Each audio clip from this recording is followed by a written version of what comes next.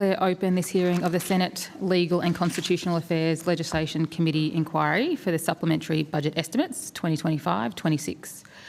I'd like to begin by acknowledging the traditional custodians of the lands on which we meet today, and I pay my respects to their ancestors and elders past and present. I extend this respect to all Aboriginal and Torres Strait Islander peoples and their cultural and spiritual connections to Australia's lands and waters. On behalf of the committee, I welcome any traditional owners that are here today. The Senate has referred to the committee the particulars of proposed expenditure for 2025-26 for the portfolios of Home Affairs and the Attorney-General and other related documents. These are supplementary budget estimates proceedings, and the outcomes to be heard during today's estimates are from Attorney-General's portfolio. The committee has set Thursday the 16th of October 2025 as the date by which written questions on notice should be provided to the Secretariat. The committee has also decided that answers to questions on notice should be returned to the Secretariat by 5 p.m. on Friday the 28th of November 2025. Under Standing Order 26, the committee must take all evidence in public session. This includes answers to questions on notice. I remind all witnesses that in giving evidence to the committee, they are protected by parliamentary privilege. It is unlawful for anyone to threaten or disadvantage a witness on account of evidence given to a committee, and such action may be treated by the Senate as a contempt. It is also a contempt to give false or misleading evidence to a committee. Officers and senators are familiar with the rules of the Senate governing estimates hearings. If you need assistance, the Secretariat has copies of the rules. The Senate has endorsed the following test of relevance of questions at estimates hearings. Any questions going to the operations or financial positions of the departments and agencies which are seeking funds in the estimates are relevant questions for the purpose of estimates hearings. I remind officers that the Senate has resolved that there are no areas in connection with the expenditure of public funds where any person has a discretion to withhold details or explanations from the Parliament or its committees unless the Parliament has expressly provided otherwise. The Senate has also resolved that an officer of a department of the Commonwealth shall not be asked to give opinions on matters of policy and shall be given reasonable opportunity to refer questions asked of the officer to superior officers or to a minister. This resolution prohibits only questions asking for opinions on matters of policy and does not preclude questions asking for explanations of policies or factual questions about when and how policies were adopted. I particularly draw the attention of witnesses to an order of the Senate of 13th of May 2009 specifying the process by which a claim of public interest immunity should be raised. Witnesses are specifically reminded that a statement that information or a document is confidential or consists of advice to government is not a statement that meets the requirement of the 2009 order. Instead, witnesses are required to provide some specific indication of the harm to public interest that could result from the disclosure of information of the document or the document. I remind senators of their obligations under the Behaviour Code for Australian parliamentarians to treat witnesses with dignity, courtesy, respect and fairness. As Chair, I'll be particularly vigilant in ensuring cultural safety for First Nations people and culturally and racially marginalised groups during these proceedings. Officers called upon for the first time to answer a question should state their full name and their position for Hansard, and witnesses should speak clearly into the microphone. The committee proceedings today will begin with the Attorney-General's Department. I now welcome Senator the Honourable Don Farrell, representing the Attorney-General. I also call officers from the Attorney-General's Department in relation to cross-portfolio corporate and general matters. Minister, would you like to make an opening statement? Thank you for that opportunity, but I won't make a statement on this occasion, Chair. No worries. Ms Jones, would you like to make an opening statement? Thank you, Chair. No, I don't have an opening statement to provide. No worries. We'll proceed to questions and we'll start with Deputy Chair, Senator Thank you very much, Chair, and thank you all for appearing here today. My first line of questions goes to the department's knowledge and involvement in the so-called ISIS brides matter. On Friday afternoon, the Herald Sun broke the news that at least 6 so-called ISIS brides had smuggled themselves out of Syria and returned to Australia. Secretary, when was your department first aware that this had occurred, and what steps did you take in response? Thanks, Senator. I might just check with the Chair. That question would relate to our International and Security Group, which is scheduled for later today. So I'll be guided by the Chair as to whether she wants me to address it now or later. Sure. I think what we're trying to avoid here is a situation where we ask questions now and we're told that they need to be asked later in the program, and that we ask them later in the program, we say that and then we get the response that they should have been asked and answered previously. I mean, I think...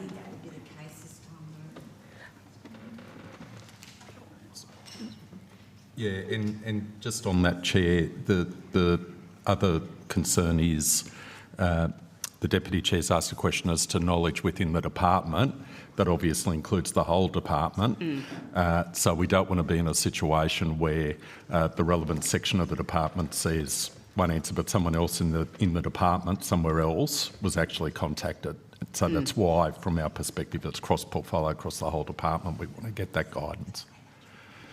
Okay, and so what's the question before me right now? Oh, sorry, Chair.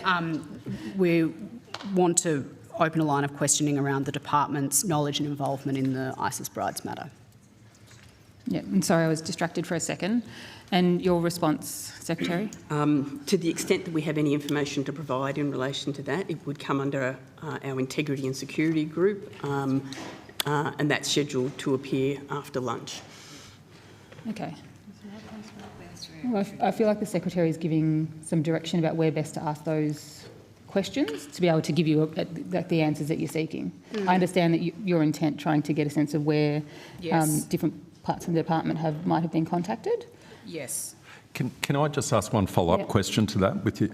So Secretary... Sorry, Senator Scarr. Just for the facilitation and the ease of kind of how we conduct today, Sure. I will try my best to give senators the call, Sure. And not jump between senators, like tic-tacking. So if Senator Chandler's got the call and she wants to pass the call to you, I'm happy to do that.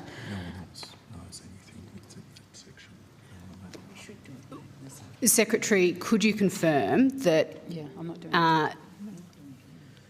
on this particular matter, there will be nobody else in the department who can answer these questions apart from those in the international security section that we're coming to after lunch? And integrity and security, I missed Integrity the first time I said sorry. it, so that was my fault.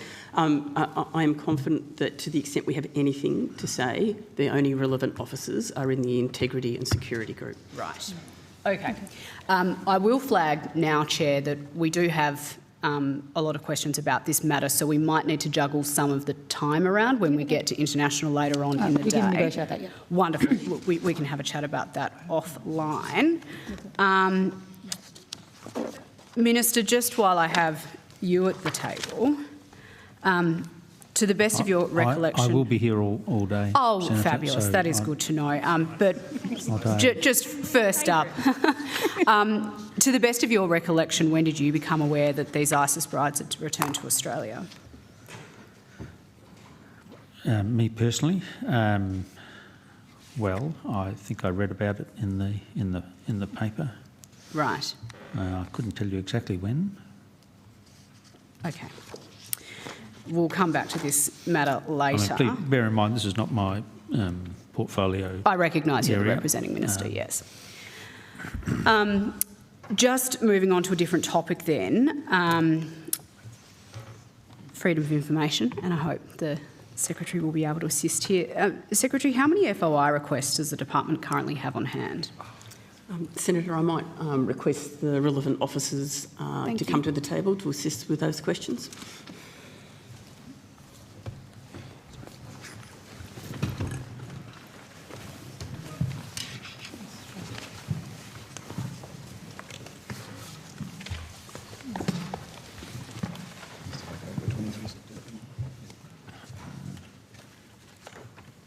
Good morning, Senator. Cameron Gifford, Chief Operating Officer. As at 23rd of September 2025, we had 64 active requests currently with the department. Okay. I have a couple of questions in relation to how the department's been handling those FOIs, because on the 2nd of September this year, one of the government's ministers, Minister Butler, said that in relation to his own department, we're frankly being inundated by anonymous requests as a government for freedom of information, and we don't know where those requests come from. Many of them, we're sure, are AI bot-generated requests. They may be linked to foreign actors, foreign powers, or indeed criminal gangs. Secretary, do you know if your department is being inundated by anonymous requests for FOI that you're sure are AI bot-generated requests? Senator, we obviously, based on the numbers that Mr Gifford has provided, we obviously receive a large number of requests every year. Some are anonymous. Obviously, by virtue of them being anonymous, it's sometimes difficult to understand the origin of those requests. So I couldn't answer that question definitively based on the information that we have. Any of the other officials want to add to that? Senator, the point I would make is that the Freedom of Information Act doesn't require capturing or recording of whether or not there is an anonymous request or not. So to our current practices, we don't specifically capture that information. So of the 64 that the department currently has, you can't tell me which ones of those have been received anonymously? Senator, we would need to do a bit of an analysis of those 60-odd that we've referred to earlier. It is obvious from the face of some of them that they are indeed anonymous, but again, to the extent that it is not currently a feature of the regime to consistently record that, I can only tell you that from an anecdotal point of view. Is it a feature of your system that you can identify FOI requests that might have been initiated by a bot? Senator, no, our systems wouldn't record that information. So what evidence is there to support the minister's claim that FOI requests are being generated by AI, by bots, by foreign actors, by criminal gangs? What sort of information would your department have on hand to be able to substantiate that claim in relation to your own FOI requests? So I think obviously there's been, we've been made aware of circumstances for other departments and agencies whereby the sheer enormity of volume of requests that are coming through almost, if not simultaneously, in a very compressed time frame, that lends to a suggestion that they may be generated by a bot. I will just get Mr Gifford to confirm.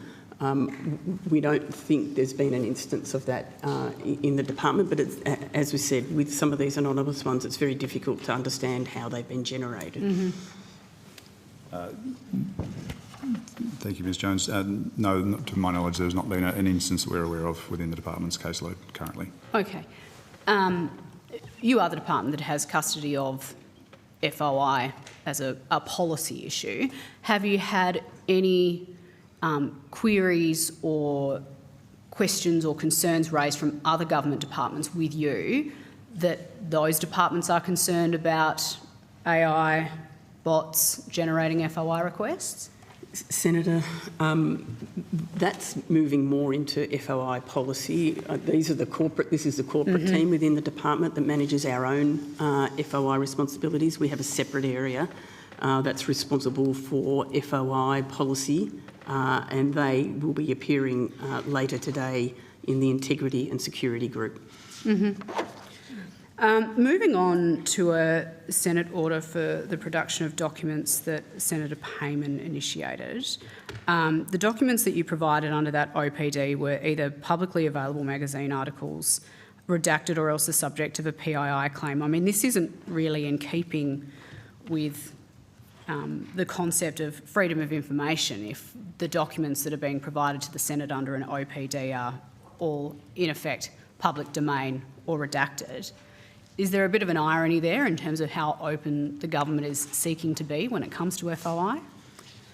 I think you're asking me for an opinion about that, and I won't provide that. And I also would note that that goes to our policy responsibilities, not to our own handling of FOI matters. Sure. So just so I'm very clear, which section of the program will these FOI questions need to be directed to later on in the day? So again, it's when the Integrity and Security Group are appearing. Goodness me, they're going to be busy, aren't they? They will. They usually are. Okay. Thank you for that. Does the department use AI?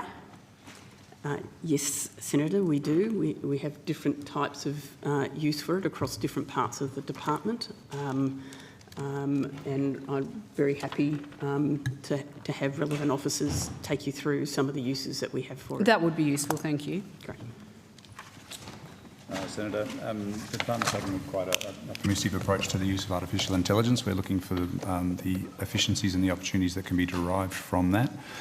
We have developed the relevant architecture to make sure that we have policy guidance for our staff in terms of the appropriate use to ensure that it is informed by our security and privacy practices as well. And I've also made sure that our guidance that has been developed is in accordance with the DTI's guidance on the responsible use of artificial intelligence as well. Mm-hmm. Is AI ever used to assist in responding to FOI requests?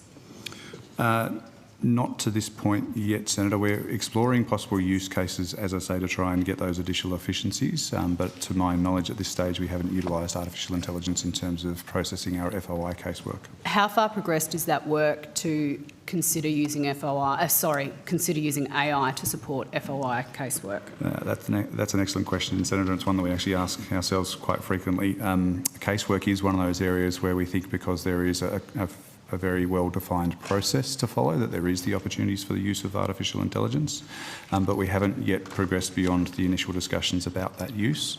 We haven't developed a proof of concept for casework yet. Okay.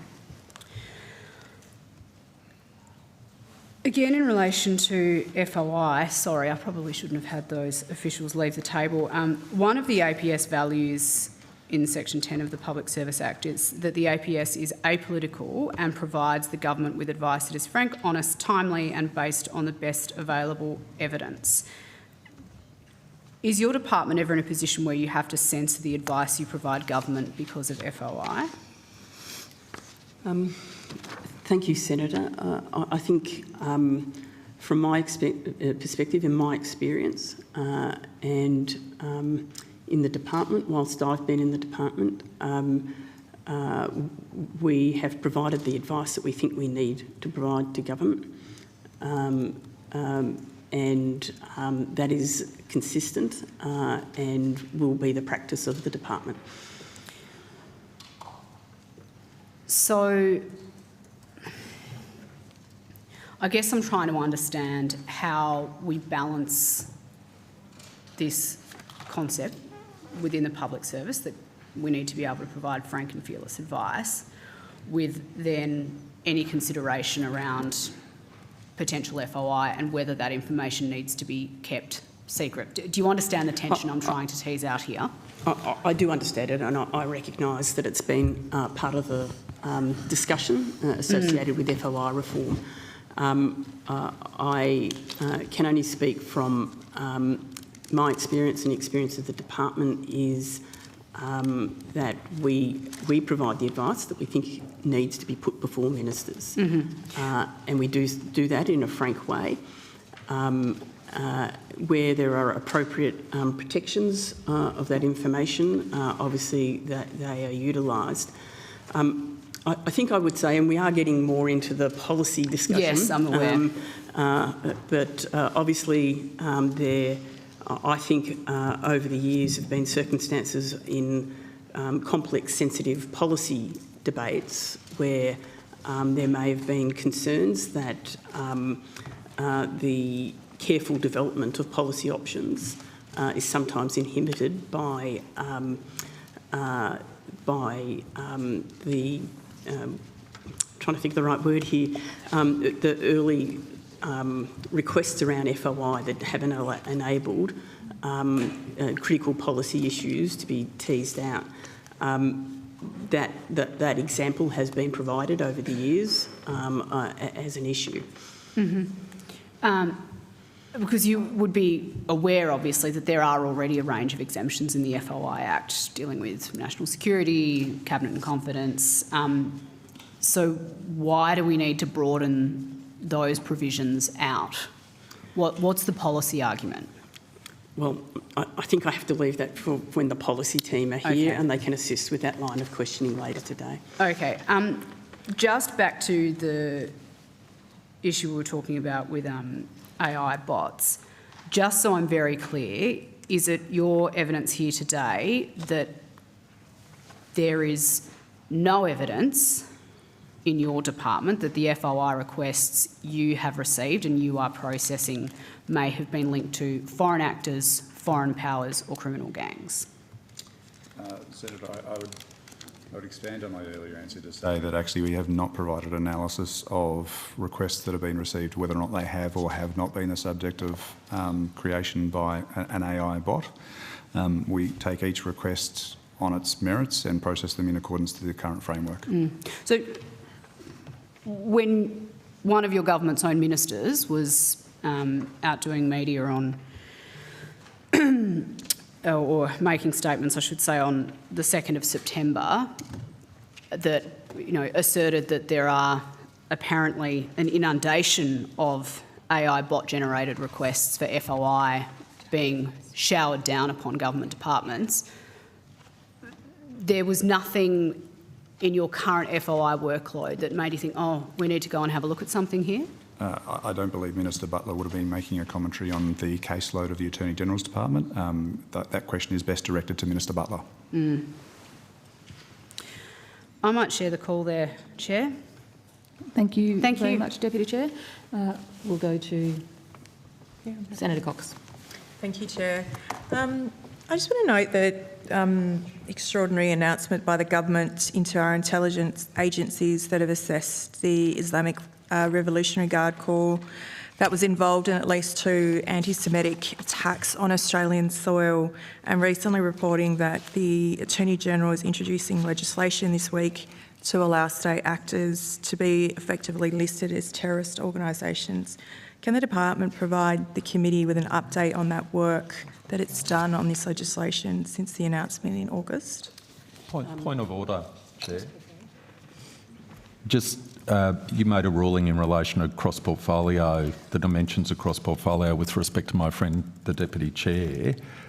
Just query how this question falls within cross-portfolio, whether or not it should be dealt with more conveniently in another section. Yeah. And I think that ruling was following the Secretary also assisting in directing traffic as well. So if the Secretary has the same response, then we can respect that. Thank you, Chair. I know I'm going to sound like I'm repeating myself, but I was going to say that would be the responsibility of the Integrity and Security Group, who will be appearing later today. I can have another go. I understand that on the 15th of August, the Standing Council of Attorney Generals, the Attorney General announced some landmark reforms in working with children's checks to keep young people safe. Can you please outline for the committee why these reforms were necessary? Thank you, Senator. Sorry, Chair, I'll just make the same point of order that my friend made at the other end. I'm already enjoying the tennis game we're playing. Secretary. Well, at least I've got a slightly different answer this time, because that matter is the responsibility of the Justice and Communities Group, which will be in the next session. Very good. Still not an answer. Great. Well, let's try 2 of 3, and I hope everyone's listening now, and I've woken everyone up. When did the department open public consultation on an exposure draft for a second tranche of the whistleblower reform? Do you want to do this one, Paul? Or I'm happy to leave it to the Secretary and Chief. Yeah, I think she's being helpful to the committee. The responsibility in relation to whistleblower reform, again, is in the Integrity and Security Group, who will be appearing later today. And I would just note, with all those areas, we will have relevant officers who can answer those questions. Thank you, Secretary, and thanks to all the buddies at the desk for their assistance this morning. Thanks, and I might share the call then, since we've got a bunch of questions referring to other areas, to Senator Shoebridge. Oh, thanks, Chair. Now, just confirming for my colleague, Senator Waters, that questions about the response to the International Court of Justice advisory opinion on the obligations of states in climate change is in the security section? Correct. Correct. Questions on lobbying reforms? That will also be in the Integrity and Security Group. Okay. We should get to that group soon. To go back to some questions on FOI, I think you said, and we might just get the officials up.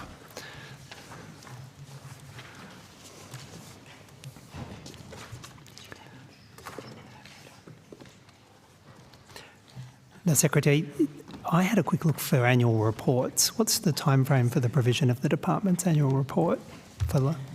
I'll ask Mr Gifford to respond to that. I'm very disappointed to say, Senator, that unfortunately it hasn't been tabled prior to estimates despite our best endeavours. We anticipate that it should be tabled across this week with the best of endeavours. So we would anticipate having the annual report tabled, what, 24 or 48 hours after the estimate session for the department?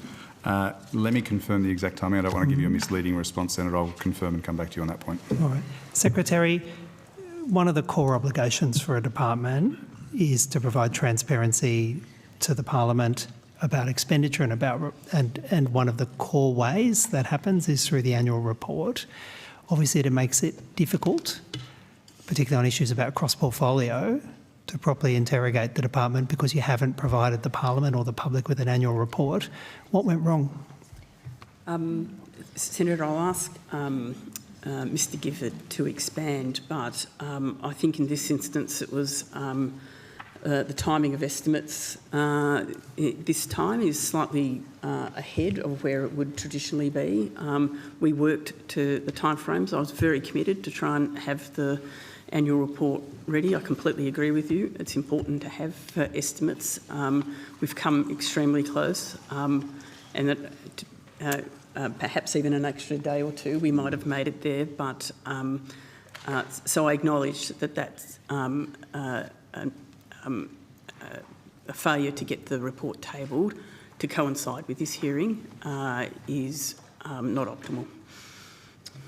Senator, if I can add, the statutory deadline for the tabling is the 15th of October. We will certainly have tabled prior to the 15th. We were making every endeavour to have it tabled prior to estimates to assist senators in terms of the questions that you might be wanting to put to us today. We understand it's actually at the printer today. You may be quite familiar with all the different steps that take place from printing through to tabling through the Parliamentary Tabling Office. Unfortunately, we don't control those and we won't have it tabled today, but we will have it tabled before the statutory deadline. All right. But so there's an electronic copy available at the printers? Yes, there would be an electronic copy that the printers are using. Secretary, can you provide the electronic copy to the committee today? I don't believe we can. We have to go through the tabling process. All right. Ms. Gifford, you said there were 64 FOIs on hand. How many FOIs did the department receive last financial year and how many did they determine last financial year? And how many have they received so far this financial year and how many have you determined this financial year? Yes, certainly. This would be normally good information in an annual report, but... So in terms of requests received as at the 23rd of September for the current financial year, we've registered 94 requests for the year 25-26. For the financial year 2024-25, we received 333 requests. For 23-24, we received 442 requests. Okay. 333. So the number went down last financial year. It did, Senator. All right. And how many decisions were made in each of those years? So in 2024-25, we finalised 339 requests. Mm-hmm. In 2023-24, we finalised 432 requests. Mm-hmm. And so far this year, have you finalised? And so far this year, as at 23rd September, we have finalised 86 requests. All right. What is the average timeframe within which decisions were made in each of those years? Sorry, Senator, I don't have that information in front of me, but we will endeavour to get that for you this morning. Right. On how many times have you sought extensions with the OAIC in each of the financial years? Senator, I'll have to take that one on notice. On how many times were those extensions refused and how many times were they granted? I'll get that information for you, Senator. My office put an FOI into the department to ask for information about the FOI reform process, and we were told that it couldn't be dealt with because the people who respond to FOI requests were dealing with the FOI reform process. Are you aware of that as a generic response, Mr Gifford? I'm not sure it's a generic response, Senator, but I would note that in relation to the current FOI reforms and noting the Secretary's comments that the policy discussion will happen for Integrity and Security Group, but in terms of the casework that relates to that, we have received 21 requests in relation to the FOI reforms, which is a significant uptick in terms of our usual caseload.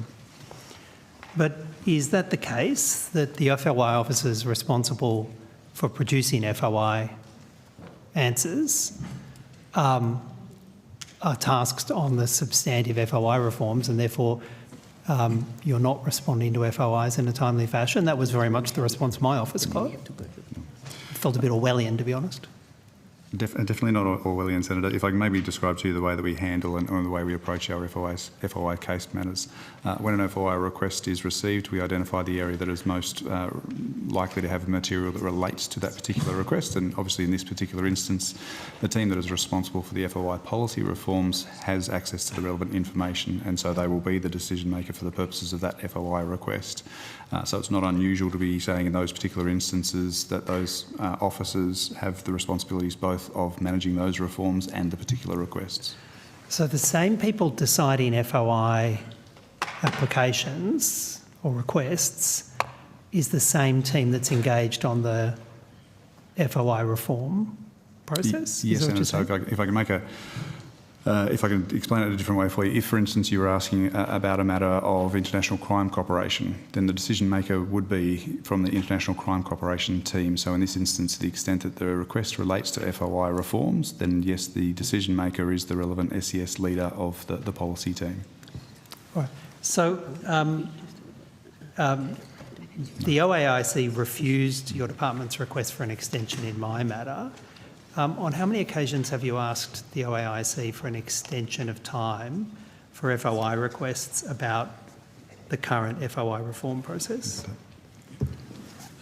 Kenneth Eagle, Corporate Counsel, Attorney General's Department. We asked OAIC for extensions for all the matters that were due, FOI requests that were due last week. All right. And the OAIC rejected your request in relation to my matter. Yes. What was the OAIC's response for the other matters? The same. You were rejected on every occasion? Yes.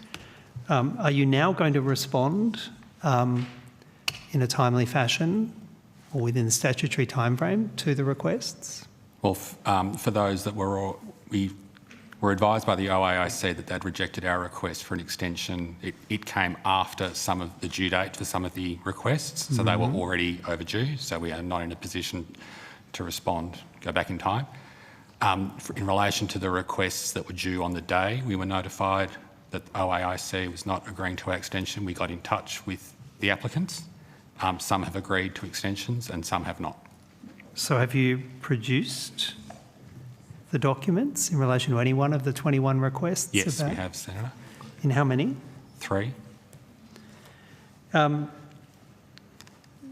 Secretary, did you know that the department was seeking these extensions to produce timely information about, or to not produce timely information about the current reform process?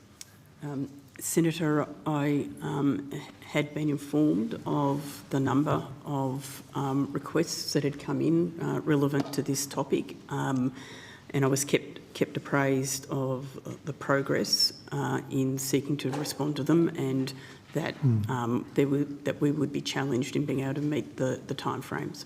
It's fairly embarrassing to have every single request for extension rejected by the Office of the Australian Information Commissioner.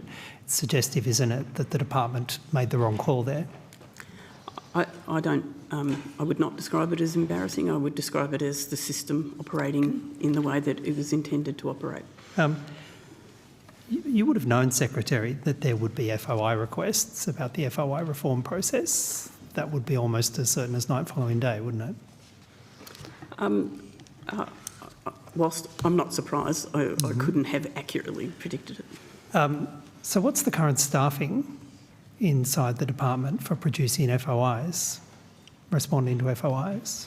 So, Senator, I guess to pick up on Mr Gifford's evidence, so there's a unit within the department that's responsible for the processing and case management work, and then FOI requests are allocated out to the relevant line area. So looking at the case management team, there's 9 staff in that team. 9? Yep. And when you say case management, do you mean FOI case management? sorry. So only FOI? Or is it, No. do they have other duties? They do have other duties, but FOI is the main focus of that team's duties. And there are 9 people currently. Yep. Is that the historical staffing level? If we looked at last financial year, would there be 9? And if we looked at the financial year before that, would there be 9? I'd say there has not been a significant change in the staffing level of the FOI team in the last... I've been in this role for 16, 18 months, and that's been consistent. All right. Perhaps you could just on notice provide the staffing. So going back how far, Senator? I'll just take us back to 23-24, which is Secretary, if you've got a surge of requests in relation to FOI, are you providing additional staff to deal with them in a timely fashion? Senator, obviously across the department we have to balance a range of priority work. I am conscious of the need to ensure that we have appropriate officers who can progress FOI applications, and I do think if we went back a little bit further than 23-24, you would recognise that we probably do have slightly higher numbers dedicated to processing FOI applications now than we may have had in the past, and that came from some conversations that I had with the previous FOI Commissioner, and recognising the importance of the department to put adequate resources there. So we are constantly assessing where we need to apply resources. In the FOI policy team, we have surged people in to do that work, and we will continue to resource priority work as appropriate. All right. You say you will continue to resource priority work as appropriate, but you've asked for multiple extensions of time because you say you haven't got the staff to respond to it. Those two statements don't seem to sit together. I think they do, in the sense, Senator, that when you're dealing with a particular topic, there are just so many people that you can have trying to address the same issues. They've got to be accessing the same files, the same information, and there's always that balance between making sure there's enough numbers there. They're not queuing up at a filing cabinet. These files are online. It's still a very complex process to ensure accurate searching. Is it a complex process to ensure accurate searching? You don't have a set of standard procedures which case officers follow for searches? Mr Gifford? We do have a standard operating procedure for our searches undertaken for the purposes of FOI, but it does still require a familiarity with the search that you're conducting to ensure that it is comprehensive in nature. What is the level of seniority of the 9 staff? So the team's led by an EL2 officer. There are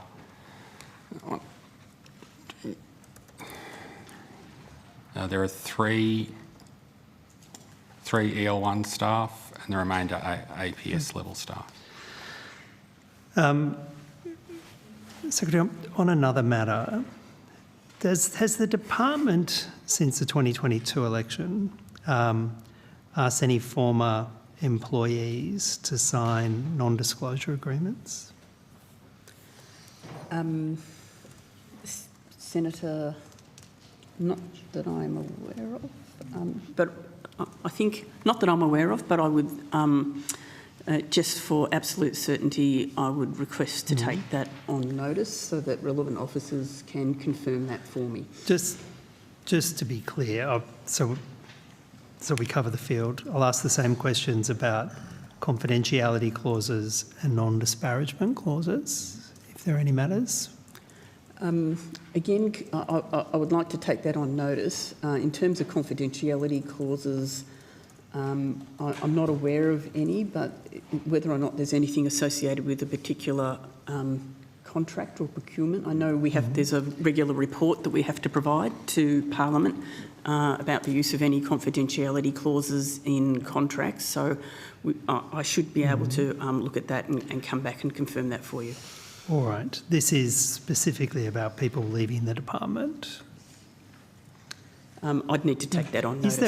Is there a policy in place to prohibit non-disclosure agreements or non-disparagement clauses in relation to at least matters of workplace complaints, including alleged sexual assaults and other matters? Is there a policy in place?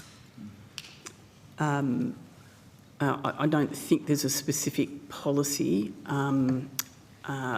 I think in the absence of any more specific information from you, it's very hard for me to answer. And as I said, I'm not aware that we have required a non-disclosure agreement, but out of an abundance of caution, I would like to take that on notice to be able to confirm with you. Minister, do you know if your government has a policy about requiring or not requiring non-disclosure agreements, confidentiality clauses or non-disparagement clauses in relation to alleged victims of sexual assault, sexual harassment, bullying or discrimination? Does your government have a policy? I'd have to get that checked out, Senator, and I'm very happy to come back to you ASAP on that issue.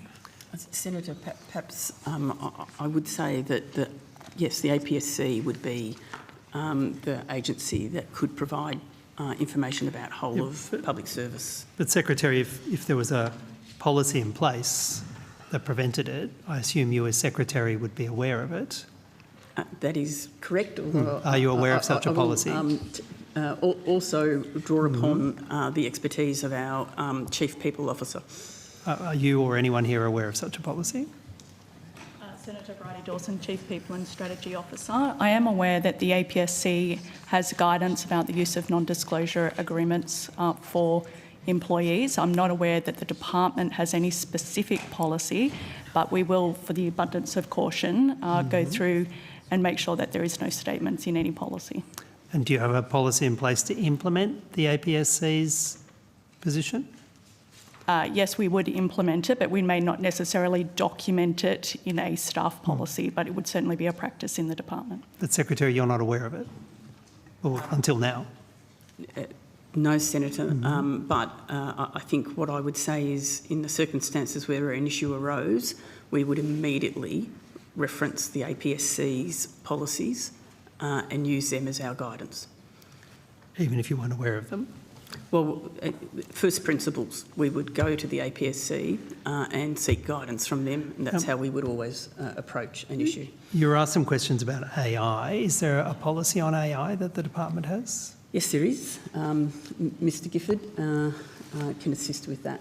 Certainly can, Senator. So I think I mentioned earlier that we've based our guidance upon the guidance issued by the Digital Transformation Agency, and we've developed artefacts that provide guidance to our staff in terms of the security and privacy considerations on the use of artificial intelligence. Can you provide the committee a link to that? Senator, yes, I can, and I think we've previously provided on notice to several questions on notice asked by senators, but happy to provide that again. That's all. Thank you, Chair. Thank you, Senator. Deputy Chair. Thank you very much, Chair. Just a follow-on question from Senator Cox's question earlier in relation to the IRGC legislation and the timing of that legislation being introduced. I've had a quick Google and it appears that the only public reporting on the fact that this legislation is apparently going to be introduced this week is in some reporting in the Australian Financial Review by Phil Corey. There's no media release on the Attorney General's website, so it would appear that this first statement was provided to Mr Corey that the legislation will be rushed into the Parliament this week. Secretary, when did you become aware that the legislation would be introduced to Parliament this week? Senator, again, I go to that's in the Integrity and Security Group, and we will have officers available to talk to that issue then. It's a pretty simple question, Secretary. When did you know that the legislation was going to be introduced this week? It's briefed out in the media this morning. Well, it is a straightforward question and I can answer it, and obviously we have been working on that legislation, but the officers who can talk to that will be here in that next session. Obviously, timing for any legislation is a matter for the Minister. Why hasn't there been a media release published on the Attorney-General's website in relation to this? It's a pretty big piece of legislation. I acknowledge it's important legislation, but it's not a matter for the department to decide timing of Ministers' announcements about legislation. I assume the Attorney-General would have been aware that this was getting briefed out to Mr Corey? The department can't talk to that. Minister?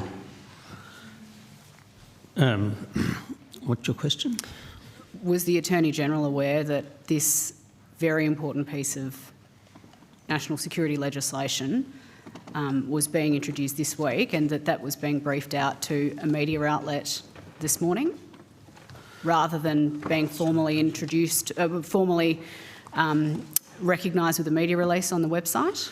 Well, we have a excellent Attorney-General. I shall ask her what she knew about it and I'll come back to you as quickly as I can, Senator. I think that would be useful. Thank you, Minister. I think we'll leave it there, Chair, in the interest of getting on to a... Excellent. Well, I think this concludes questions for this group. We'll move on to Justice and Communities Group and Closing the Gap outcomes, 10, 11 and 15. We're ahead of schedule, Chair. We are ahead of schedule. You're doing a good job. With the assistance of my committee members. Sorry, Dorinda. Deputy Chair, I'm going to you for questions first. Yes. That's my understanding. Change the schedule. Yep, 10:15 agreement. Must have a look, don't you? Yeah. Senator Green takes over. Yes. So what am I looking at then?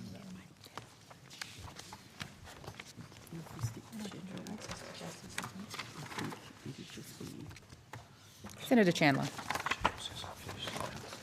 Thank you very much, Chair. I have a line of questions around the National Working with Children check reforms, if the relevant officials would like to come to the table, please. Thank you, Senator.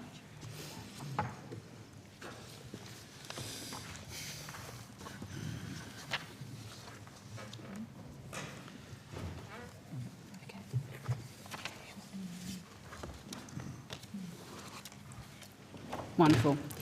Minister Clare first found out about the allegations against childcare worker Joshua Brown over a week before they were publicly aired on the 1st of July this year, and it took until the 15th of August for a Standing Council of Attorney-Generals meeting to take place to progress reforms on nationalising working with children checks.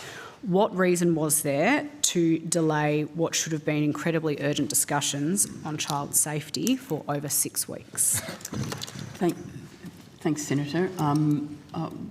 What I would say is the work around working with children's checks and implementing the recommendations of the Royal Commission into child sexual abuse has been an important, complex and difficult piece of work over a number of years.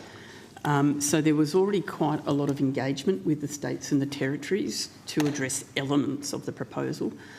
In terms of the work, in order to support the discussion at the Standing Committee of Attorneys General, in order to be able to get agreement between all the states and the territories on concrete proposals that could be implemented. Obviously, there was a lot of work that needed to happen ahead of that meeting. I will pass over to Mr Collette soon because he we stood up a task force, and he is heading that task force as a Band 2 officer, working with every jurisdiction around the country and our colleagues in the Department of Education, and led the work to support what was an agreed position between states and territories and the Commonwealth at SCAG. So it really needed that work ahead of the meeting in order to be able to achieve the level of agreement that was achieved at the meeting. Mr Collett? Yes, Senator. Oh, was there any further background you wanted to provide on that? Certainly. Chris Collett, First Assistant Secretary, working with Children Check Reform Task Force. Senator, as the Secretary said, this is a complex and difficult area of public policy. It involves legislation, policy and administrative practices across every jurisdiction. The Secretary, in discussions with the Attorney, stood up the task force very, very quickly after the media announcements that you referred to. And in the weeks between the announcement of the arrest of Mr Brown and the Standing Council's meeting on the 15th of August, we worked very closely with all jurisdictions, with all departments and agencies involved in the Working with Children Check schemes, to establish the position that was then taken by the Attorney-General to the Standing Council and agreed to by all First Law officers on the 15th of August. It took 6 weeks to do that work. When you say it took 6 weeks to do that work, I'm not sure what you mean, Senator. Well, the 1st of July was when we all heard about what Joshua Brown had been doing in Victorian childcare centres, and then it was the 15th of August that the Standing Council for AGs met. So you're saying that it took 6 weeks to achieve consensus between the Commonwealth and the states around what those recommendations would look like? Senator, if I can jump in, and then I again will hand to Mr Collett. I think one thing to recognise is every jurisdiction has in place slightly different regimes around working with children's checks. They're all related to broader systems that they have in place for screening workers in sensitive areas, and to be able to work through the complexities of the different regimes, the issues that needed to be addressed to be able to get a national approach to negative checks was incredibly challenging. And if I could just request that Mr Collett very briefly take you through some of the key elements that were agreed. I think it gives a sense of how much had to be worked through in that short period of time to enable all the Attorneys General to be able to agree to this proposal. If you'd like, Senator, I can take you to the reforms Just that the quickly, attorneys thank you. are looking to. I divide them into, if you will, sort of short, medium and longer term reforms. As the Secretary referred to, the urgent task that attorneys focused on first was national recognition of negative notices, and you may have heard the Attorney-General in her public commentary talk about banned in one, banned in all, a decline or a revocation of a negative notice in one jurisdiction being recognised immediately and automatically in all.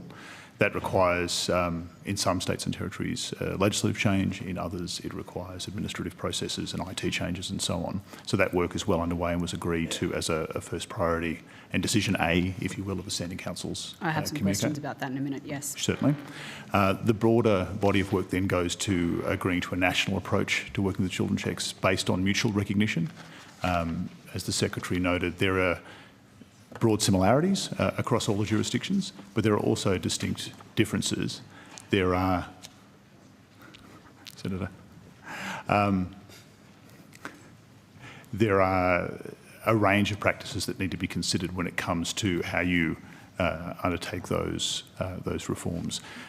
Again, legislative changes are required in some jurisdictions, policy and administrative changes, and in the case of positive notices, the need for a national continuous checking capability, the ability to check against all working with children check holders, all charges, all convictions on a rolling and national basis.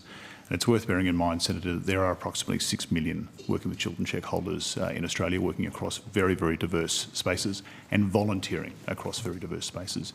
It's not a check that provides a protection purely in a professional context, as is in the case for some other worker screening. It does do that in some cases, but in many and for many holders, these are volunteers, Australians participating in community, in everything from sporting activities through to scouting activities and so on. Just in relation to the banned in one state, banned in all register for child sex offenders, I note that following the meeting on the 15th of August, the Attorney General initially said this work will be done within the next 12 months, and then later on, I think rightly, because people said that's utterly ridiculous, this work needs to be done far more urgently than that.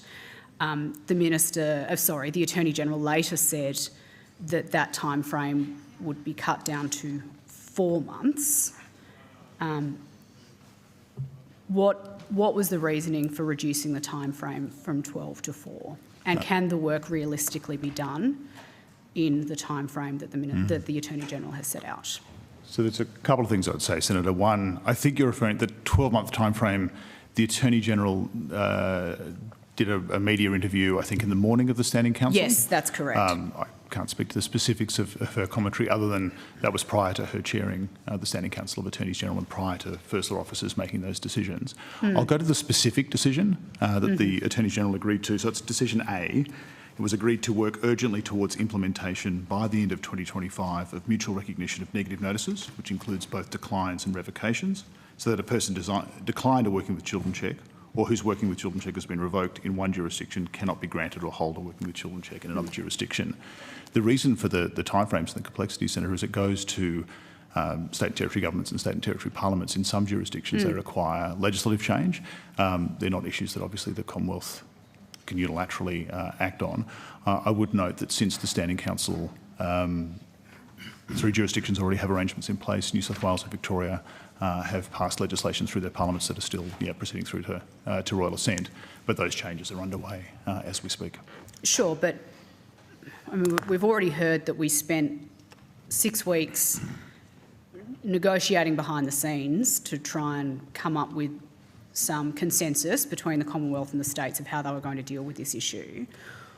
Wouldn't the Attorney General have had a pretty good idea walking into that meeting of exactly how long it was going to take to achieve this national register? Why then did the timeline change from 12 months or within the next 12 months when the Attorney General did a media interview before the meeting, and then after continued pressure, oh, hang on, now we think we can do it in 4 months? Senator, I would just say, obviously, it's a welcome. It was a shift in the right direction. Wouldn't disagree with that, Secretary, at all. Yeah, of course. So it was a shift in the right direction. It came from, I hate to say this, but I think I've attended more incarnations of the Standing Committee of Attorneys General than many people over the course of my career, and it's rare that you have that much consensus in the room about the need to do urgent reform, and I think all Attorneys General came to the discussion after having to do the work within their own jurisdictions to assess the legislative reform that they would need to undertake in their own jurisdictions. So it was in the room that it became apparent that there was a commitment from all jurisdictions to do what they needed to do in their own legislative programs or in their relevant policy spaces. So it was a welcome shift to being able to commit to doing it more rapidly. But that commitment hadn't been self-evident in the 6 weeks leading up to that meeting? Well, I think the important thing about ministerial meetings is you get ministers in the room and they can give commitments that perhaps officials might not have been able to give, and that's the beauty of getting ministers around the table. From the federal government's perspective, are you in a position to take the necessary actions required from our jurisdiction to make sure that this does happen by the end of the year? I think we are relatively confident, but I'll ask Mr Collette to talk to the details. Again, Senator, I'd go to the decision from the Attorney General's Standing Council, which was agreed to urgently work towards implementation by the end of 2025. That was the decision that all 9 Attorneys General took. The key changes that need to be made to implement that are not Commonwealth changes. They're specific to certain jurisdictions to allow them to recognise the negative notices of other jurisdictions. Right. The Commonwealth's role in this particular space is one of national facilitation, leadership and coordination, if you will. Right. There are no legislative changes the Commonwealth Parliament needs to make, for instance. But you've received assurances from the states that they will, apart from the ones that have already done what they need to do, that this work will be done by the end of the year? We've received assurances that they will urgently work towards implementation by the end of 2025. Okay. Thank you, Chair. Thank you very much. That is perfect timing for us to suspend for morning tea. We'll be back at 10:15.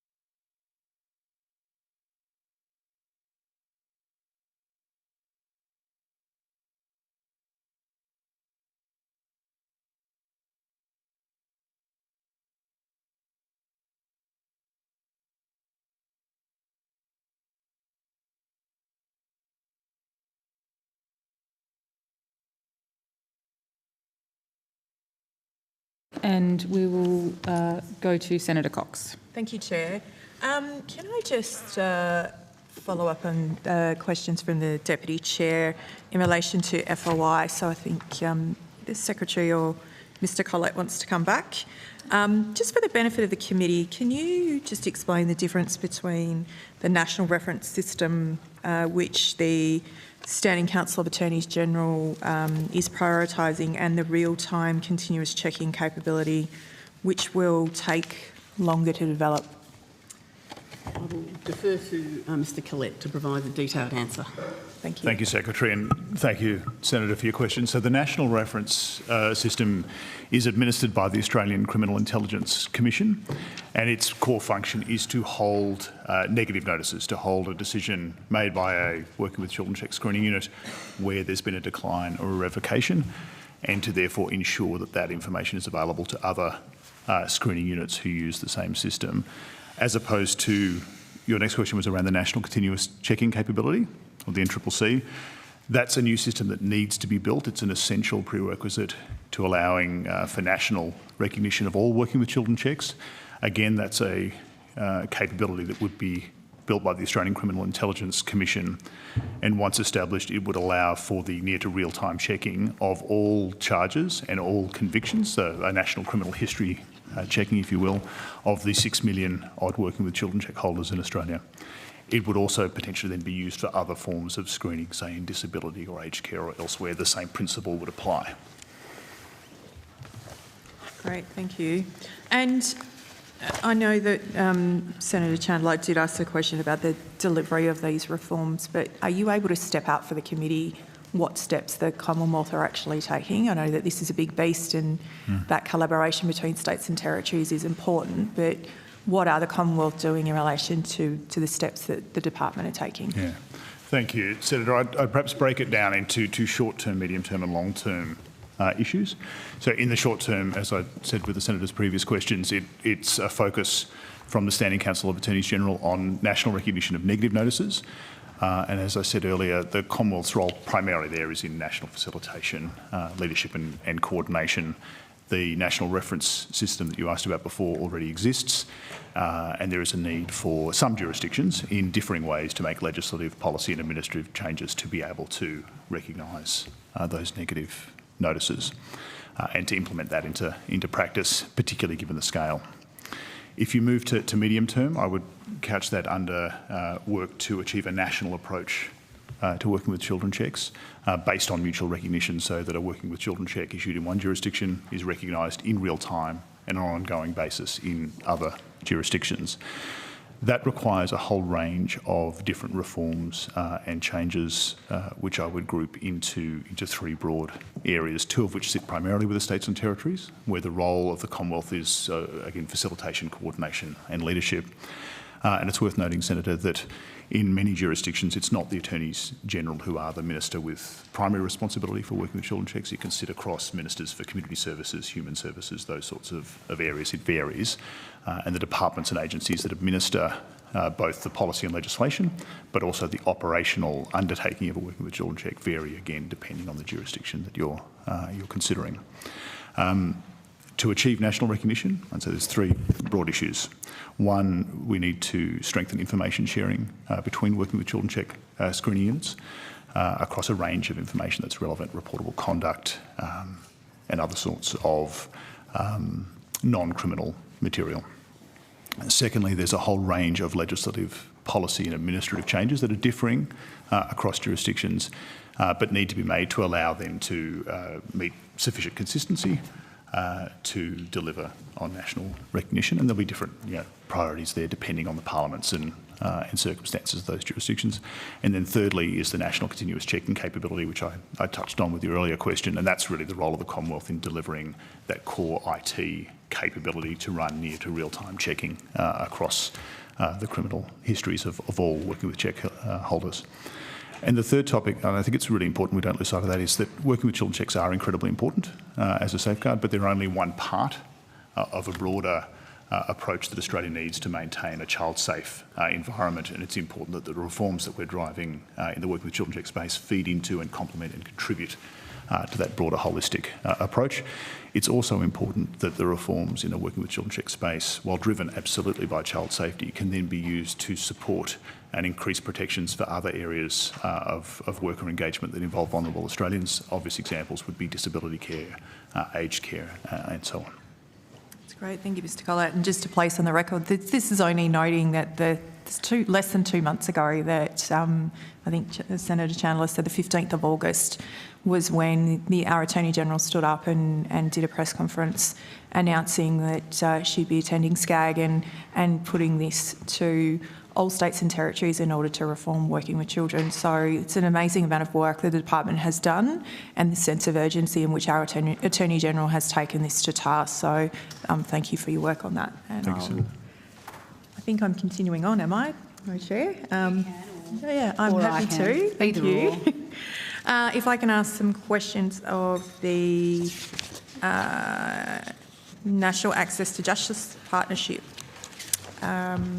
which commenced on the 1st of July, which provides $3.9 billion over 5 years to provide legal assistance services. One of the stated goals of the NAJP is to support the progress under the National Agreement on Closing the Gap. Can you tell us how much of this funding was allocated to Aboriginal and Torres Strait Islander legal services? Yes, Senator. We'll just get the right figures.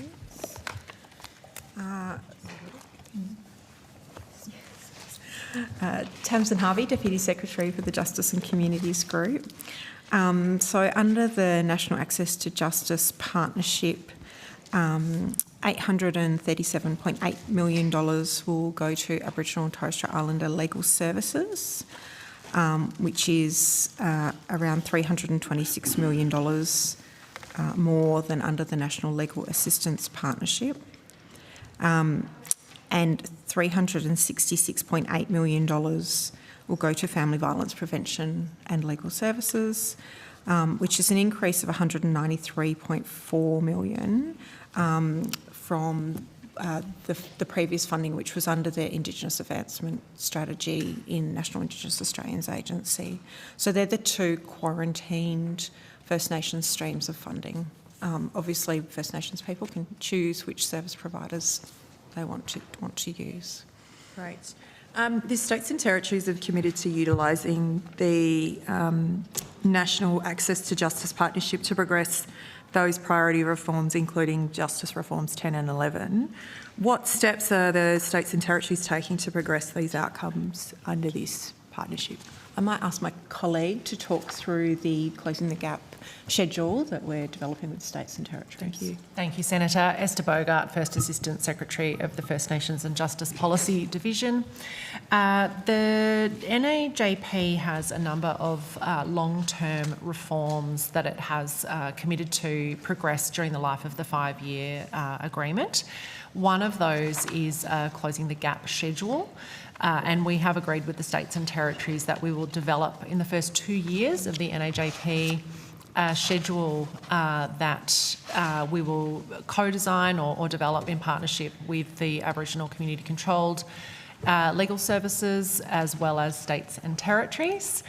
And that is to be delivered in the first 2 years of that NAJP. So the work has started. We have terms of reference almost agreed with the Closing the Gap engagement forum, and we will be developing that over those 2 years. And targets 10 and 11 are part of what we intend to cover and how that schedule will go towards addressing those targets further.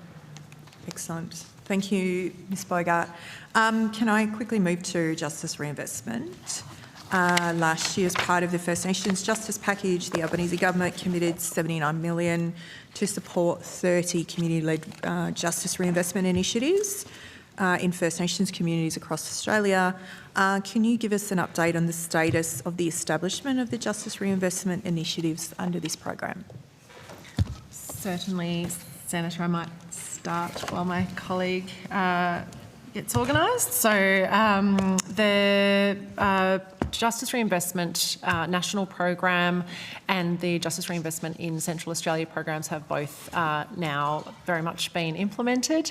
There have been 28 initiatives funded under those two programs with a combined total of 51.28 million committed to those 28 initiatives. So they're all in operation in some way or another with grant agreements and activity work plans in place for those initiatives. I will note that only 27 of those 28 are currently active. One has finished. Excellent. Can you tell us how these initiatives are helping to develop local solutions to divert at-risk adults and children away from the criminal justice system?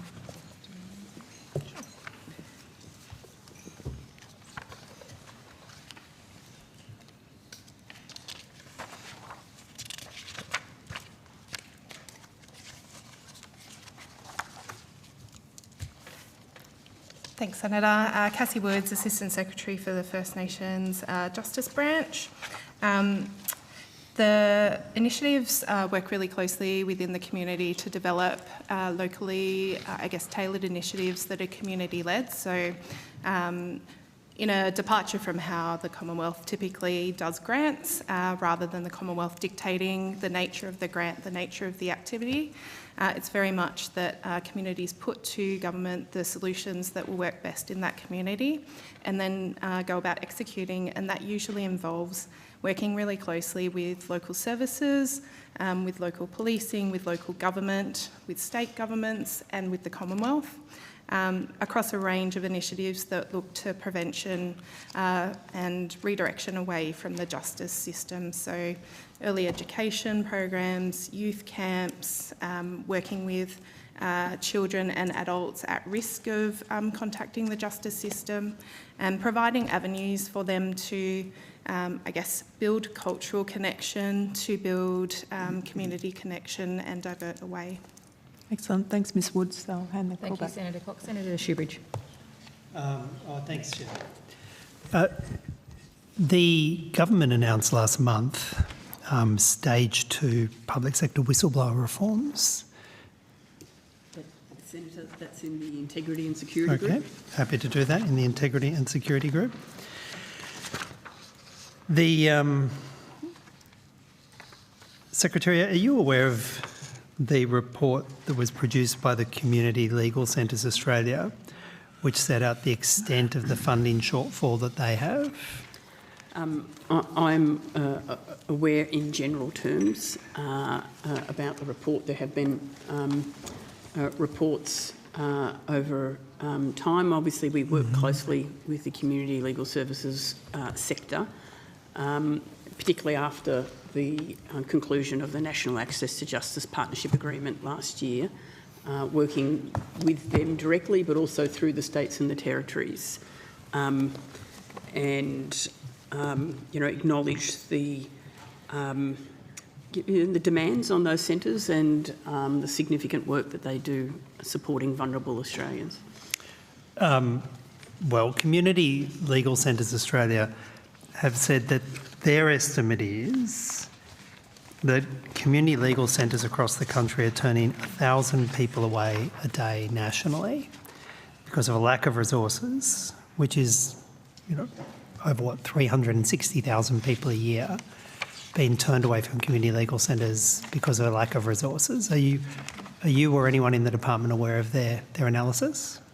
Senator, are you able to indicate which report you're referring to? This is in the this is analysis that my office has been given by community legal centres, which we understand is provided in an open submission to the government. Are you aware of that analysis? Which, sorry, I haven't got the document in front of me. Of documents, and I'm just interested in the. Well, I haven't got the document in front of me. Okay. So, are you aware of their concerns that a lack of resources means that community legal centres across the country are turning away 1,000 people a day? Senator, I'm not aware of that precise number. No. So there Well, was if not that number, are you aware of representations from community legal centres about the lack of resources showing they have to turn away many people? So I'll see if my colleagues have had more recent discussions with CLCA, but certainly the National Access to Justice partnership that came into effect on the 1st of July had a significant increase of funding to CLCs and women's legal services from the Commonwealth. CLCs can be, are usually jointly funded by jurisdictions, so I can't speak to the funding from states and territories, although the National Access to Justice Partnership does have provisions in there to essentially make sure that the funding doesn't go backwards. But I'm very conscious there is a significant uplift in funding to CLCs and women's legal, which are generally CLCs, in the National Access to Justice Partnership. Well, yes, there was an increase, and I think we've discussed the increase previously, but even with that increase, community legal centres say they're now turning away 1,000 people a day. Secretary, has the government got a strategy to continue to engage with Community Legal Centres Australia to see if additional funding can be provided outside of the envelope that's already been put? Senator, what I would say is we continually engage with that sector. Broadly, all legal assistance service providers, but specifically the community legal services sector. And I think there are a range of things to consider about the ongoing challenge of meeting that unmet need for legal assistance. Certainly it's about ensuring that working collaboratively with the states and the territories and the legal aid commissions, that there is a joined up approach to addressing the greatest need between legal aid commissions and community legal services providers. And in that I also include the Aboriginal legal services and the family violence prevention legal services, all that do an extraordinary job in their communities to address need. There are some national services, such as Justice Connect, that are taking a new approach to trying to reach and address that unmet need, and we're certainly engaged in conversations with those type of entities as well that can specialise in particular areas. So my answer to you is yes, we do engage with the sector. Obviously there was a significant increase in funding in the last financial year that goes across the life of the National Access to Justice Partnership Agreement, and we will continue to work with that sector. Well, you'll be aware they had an annual conference in Canberra, I think early in September, from memory.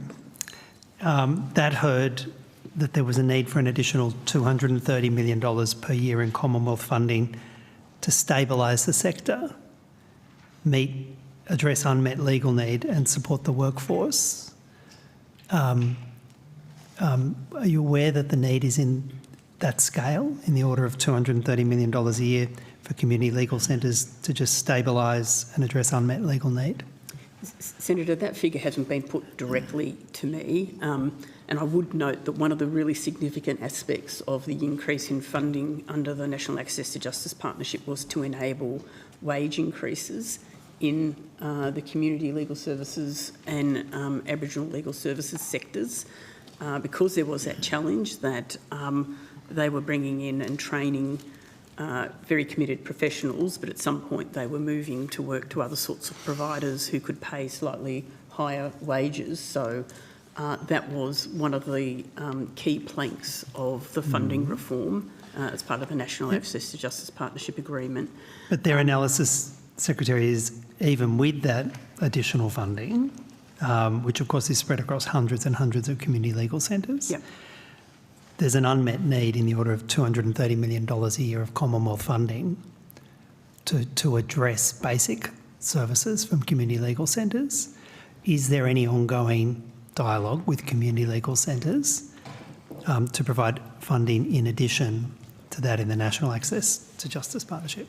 So there is ongoing dialogue, absolutely, but in terms of specifics around additional funding, obviously that's a broad issue and ultimately a matter through any budget process, but we will continue to engage. And I don't know if you want to add anything to that.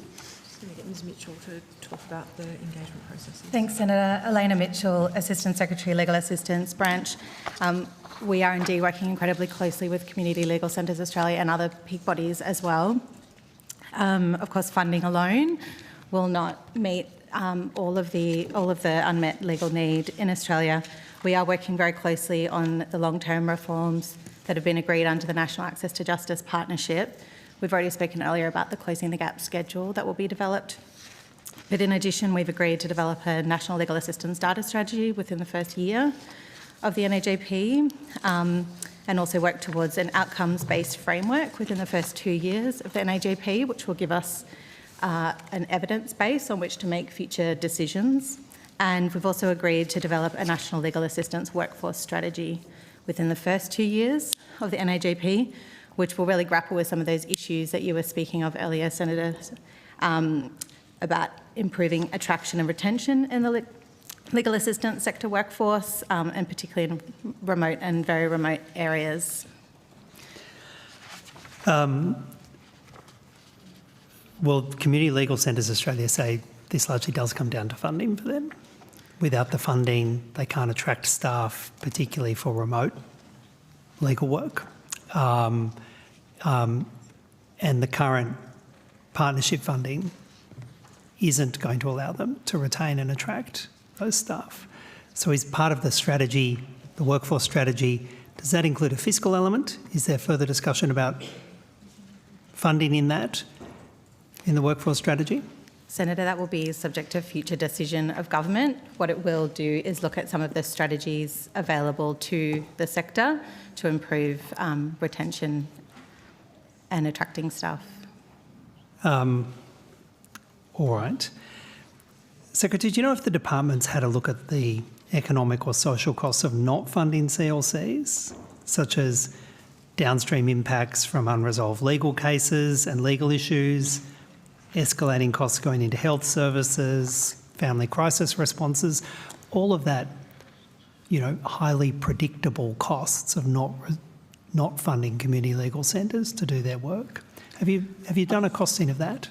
I think there have been broader studies that look to that issue, and I think it goes both ways. There's a lot of issues in other sectors, whether it's health, mental health, financial, insurance issues that flow into and have an impact on the justice sector and the legal assistance sector. So obviously there's the inflow that impacts the legal assistance sector, but I acknowledge your point that if people's legal problems escalate, it does also have downstream impacts. And certainly there's some great models around the country where you have providers, mental health providers, financial advisors, community legal centres that work really closely together to try and give that holistic support to people who have multifaceted problems that aren't not just legal problems. There are a range of issues that come together. So certainly there's a lot of studies that recognise that. I think it's part of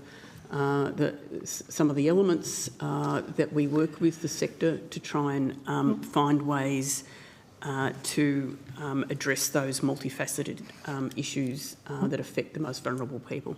Well, Secretary, perhaps on notice you can provide details, links or copies of those studies and reports that you refer to.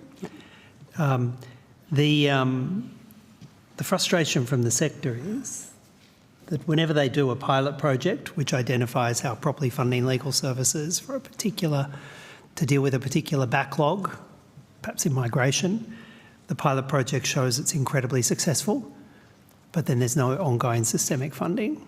Or a pilot project dealing with youth justice issues, the pilot project says funding this sector is incredibly successful, but then there's no ongoing funding. you say that you're aware of the costs of not funding, but can you, has the department ever put a figure on it? Have you ever identified what the costs of not funding this will be? Well, as I said, there have been studies, both the Productivity Commission and others have looked broadly at impacts. And I recognise the point that you're making in terms of the whole of economy or whole of sector analysis that you're talking about. It has been raised in general reviews. But we haven't ourselves done any of that type of analysis in recent years. Okay. I might just move on to the Justice Policy Partnership. Goal 1 of the framework says that it is to transform justice systems so that they work for and not against Aboriginal and Torres Strait Islander people by eliminating racism, embedding self-determination across the justice systems and as an essential pillar of reform, ensuring policies and programs are culturally safe and designed in partnership with communities, and all justice agencies engage with families and individuals in a strengths-based way. You're aware of that Goal 1, Secretary? I am. The Northern Territory Government has breached pretty much every element of that goal just in the last 18 months. They have lowered the age of criminal responsibility. They are aggressively policing First Nations peoples. Their police cells are bulging with First Nations peoples in jail. They have a record number of First Nations children in jail. How do you explain having that goal in a national justice policy partnership and permitting the Northern Territory Government to do that? Senator, so the Justice Policy Partnership, as I think we've discussed in previous hearings, is made up of representatives from every government within the country at a senior level, and independent and Coalition of Peaks, Aboriginal and Torres Strait Islander members. The strategic framework with those goals was something that was jointly developed and agreed to, and so that is a goal that the policy partnership is working towards. I think I would acknowledge that that across outcomes 10 and 11, there are different results in different jurisdictions, and that overall outcome 10 is not on track, and outcome 11, effectively there has been, I think, no change was the last Productivity Commission finding, but within that each jurisdiction looks slightly different and is doing different things. So I can speak to what collectively the Justice Policy Partnership is looking to do and to provide advice on, but I can't speak to actions taken by another government of the country. Well, I'm assuming that there's a reason that there's a national partnership framework. Like there's a purpose for having a national partnership framework, which is, I assume, in part for the Commonwealth to have a role in it. So, Senator, under the National Agreement on Closing the Gap, there are those 4 priority reforms, and one of priority reform 2 is to have, I think initially there were 5 policy partnerships established, which were designed to progress particular outcomes that all governments have signed up to under the Closing the Gap agreement. So it was to be done collectively. So the Commonwealth certainly co-chairs and provides the secretariat for that, but it is made up of all governments and independent members. We'll come back to this. Okay. Thank you, Senator Shoebridge. Senator Chandler. Sorry, Chair, was that me? Yeah, sorry. Oh, I was listening. We might go to Senator Scarr if that's all right. Could I ask some questions in relation to class actions? Yes. Let me just get some different people to the tables then. Okay. I'm going to refer to an article. It's really a transcript of the Four Corners report in relation to a class action that was brought on behalf of First Nation people who worked as workers on outstations and missions in West Australia and Queensland. Sorry, Senator, you speaking to table this? Yeah. So I've got some copies. I've got a copy for you, Chair. Thank you very much And for your assistance. I've got some copies for the... So this just providing some introduction in relation to this story. Sorry, Senator, just to interrupt, we can table that. Yeah, thank you. So just whilst you're getting it, so this is entitled Law Firms and Investors Making Millions from Class Actions While Victims Get Just Thousands. And it's by Anne Connolly of ABC Investigations, Monday 4 August 2025. And I'll just provide some quotes for context before I ask some questions. For Minnie McDonald, the class action represented hope, justice after decades of unpaid work. Minnie agreed to be the lead plaintiff in a Northern Territory class action, meaning she represented the group, instructed the lawyers, reviewed costs and signed legal documents on behalf of the group. For help, she relied partly on her granddaughter, who has no legal experience, alongside Shine's lawyers. Shine told Four Corners that Minnie was given independent legal advice. One document Minnie signed was a proposed $11 million increase to Shine's costs. It then goes on, refers to Minnie's experience as a 14-year-old when she started working on an outback station near the Queensland-Northern Territory border.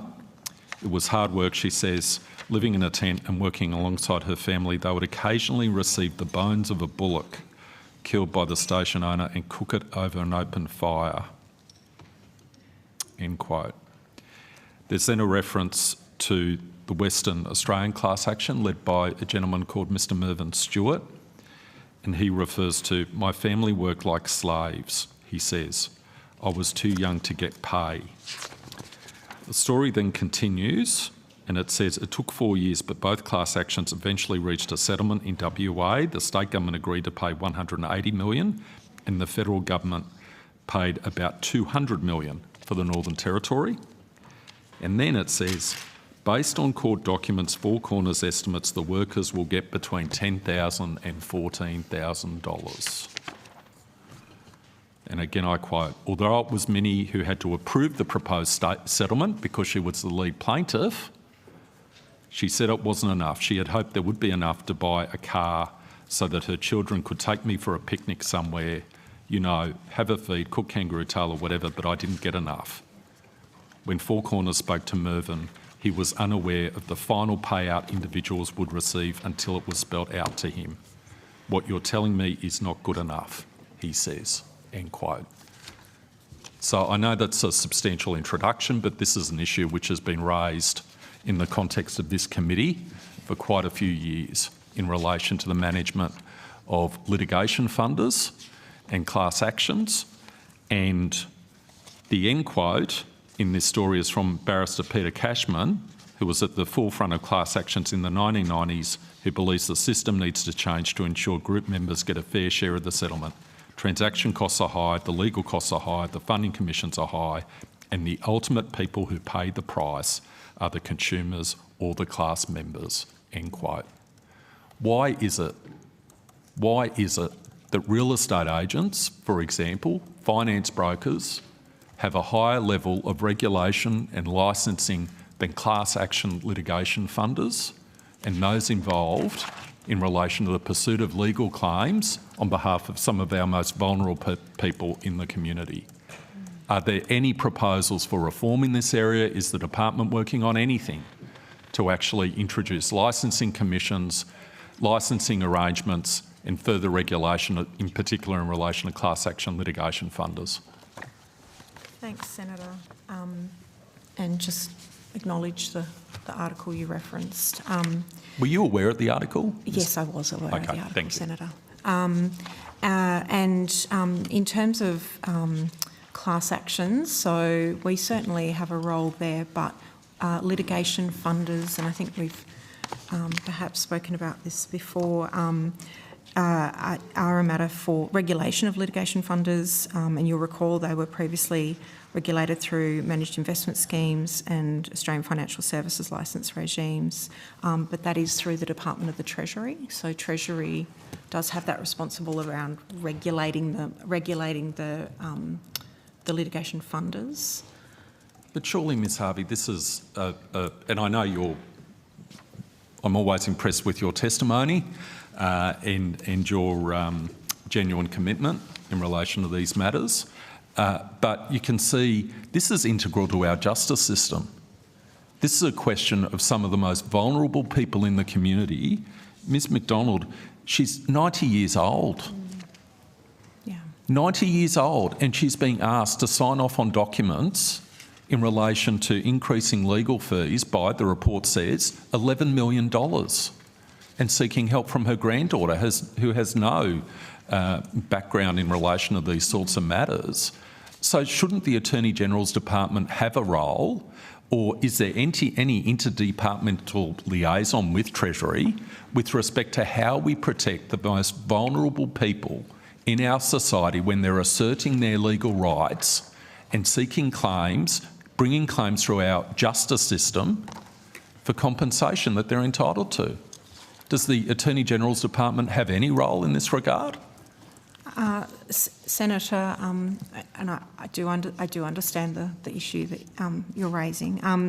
So our role here, we do have a role in relation to class actions, but in the practice, so the litigation funding is a matter for Treasury, but there is provision in the Act as well around, there are mechanisms in the Federal Court Act around ensuring that, they're designed to ensure that class actions proceed fairly and in the best interests of group members under the supervision of the Federal Court.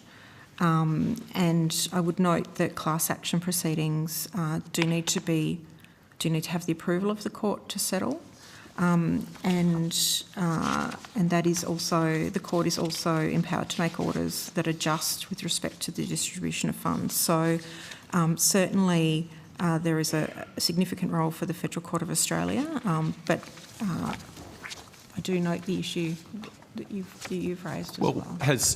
When this story broke in August, was there any communication between the Attorney-General's Department and Treasury, who you say has obligation with respect to regulatory oversight of litigation funders?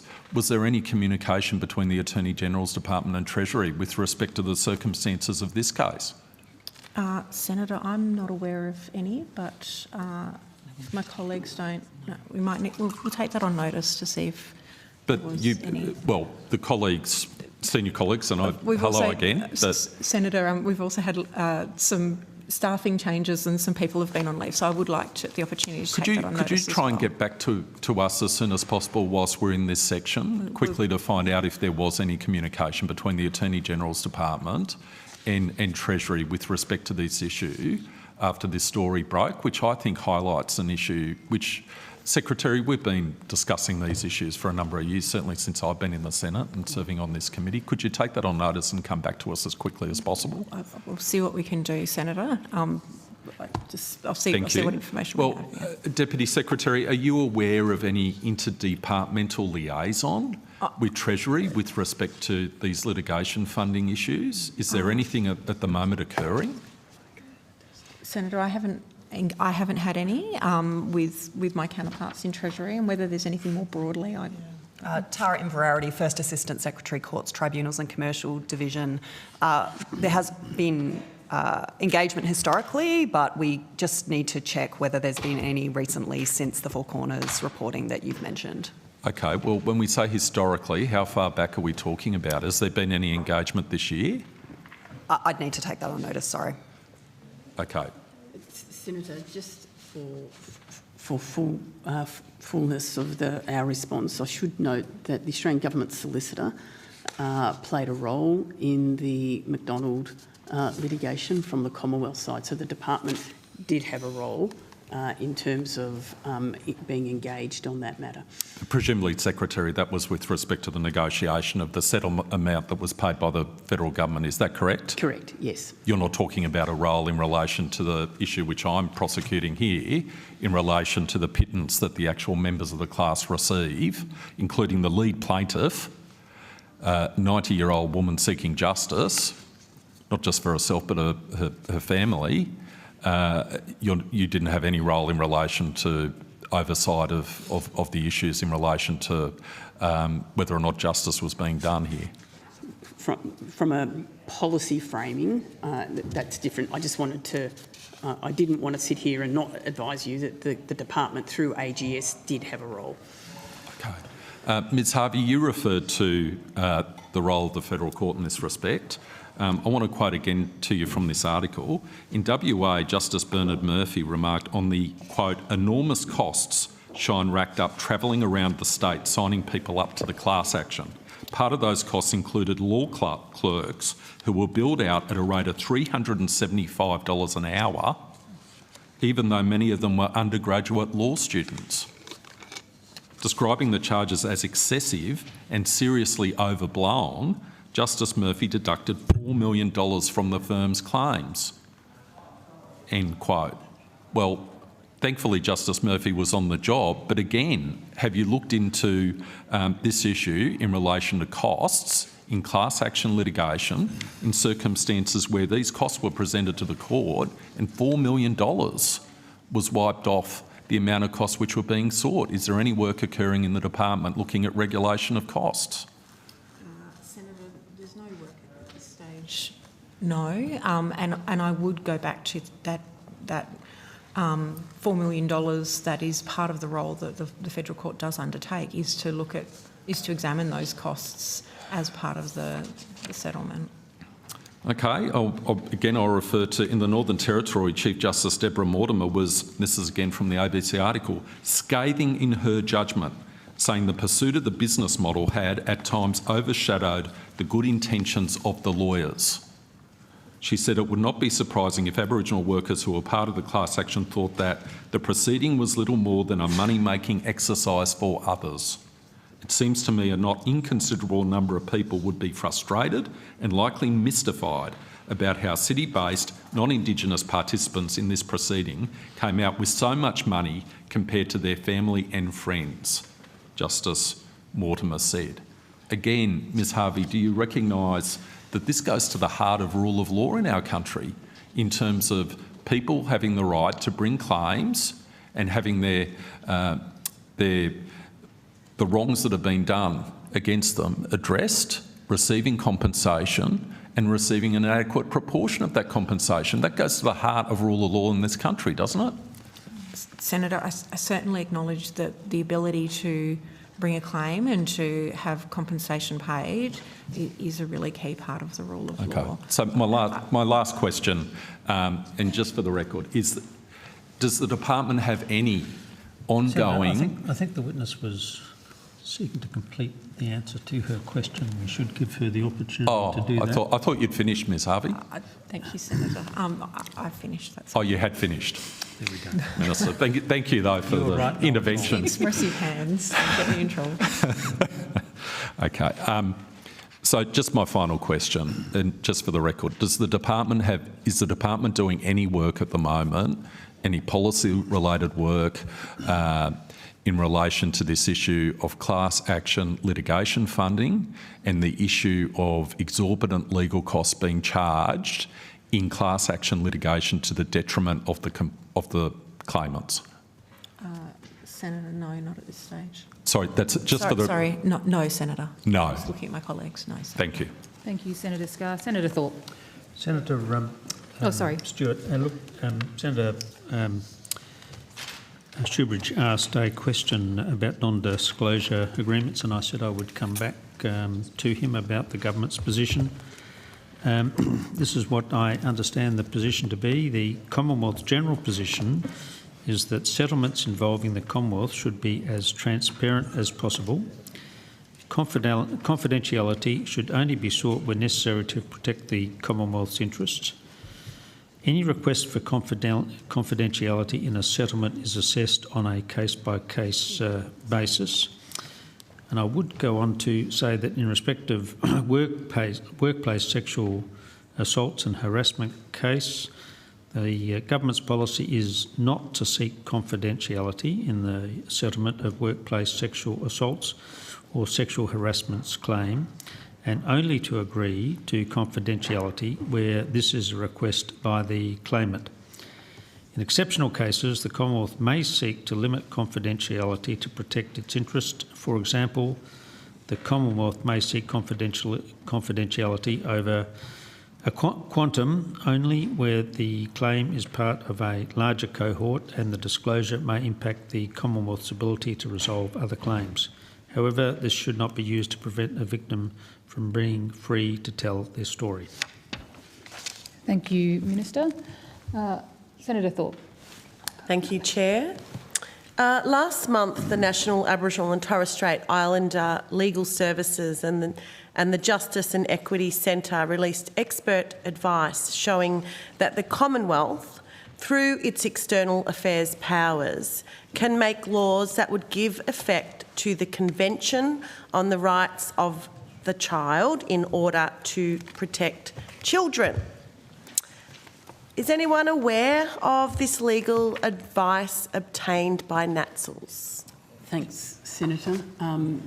Yes, the NATSL's chair, Carly Warner, forwarded that advice to the department, and both myself and Deputy Secretary Harvey have reviewed the advice. Great. Have you briefed the Attorney-General? Senator, I understand NATSLs has provided the advice directly to the Attorney-General. So has the department briefed the Attorney-General on this advice? Not yet. No. Not in a formal way, no, Senator. Does your department intend on briefing the Attorney-General on this very, very important advice that pertains to the rights of children in this country? Senator, I would expect that we would brief her on this advice, yes. You suspect that you would? I expect. Oh, you expect. Do you have a time frame on that? No, Senator. We continue to brief the Attorney on a range of issues around First Nations justice. I don't have a sense about when we would go back on that one. You don't have a sense of when you're going to brief the Attorney-General on the rights of a child in the country? Senator, we will brief and we will work it through. As I said, I have now read the advice.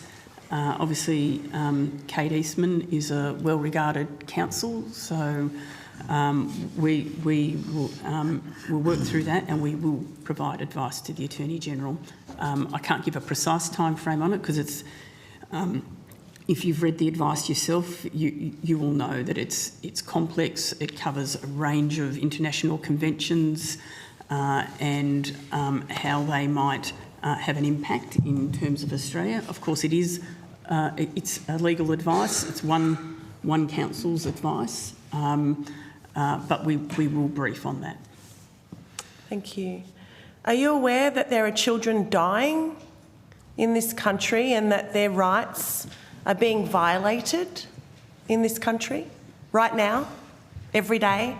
Children, particularly Aboriginal children, starting at the age of 10. Senator, I'm aware of the significant number and over-representation of Aboriginal and Torres Strait Islander children in the criminal justice system, including in detention. Yes. So the Northern Territory government recently passed youth justice laws reintroducing spithoods. Spithoods. What are you doing about that? This goes against all of the laws associated with the rights of the child. So you haven't briefed the Attorney-General, yet we have a really bad government, a very racist Northern Territory government that are locking our children up, putting spit hoods on them. What's the feds doing about that? Senator, obviously there had been a lot of work engaging with all jurisdictions around the use of spit hoods over recent years that led to a point in time where spit hoods were not being utilised, I think, in all jurisdictions. Obviously, with the new government in the Northern Territory, they took the decision to reintroduce their use. We continue to engage in all the mechanisms that are available to us through the Justice Policy Partnership, through work with the Standing Committees of Attorneys General to raise issues associated with both children in custody and the Closing the Gap targets. With all due respect, Ms Jones, that's not working. That's not working. Urging the states and territories, having conversations, writing letters. The minister uses those excuses all the time.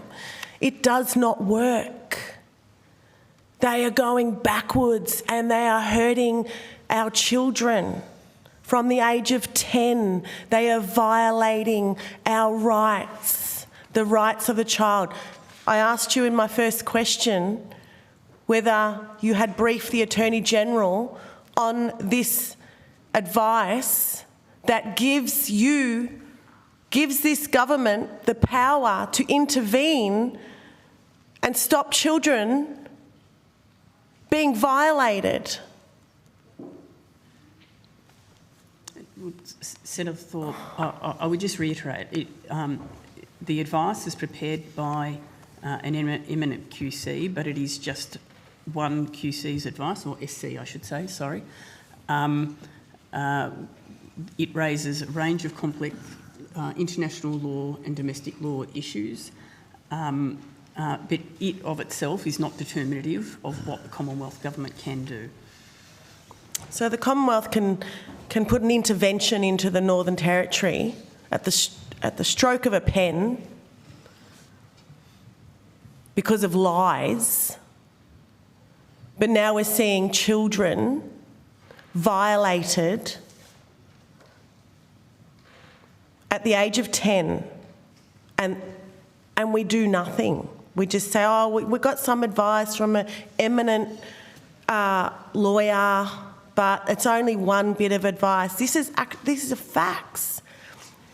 This is international standard is 14 of locking a child up.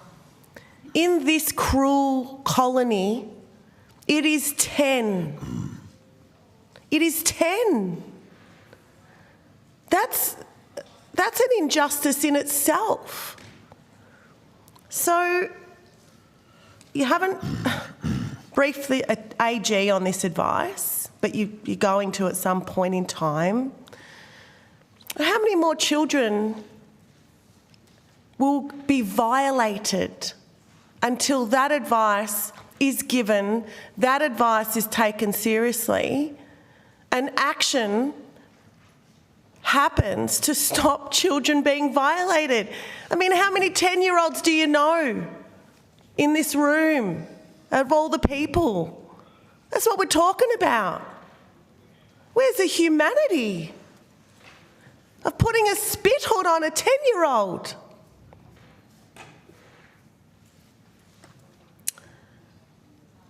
Shalina Muss, the Northern Territory Children's Commissioner, has previously stated that spit hoods cause irreparable harm to children who have already experienced significant trauma and have unmet disability and mental health needs. Is the department taking that into, like, what are you doing about that? Senator, the over-incarceration of children is something that we take incredibly seriously. We also work within a federated system. So accept your frustration. I truly do. But we are working very hard with our counterparts in other jurisdictions. We are using the levers that are available to us. That includes, as well as the things that the Secretary has already noted, it includes things like funding of justice reinvestment, it includes legal assistance. Justice reinvestment is a long-term, I understand that, but it is a long-term investment. We continue to work closely, we continue to do the work that we are doing. I'm sorry, I don't accept that. I've got grandmothers and mothers and community members reaching out to me every day about their children and their grandchildren incarcerated, being touched up by security guards, 12-year-old girls, and they hear that excuse coming from this government. That's not acceptable. And you're not using all the levers. There's a lever there that can be used to stop torturing 10-year-old children in this country, and this government, through your department, hasn't even briefed the Attorney-General on it. Senator, we've briefed the Attorney-General on... You said you didn't.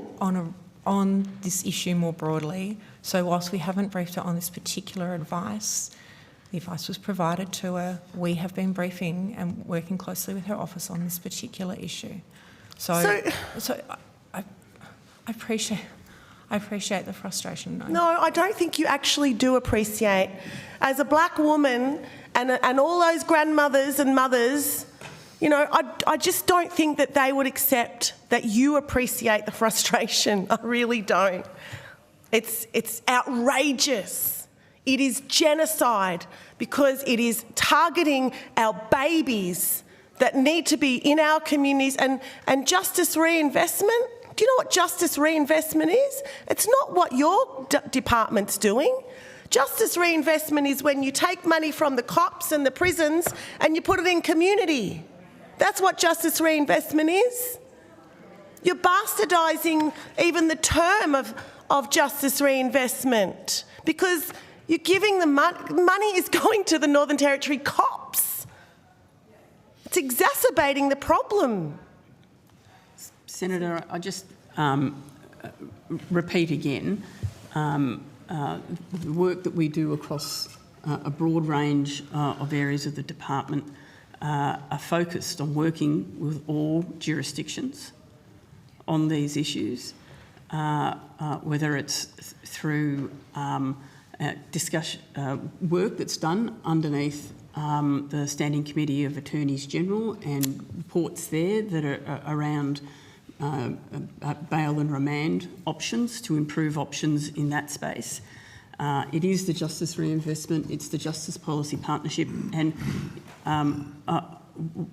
I acknowledge that you know, the genuine concerns that you're raising, they're shared by every single person here. Doesn't make a difference though, does it? Well, I think it does. Just that you're frustrated. I appreciate that frustration, but I can assure you that the colleagues to my right work day and night tirelessly to try and cajole, persuade, work closely with counterparts on these issues to the full extent that the funding resources and the capability that we have is available.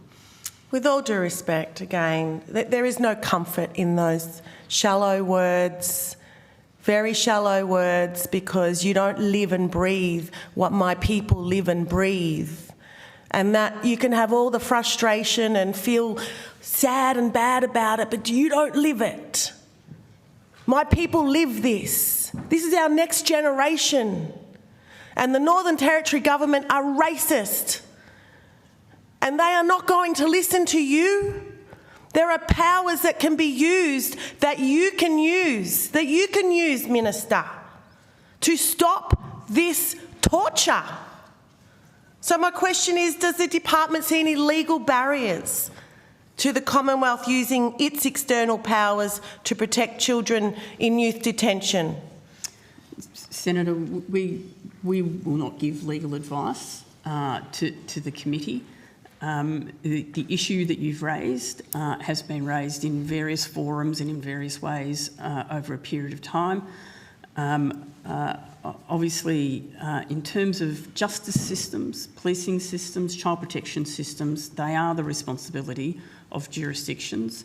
We work closely with them to try and improve outcomes, and we will continue to do that. And we will continue to work with all governments in that regard. Thank you. Just my final question. The Attorney-General remarked recently, it's all lip service, you know, it's smoothing the dying pillow until there's no more blackfellas. Because you target our kids, then we have no future generation. So the Attorney-General remarked recently at a press conference in August following your SCAG meeting that the foremost priority of any government is to keep Australians safe. Depends, you know, whether you're a black fella or white fella. And that particularly extends to the most vulnerable in our community, our young people. So the government likes to talk a big game when it comes to protecting children, but from what you're telling me, when it comes to kids in youth detention, especially black ones, the government could do more, but is choosing not to. I don't think that's an accurate representation of what I've just said, Senator. All right. Well, good luck with it. Thank you, Senator Thorpe. Senator Polley. Chair, just before Senator Shoebridge, Senator Chandler asked me a question earlier today as to whether the Minister had provided information about the Criminal Code Amendment Bill to the media. She has indicated that I think the press comment that she referred to actually quotes the Attorney-General in it, so the answer to that question is yes, and she has publicly provided details about the bill to the media and indicated the government's intention to introduce the legislation this week. When exactly this week, Minister? Sorry, this... When this week will the legislation be introduced? Look, the answer doesn't provide that information, but she says she publicly provided details about the bill to the media and indicated the government's intention to introduce the legislation this week, so sometime before this week. Senator Polley. Thank you, Chair. I just wanted to turn to the work that's been done with the National Office of Child Safety and the Department around an education program. Certainly. Get the relevant officers to the table, Senator. Thank you.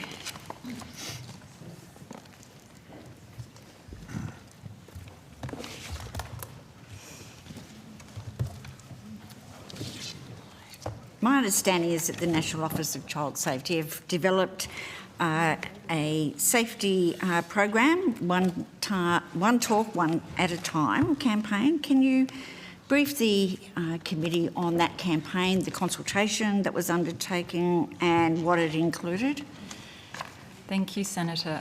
Kathleen Denley, Acting First Assistant Secretary of Children and Families Division. So yes, the One Talk at a Time campaign was the first national campaign that Australia's had that was aimed at preventing child sexual abuse. So it was a National Action Plan measure number 6 under the National Strategy to Prevent and Respond to Child Sexual Abuse. And it really aimed to target child sexual abuse by encouraging adults to learn more about the issue and to have ongoing and proactive and those preventative kinds of conversations with the people in their lives, particularly young people. So an evaluation of the campaign's underway at the moment, but the initial findings are that it was very successful. It was particularly focused on raising awareness of the topic and contributing to those positive attitude and behavioural changes, which are really key in this area, and those preventative and early conversations. Some of the key statistics that came out of the campaign So through paid media activity, there were 73 million views, and that was about 48% more than was initially projected. And so those views were through television, through social media. It even ran in cinemas, and of course on the website. And in addition to that, it ran on radio as well. And another factor in that over that period of time, childsafety.gov.au saw a significant uptick in the number of views. So for the 1 year period the campaign ran, there were an increase of 1.1 million users on that site, and since then it's now up to 1.7. And about 95% of those were new users as well, which was really encouraging for the work of the area. And there was one period just in a month alone, there was 145,000 views, 145,000 views on that website, which was a huge uptick. It was a 1,400% increase in what had happened previously. So it was a really strong indication that it got cut through. And I might hand to my colleague, there are also about 24 different other supporting resources that were used as a part of that campaign. Yep, Lauren Barron's Assistant Secretary, National Office for Child Safety. We do have 24 resources that were developed through the campaign. That includes, we've got a One Talk at a Time song that was developed with the music group Teeny Tiny Stevies. And that's actually been downloaded, I think, on one of the music platforms about 60,000 times. It's quite catchy if you haven't heard it before. We've also developed a book, My Superhero Voice, as well as the One Talk at a Time songbook as well. Can I just ask then, with both of those resources, are they still available? And Absolutely. If so, how can you... Were they actually sent out to childcare centres? Yes, so we've done a couple of campaigns where we have actually sent information booklets out to the childcare centres and to schools as well. They are available through the website to be downloaded, but we also make them available at any time to anyone that requests those. And we can also arrange, if any senators are interested, we can arrange in the packs with those resources that we can. That would be that would be really useful. I think it's important just to have this on the record. I assume that they were printed in various other languages besides English. Oh yes, absolutely. So we've got them printed in 17 different languages. This is in relation to the My Superhero Voice storybook, and we do try and make sure that we create all of our resources in a number of different languages. So if you could outline the rest of the resources that you have available. The rest of the resources? Yep, so I talked about the song, we've got the storybook. We've also developed a range of information activities to help organisations and to help parents actually engage with this topic. So we created a Building a Safety team, information and activities in partnership with Daniel Morecambe Foundation. We've created a range of resources as well with First Nations people. We've actually got some new resources that will be published hopefully this week that were developed in partnership with community.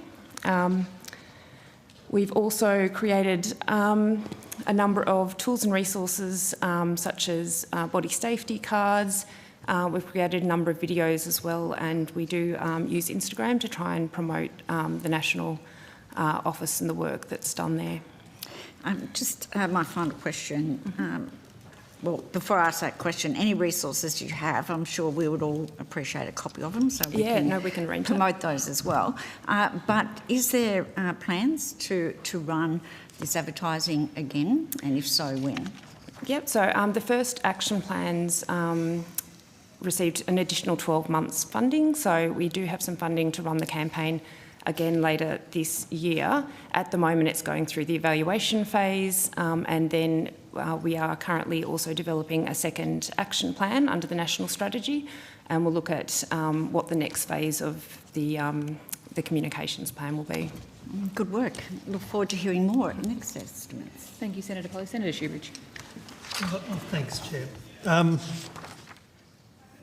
I think building on from the questions I was asking, which I think Senator Thorpe actively progressed as well, Secretary, when it comes to the youth justice crisis, which is particularly impacting First Nations peoples, you repeatedly reference, and your team repeatedly referenced the Justice Policy Partnership as one of the key responses.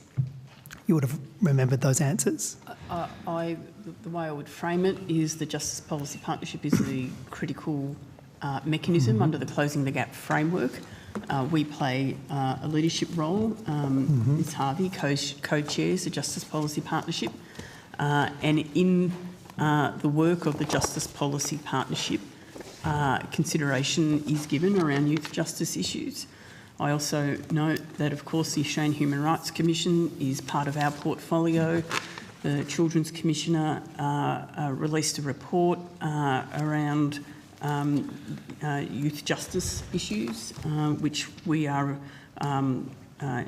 deeply considering. So there's a range of ways in which we look to think about the Commonwealth's role, but in particular around the states and the territories and their role in relation to youth justice. I think you'd previously indicated, and the government has previously indicated, there won't be an official response to the Help Way Earlier report from the National Children's Commissioner?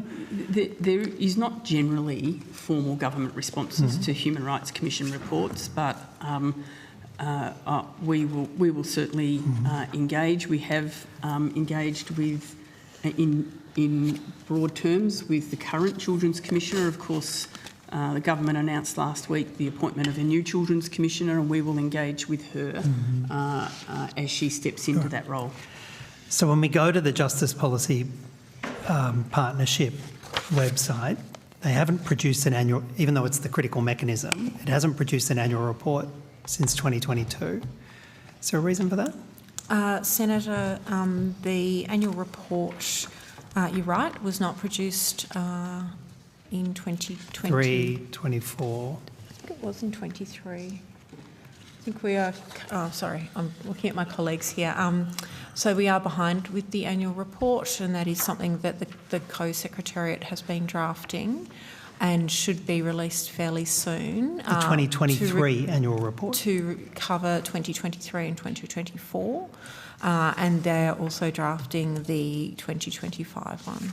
All right. Is there a reason why we were 2.5 years late for the 23 report?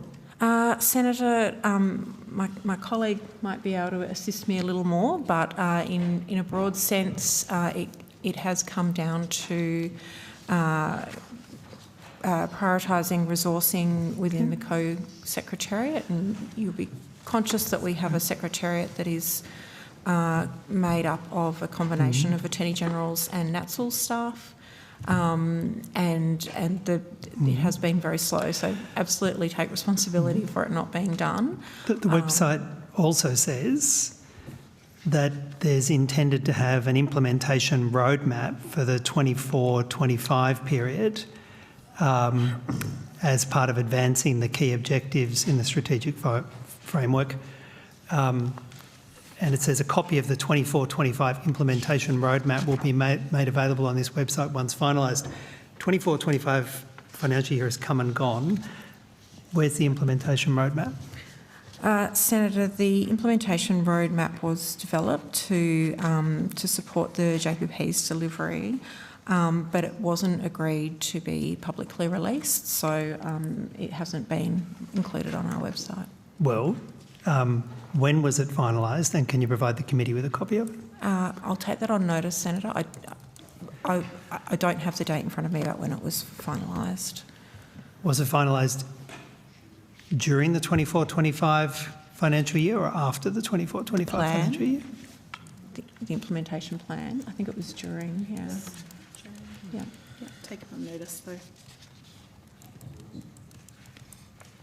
I'll need to take it on notice, Senator. Okay. The most recent meeting of the Justice Policy Partnership was on the 9th of September. Yep. It said in relation to youth justice, the JPP considered its role in supporting national action on youth justice in partnership with other Closing the Gap partnerships. Members highlighted the need for more community-led, culturally safe responses with a focus on prevention, early support and diversion away from detention. Is that an accurate summary of that part of the meeting? Yes, Senator. So, yes. Did it discuss the fact that the Northern Territory was reintroducing spit hoods for children, First Nations children in jail, and whether that was a culturally safe response? So, Senator, the conversation around youth justice, as you can imagine, went to a range of things, but that particular item was really focused on work that's being driven through the Commonwealth and the Coalition of Peaks to look at how the policy partnerships can work together to drive outcomes together. So, Did it discuss whether or not the reintroduction of spit hoods on First Nations children in the Northern Territory was culturally safe or not? Senator, I don't recall that conversation was had around whether it was culturally safe. Was there any discussion about the reintroduction of spit hoods in the Northern Territory on 10-year-old kids? Senator, I'm conscious that the Justice Policy Partnership is not just a Commonwealth meeting. It is a meeting where there are the Northern Territory are there, and they're the ones doing it. They're the ones putting spit hoods on 10-year-old kids. Also, so was it discussed? There's also a range of First Nations Coalition of Peaks and independent members who attend, as well as all governments. And so while there is a public communique about what happens within those meetings, there's also the need to be able to have conversations in those meetings that stay there. So I don't propose to go into the kind of ins and outs of what was discussed, because it does need to be a space where there can be a level of discussion and trust to enable the work to occur. So, was there any discussion about the fact that the Queensland government is leaving First Nations children aged 10, 11, 12, 13 in prison cells, in police cells, without any support for weeks, sometimes months? Was that discussed, and was that considered culturally safe? Senator, I don't propose to go into what was precisely, but what I would say is at every meeting of the Justice Policy Partnership, there is a conversation about what is happening here and now. The JPP apparently, and again going to the minutes, discussed bail and remand as a key driver of incarceration for Aboriginal and Torres Strait Islander peoples. Multiple states, not least the NT, Queensland and New South Wales, have made changes in the last 12 months to bail and remand to put more First Nations peoples in jail, having refused bail and held on remand. Was that discussed, that failure of the Justice Policy Partnership? So, Senator, can I just want to clarify, because you've said those bail changes, those law changes were done to put more people in jail.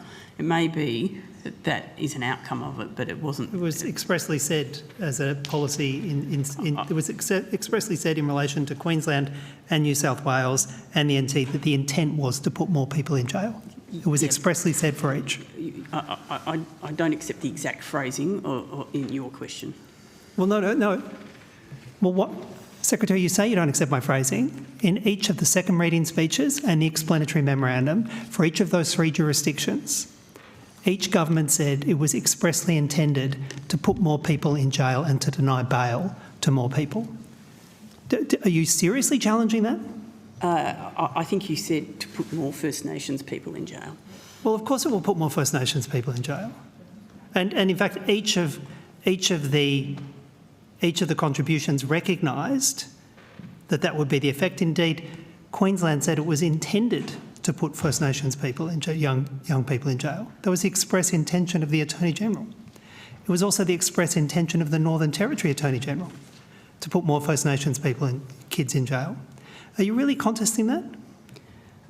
I will check the second reading speeches. And their public comments? They were expressly identifying wanting to put more First Nations kids in jail. And yet those governments come to this meeting on the 9th of September, chaired by the Commonwealth, where you just have a bland, generic discussion about bail and remand as a key driver for incarceration of Aboriginal and Torres Strait Islander peoples. when the Attorneys General in both of those states, or that state and that territory, have expressly said they want to put more First Nations kids in jail. Is that just too awkward to raise in these meetings? So, Senator, two things I would go to. I'd reiterate my last point that it is really important that those meetings we can have open conversations. I don't propose to go here to what was said in those meetings. I think it's really important to have that trust. But the second thing is that the bail and remand discussion in the Justice Policy Partnership was connected to work that the Standing Council of Attorneys General have asked the JPP to do, and indeed the JPP has delivered that report. So that was the kind of the connection in there. But JPP has worked over a couple of years now to provide reports on bail and remand because it is a driver of over-incarceration. So and it's got worse, substantially worse under the partnership. Secretary, how do you explain that? The Commonwealth pulling together a partnership and one of their key targets getting substantially worse over the course of the partnership? Would you describe it as a failure? Senator, can I just go to the partnership? As I mentioned earlier, the policy partnerships are established under the Closing the Gap agreement, which every government in this country agreed to. So it was not set up by the Commonwealth. It is under Priority Reform 2, and it is one of the commitments that was made was to have 5 policy partnerships. So it's not set up by the Commonwealth. The Commonwealth co-chairs it with NATSLs. We have the Secretariat, but each of those governments is an equal representative in that, as are the independents and as are the Coalition of Peaks members. It's important to note this isn't a Commonwealth body. Minister, are you aware that the Commonwealth provides 71% of the Northern Territory's government's funding? I didn't specifically know what the percentage was, but I'm not surprised. It's a very significant portion of the Northern Territory's funding. Yep. Minister McCarthy... I would happily accept the figure that you've mentioned. Yep. Minister McCarthy has indicated that there is perhaps an appetite in your government to use funding mechanisms to force some positive policy outcomes on youth justice, particularly First Nations youth justice. Do you endorse that approach? I support all of my fellow ministers, Senator Shoebridge, and that's good. If that is the wish of Senator McCarthy to do that, you'll help make it happen, Minister. I would be in full support of whatever it is she's trying to do to improve the lives of Indigenous Australians in this country. So if the Commonwealth is funding 71% of every spit hood that's been put on a First Nations child, do you see that as a problem? I am very happy to leave all of these issues to Senator McCarthy. She obviously has a program in mind as to how she will approach these issues and progress the improvement in the lives of Indigenous Australians, particularly young Indigenous Australians. And do you see that as a problem, though, Minister? What is a problem?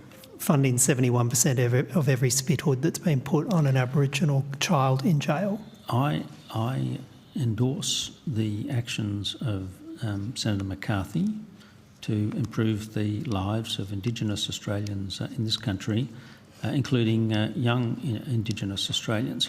I think if you want to specifically get answers to Senator McCarthy's intentions in this area, I'm sure there will be an opportunity in the course of this week to ask her herself about what she intends to do in this space. Secretary, will there be links to fiscal triggers to seek to get change, positive change, to keep First Nations kids in particular out of jail? Will there be links to fiscal triggers in the Justice Policy Partnership going forward, or are we just going to let it continue as is? Senator, I think I understand the point that you're making in that question, and that is part of... Don't give them money to put First Nations kids in jail. As part of a broader conversation in terms of the relationship between the Commonwealth and the Northern Territory. In terms of the Justice Policy Partnership, it's not designed to have fiscal triggers in or it. impacts. It's not the way that it was established. It's not designed to have impact, really, is it? I disagree with that. Perhaps on notice you can provide the instance of actual concrete change for either closing the gap targets or for First Nations kids in jail under the Justice Policy Partnership. You can provide that on notice. I'm happy to take on notice to provide greater detail, and I in no way take away from the import and the gravity of the issues that Justice Policy Partnership is dealing with. But it is a mechanism that involves government at all levels. It involves independent individuals and peak representative bodies. It is a mechanism where incredibly important issues are discussed and they influence further work. It doesn't produce results overnight, I acknowledge that.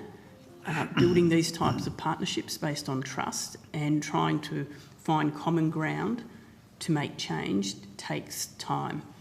And that is the challenge under the Closing the Gap framework.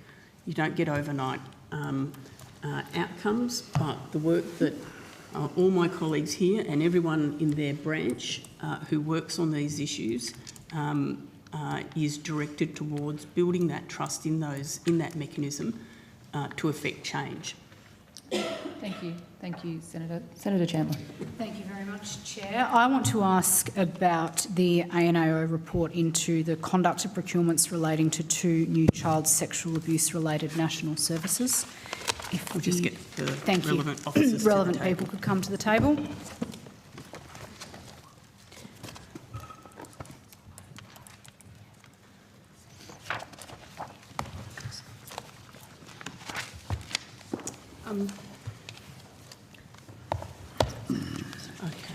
We've got officers from the National Office of Child Safety as well as our Chief Financial Officer. Wonderful.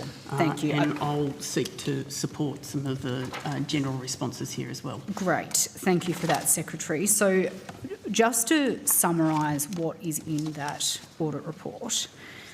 In October 2021, the former coalition government launched the National Strategy to Prevent and Respond to Child Sexual Abuse. Under that strategy, the National Office for Child Safety was to establish 2 new national services, an offender prevention service and a support service for non-offending family members, and $19.8 million was budgeted by the coalition government to do this. In 2022, after the Labor government was elected, the National Office for Safety was moved into the Attorney General's Department.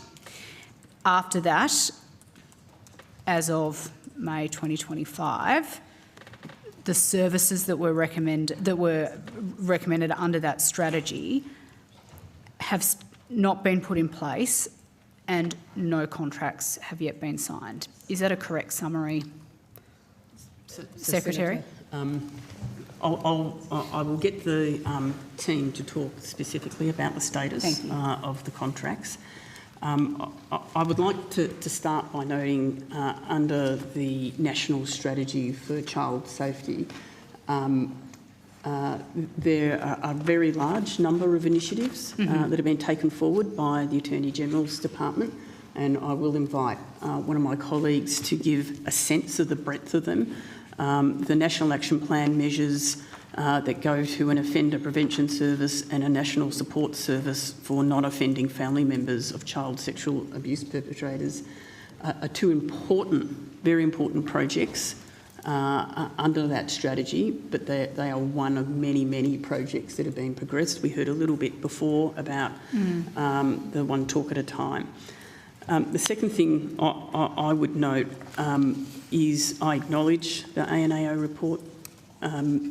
It had 6 recommendations that we have accepted in full.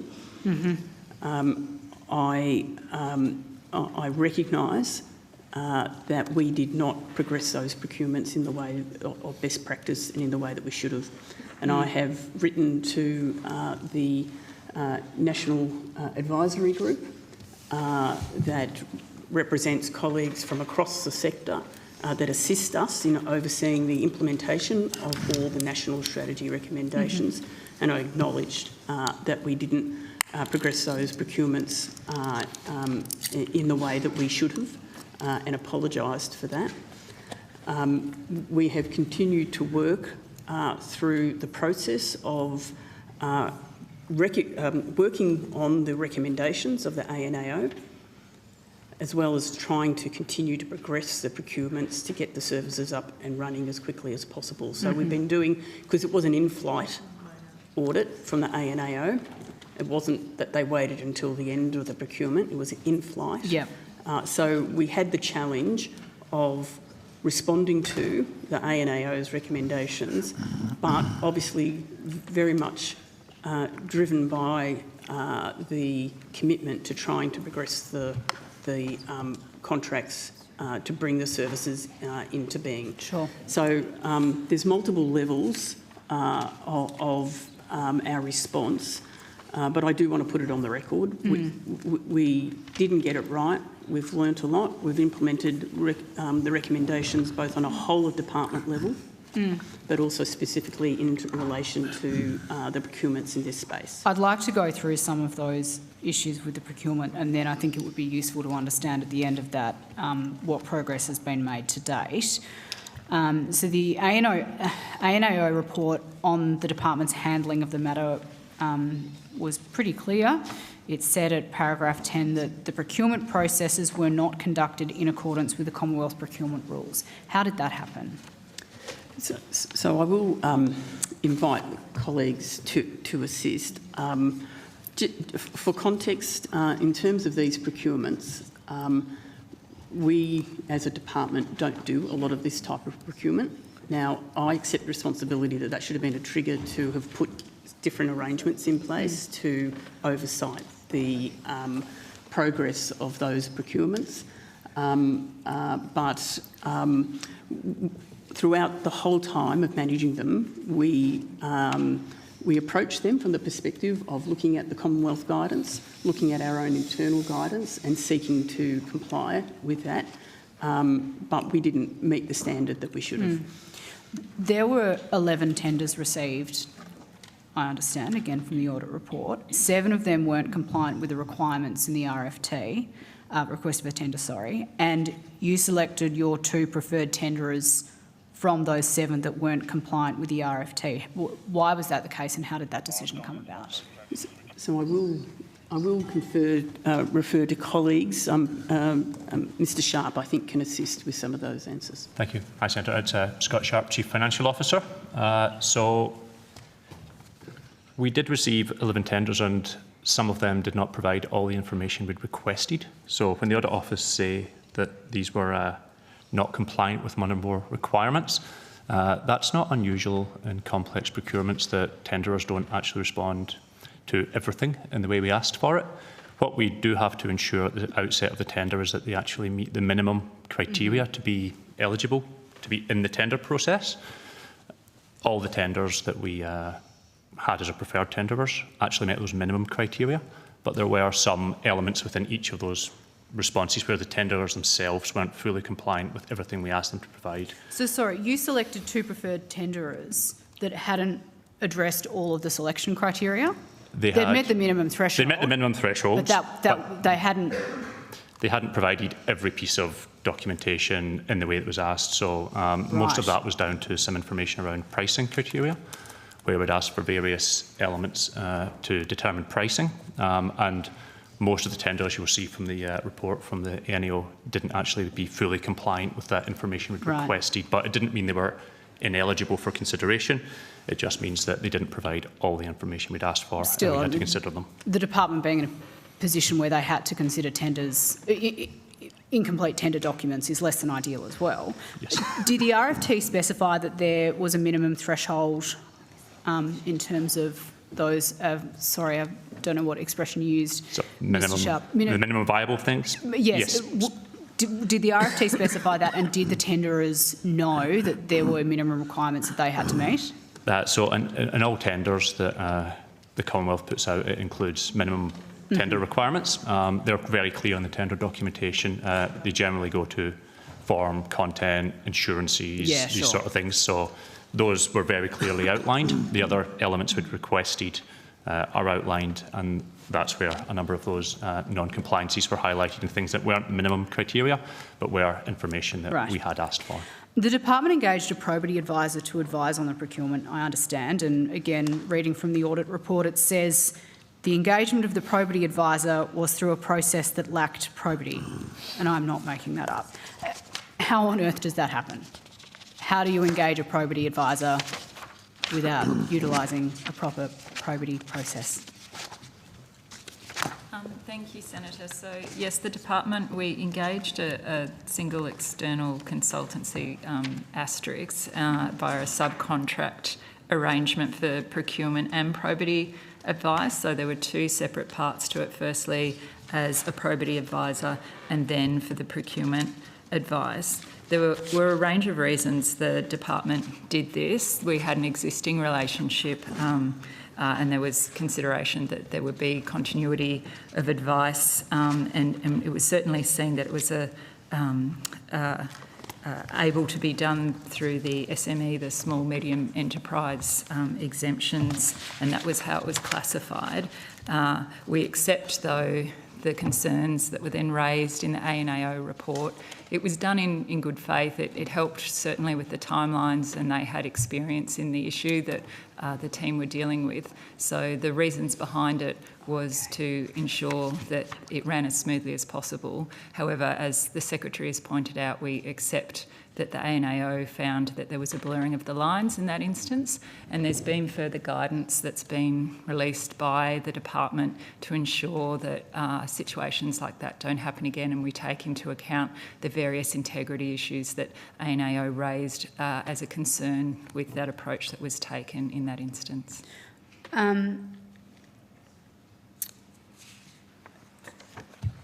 Yeah, I do have some more questions on this topic, and I think I'll try and come back to it if I can. But just in case I don't get the opportunity to close out further, Secretary, how have these procurements been progressed since this complete debacle? Happy to. Well, or whoever wants to I take answer. issue with the word debacle, although I'm certainly not pushing back on the fact that we didn't get it right. The intent of the department is still to be able to launch the two separate services and have them doing the really important work that we know they should be doing. By when?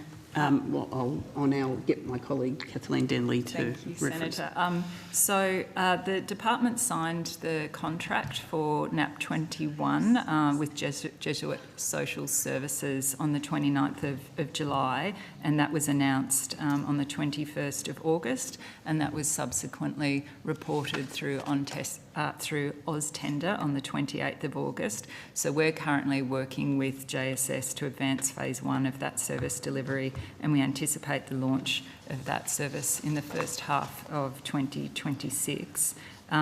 For NAP 10, we're continuing to progress the contract negotiations with the preferred supplier, and it's our hope that we would have that contract signed in coming months.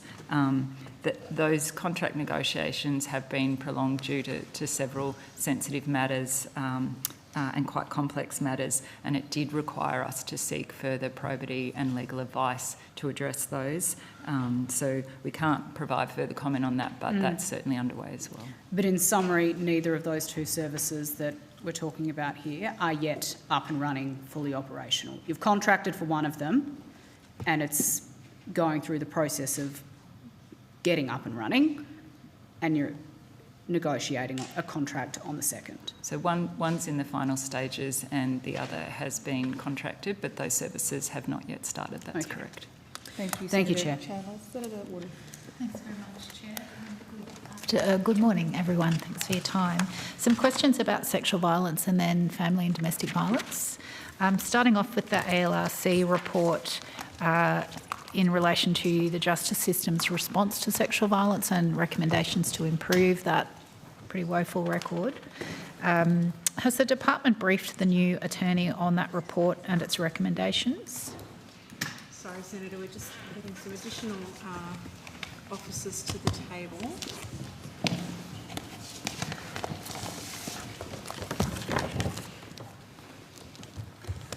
Thank you, Senator. Samantha Bing, Assistant Secretary, Family and Community Safety Branch. Yes, the department has briefed the Attorney-General. Okay, great. And has the department briefed the Minister for Women and the Minister for Social Services as well, given the overlap there in the policy area? We have certainly briefed those departments to enable them to undertake briefings. Okay, thank you. And is there a work plan underway to respond to the recommendations? Can you give me an update on that, please? Certainly. So you may be aware that there's been a phased approach put in place to respond to the ALRC inquiry. Obviously, with 64 recommendations, which are expansive, work needs to be done. Part of that work plan involves a referral from the Standing Council of Attorneys General to a working group that sits underneath the Standing Council of Attorneys General to consider those recommendations. That is because a number of those recommendations are predominantly for states and territories to consider how to respond to that, and it's important to make sure that the work of the ALRC inquiry is situated within the broader work that's been going on for a number of years now to respond and enhance responses to sexual violence in the justice system more broadly. There is also work on foot. We are spending this year working with a lived experience expert advisory group. They are intending to provide advice to the Attorney-General and government more broadly by the end of this year on what they see the response to the ALRC inquiry report should be. We also have in place work on foot to expand and extend the specialist sexual violence pilots that were operating in 3 jurisdictions. Work is now on foot to expand them to all remaining jurisdictions, but also to expand the model in each of those jurisdictions to add 2 new components. Those components will be in a way of testing some of the recommendations in the ALRC inquiry, including funding for justice system navigation and access to existing restorative justice pathways. So that work is on foot throughout the course of this year, with the idea being we'll be able to provide updates to government around next steps to respond to the ALRC inquiry. We'll also be complementing that with other consultations with a broader sector beyond our lived experience expert advisory group to give a full picture of next steps. Great, thank you. That was a really comprehensive and helpful answer. Just going back to the 64 recs, how many of those do you consider sit solely with the Commonwealth? Just one moment, Senator. I'll see if I have those figures to hand with me. I know that a significant component are for the states and territories and a much more modest component just for the Commonwealth alone. I might need to give you that on notice. Okay, no worries. Could you, just given the limited time, could you perhaps also take on notice for me in relation to those recs that do sit with the Commonwealth? What is the work plan and the timeframes associated with the government's response? You've run me through some of those things already, but if there's anything extra, that would be helpful.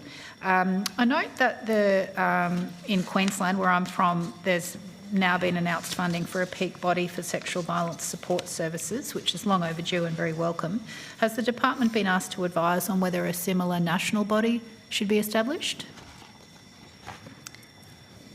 The department has not been explicitly asked to provide advice on that question, but the nature of the ALRC inquiry and the breadth and depth of those recommendations do give rise to considerations as to what kind of national support services should exist. Okay, so is that under consideration? Will you be doing further policy work on that? We are certainly looking at the ALRC recommendations that include a tranche of recommendations around national pilots. Okay. So just to come back to your earlier answer, so essentially you farmed out all the various recs to the relevant bodies to have a look at. When are you hoping to consolidate all of that and propose that government take some concrete actions? We are proposing to come back to government by the end of the year on the lived experience expert advisory group's advice.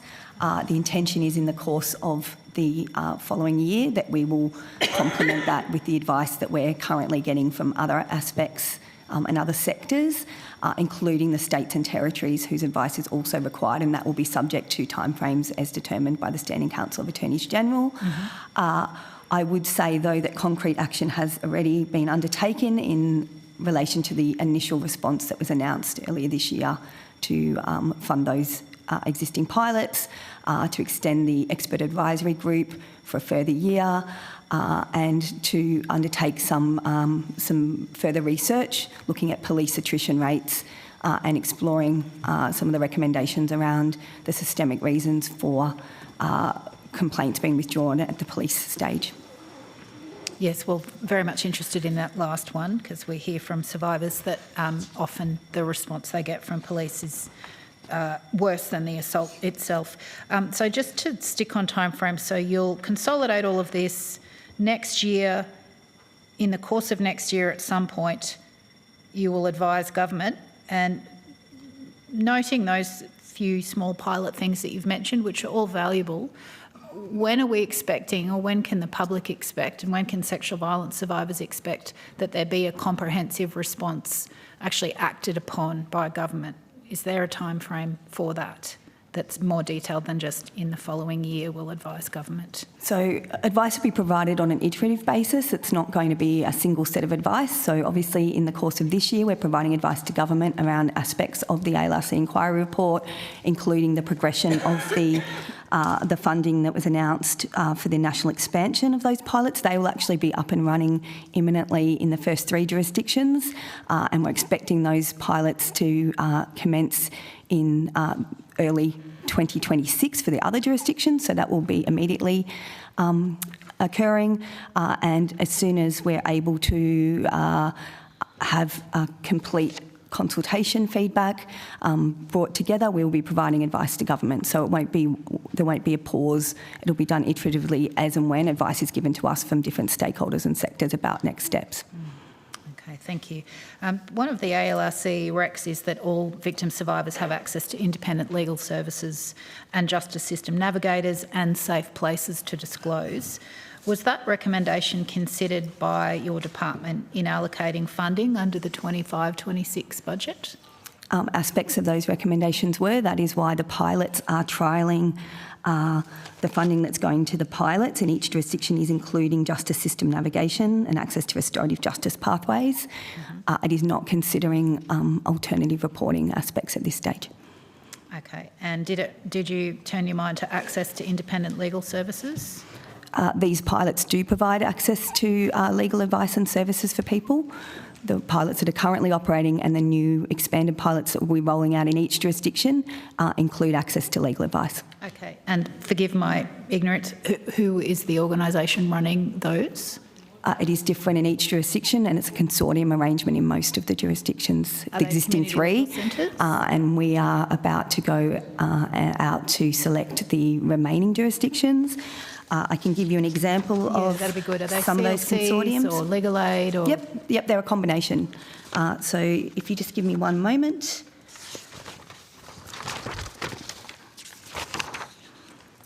So, for example, in Victoria, the specialist sexual violence pilot there is operated by Victorian Legal Aid, Jura, and Women's Legal Service Victoria.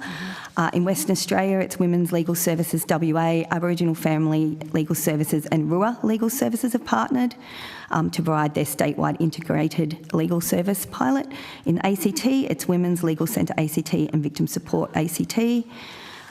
Established the territory-wide ACT Sexual Assault Legal Service. Okay, great. On notice, please, could you provide me the amounts of funding that those organisations have received to do that pilot? And if it's possible, can you contrast that with their recurrent funding under the partnership agreement, just so I get a sense of what proportion they're enabled to? Are you talking about the National Legal Assistance Partnership Agreement? Yes. As opposed to the partnership agreement for family and sexual violence that DSS run? I was talking about the former, but if the latter's relevant as well, that would be great. Just trying to get a sense of the proportion of funding that the pilot is allocating compared to what they normally have to play with, which is not very much, to determine how extensive the pilot program will be able to be and how many folk that they might be able to help with that money. Thanks for taking that on notice. I can take that on notice. One of the recommendations, again, from the ALRC report is for states and territories to establish independent task forces to review reports of sexual violence that did not progress to charge. Has the department invited SCAG to discuss that recommendation? The ALRC report as a whole has been referred to a working group that sits under SCAG, and that group is discussing the ALRC report. Okay, and you're not sure about that specific rec as such? I would note, though, for that specific rec that we, as I mentioned earlier, as part of the funding announcements earlier this year, there is a piece of funding to engage academics and other experts to research the systemic reasons for the withdrawal of complaints, i.e. attrition rates, and commence scoping an independent complaints mechanism to seek review of police decisions not to pursue charges and review of supports provided during the police investigation stage. So aspects of that recommendation are being explored in relation to that piece of work.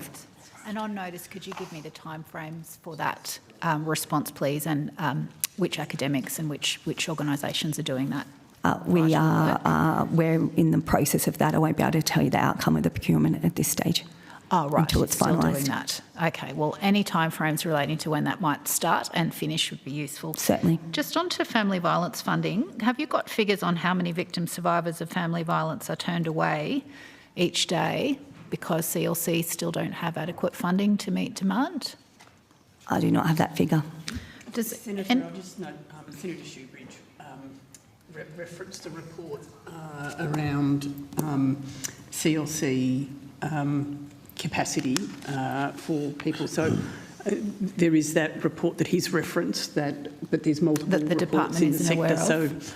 So we can follow up on that. Thank you. Sounds like perhaps I haven't seen that report either. I'm grateful someone has, but it might be useful if the department does in fact take a look at that. So if it's not you tracking that, then which organ of government does track that? The unmet need for family violence CLC services. So, Senator, we certainly are responsible for legal assistance services generally. There are some exemptions where other departments fund them, but by and large, legal assistance is something that sits with us. So that is something where we would, we have a regular, I can't remember the name of the group at the moment, that is chaired by one of my colleagues in the legal assistance area that talks to and meets with all of the peaks and other bodies to understand what's happening in the legal assistance landscape. So we would expect that type of information to come through there, as well as through, Ms Bing would have it through her engagement as well with particular services, but it would be with us. Okay, so the answer to the question then, if it does sit with you, is about how much unmet need is there for family violence CLC services? How many women and children are turned away? I'll need to take that on notice. Okay, but you will be able to access that information? I think we'll need to see what information we have, Senator. Okay, because that's the bit that I'm seeking to understand. Is that deficit being tracked? And if so, what's being done about it? And if not, why not? So thanks for taking that on notice. CLCs are obviously essential in responding to family violence. How do you reconcile the national plan to end violence against women and their children and the desire to, in fact, end violence with the reality that thousands of women and children seeking help are being denied assistance because there isn't enough funding? So, Senator, I think that the national plan is, of course, a whole of government and works with states and territories as well. So I'm not quite sure if you're going to kind of just broadly funding or funding for particular services within this portfolio. Well, any of it. Why is there unmet need for family violence legal support? There shouldn't be unmet need. All needs should be met. What's being done to ensure that people's need for legal support to keep themselves alive and to get free is being met? So, Senator, we, of course, have the National Access to Justice Partnership, which was entered into last year and came into effect in July and did see a large increase in funding. It is also a joint responsibility with states and territories around sexual violence. So ultimately funding in those partnership agreements and in jurisdictions is a matter for each government, and that's I can't really take it any further than that. I would pivot back to the National Cabinet decision in September 2024, which announced the commitment of all governments collectively to a $4.7 billion package across all elements of the system that go to address women and children's safety.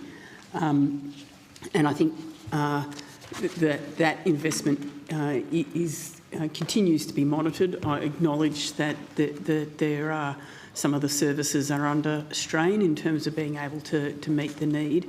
And I think through the ongoing mechanism of looking at the national plan, those types of challenges will be discussed between this department, the Department of Social Services, and other relevant agencies to just see about tracking that funding.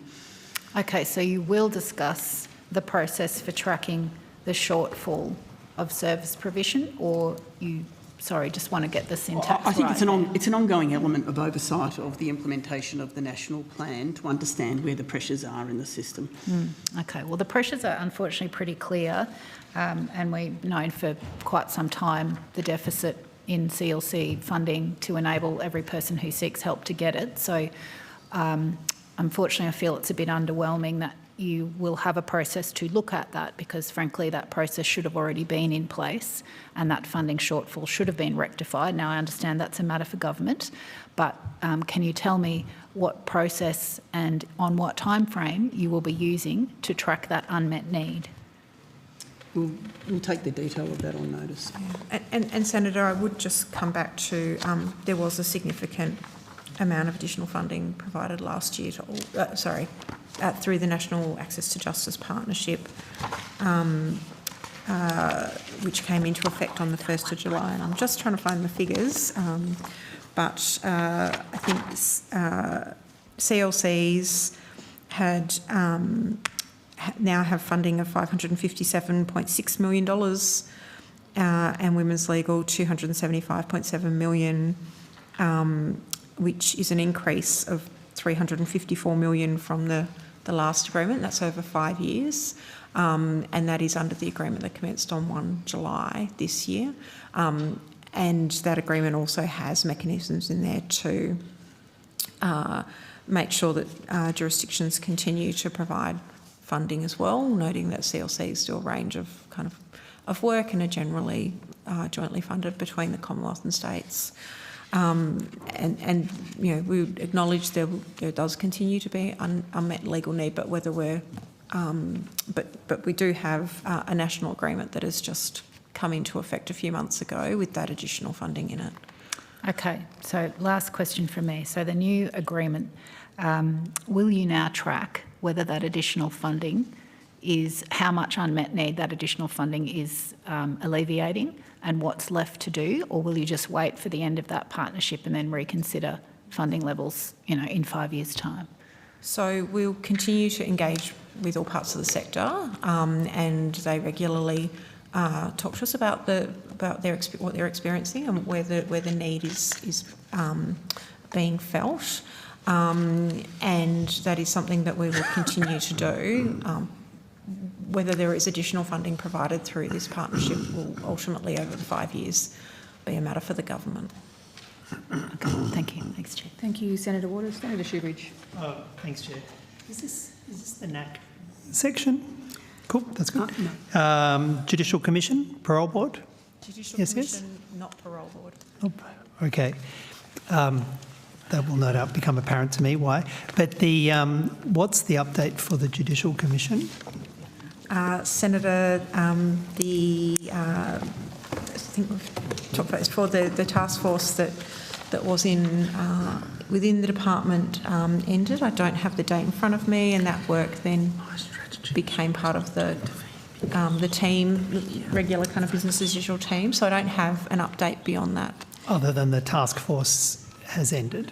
So there was a significant amount of work done to scope a judicial commission, which was the commitment, and that has been that work has been provided to government, but I don't have anything further. When was that done?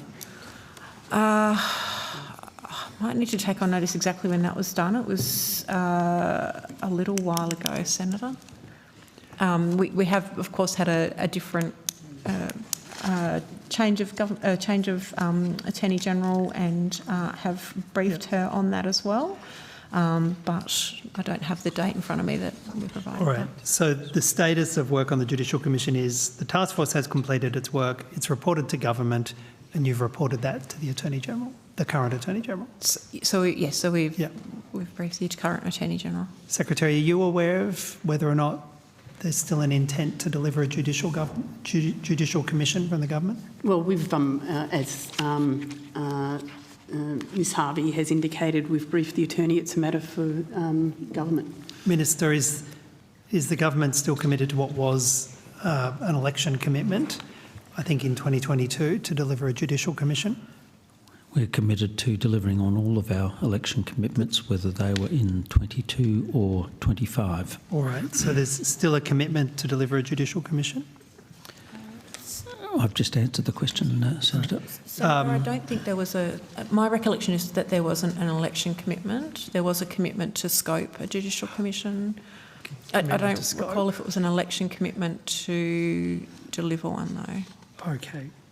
Or indeed to scope. I know that there was a commitment made to scope. I might need to take on notice whether that was an election commitment. Sorry, I'm just going to interrupt quickly, Senator Shoebridge, just noting we are at 12:15, which is when we're due to go to a lunch break. Be helpful for the committee and for officers. Get a sense of how much longer you've got and whether we should go to lunch now or extend by another couple of minutes to let you finish your question. Well, if we're doing NAC and parole board in a later session, I have two areas to cover. So if questions are, if answers are succinct and questions are rational, then we might get there. So I can't promise. I can promise to endeavour on one half of that. Yeah. All right. So we will, with the indulgence of officers and the minister and the committee, extend to 12:30 lunch for Senator Shoebridge to finish his block of questions. Well, why don't we try and knock over the whistleblower ombudsman proposal? Is that next session? That's the next session. Oh, look, it's going well already.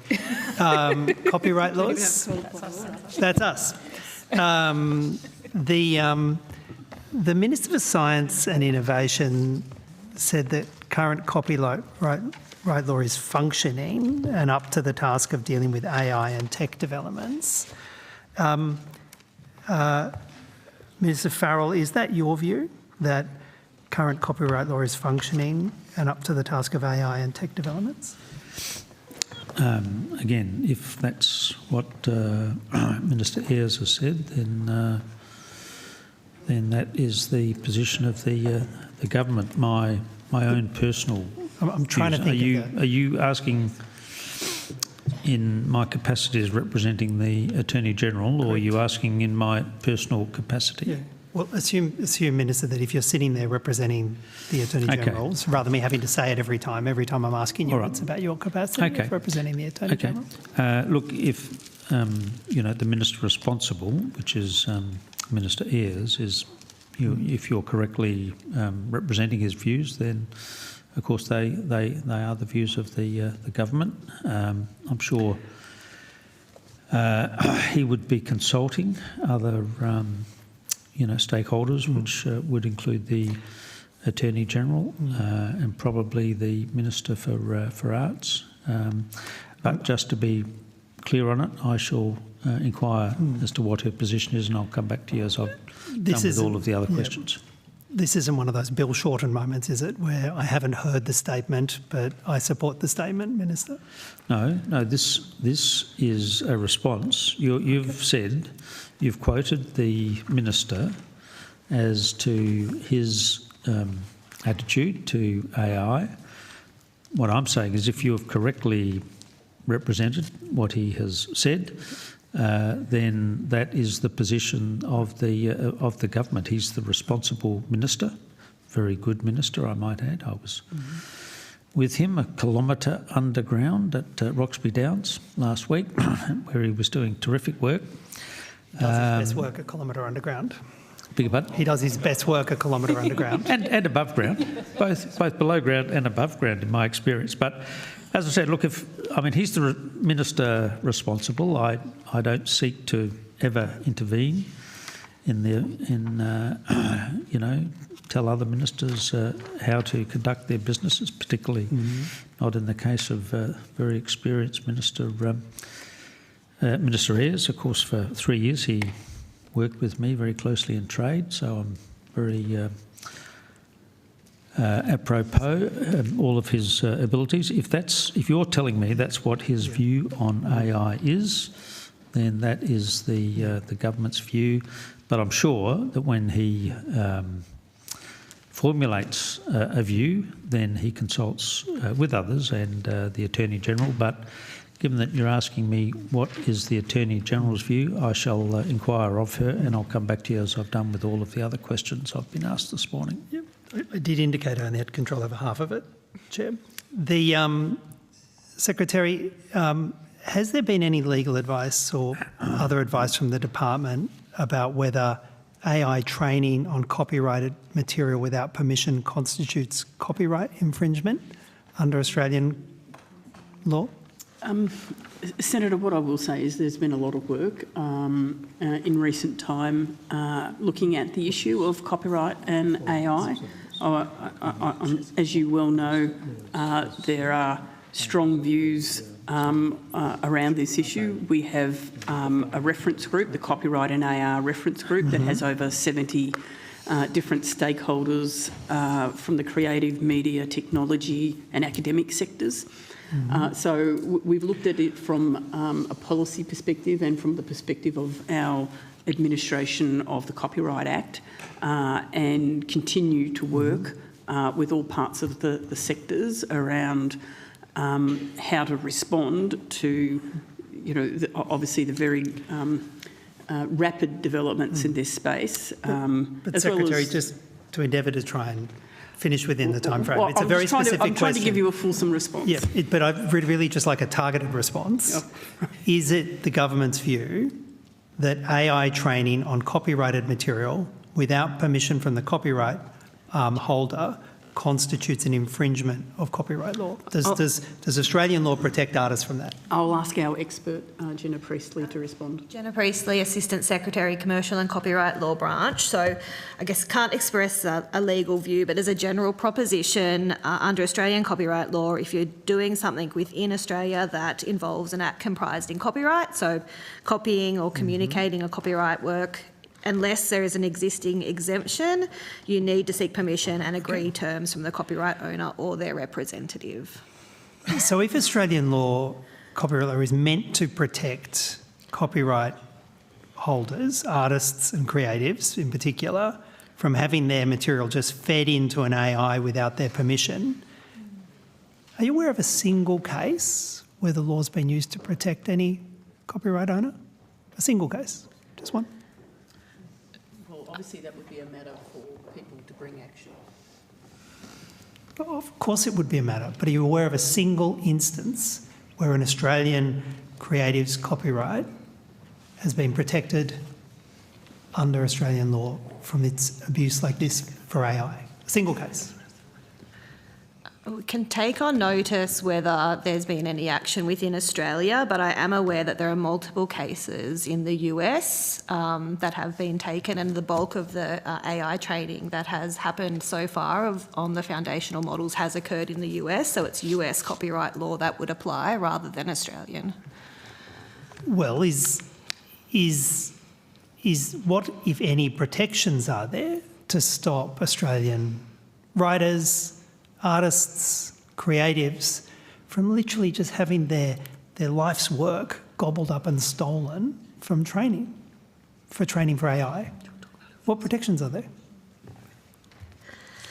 Well, I think within Australia, if the training is happening in Australia, so that Australian copyright law applies. Copyright is a civil enforcement system which requires the rights holders to enforce their rights. We have been looking at options to make this process easier for rights holders. For example, we've been working with IP Australia on its IP First Response tool, which provides information on different enforcement options to help rights holders navigate enforcement. That's currently only been released in the alpha, which is focused on the registered rights, but the intent is for the next version to include information to help copyright owners enforce information about copyright enforcement in Australia to help copyright rights holders. Secretary, are there plans to force AI companies to disclose what they were trained on and to identify Australian copyrighted material? Senator, as I've already referenced, through the Copyright and AI Reference Group, we're engaging with all relevant stakeholders on a range of responses to issues. So at this point, I wouldn't be able to comment specifically on any particular course of action that the government's taking. What about fair payment for creators, to require a payment not just when it's fed into the model, but a tagging requirement so that every time it's used in a meaningful way to generate content, there's some fair payment made to the creator? Is that part of it? So I think that issue has been raised broadly by stakeholders, but as I said, at the moment I can't give any specific reference to actions that may be taken. We're continuing to do work on this. Is there a time frame? I don't think we have a specific time frame. It's still under active consideration. But you see, Secretary, Australian creatives are having their work stolen as this exchange happens, stolen without payment, without attribution, without consent. How long is this going to continue for before there's a substantive response from your department? There is, as I said, there's been incredibly constructive and helpful engagement with a wide range of sectors, and we will continue that work. Right. But not one single piece of law reform. You can't identify a single case where copyright law has been used to protect an Australian creative, and no time frame for when it'll happen? It's under active consideration and work is progressing. Right. The Parliament moved with a degree of rapidity last year to put in place criminal sanctions about revenge porn. Do you recall that rush for change? How many prosecutions have there been? We would need to take that on notice. Yeah, it's in the next group. But, it's in the next group? We'll put the team on notice if they can have an answer for when they appear. All right. Give me 1 second, Chair. We agreed whistleblowers was next session? In the next group, yes. Well, let's go to lunch. That is very helpful. Thank you, Senator Shoebridge. We're now finished with the Justice and Communities Group, and we will return with Integrity and Security Group at 1 p.m. Thank you, Chair.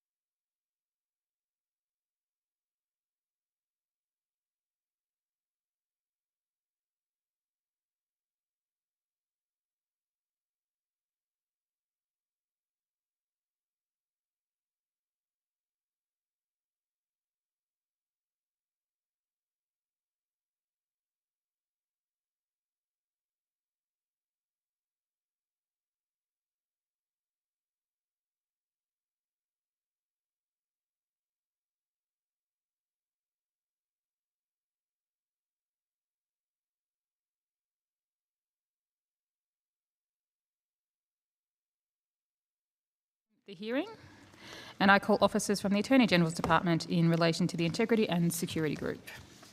Thank you very much. I will give the call to Senator Chandler. Thank you very much, Chair. And I want to return to the issue we started to talk about in cross-portfolio earlier on this morning, the ISIS brides matter, if the relevant people could come to the table. Get relevant officers up here.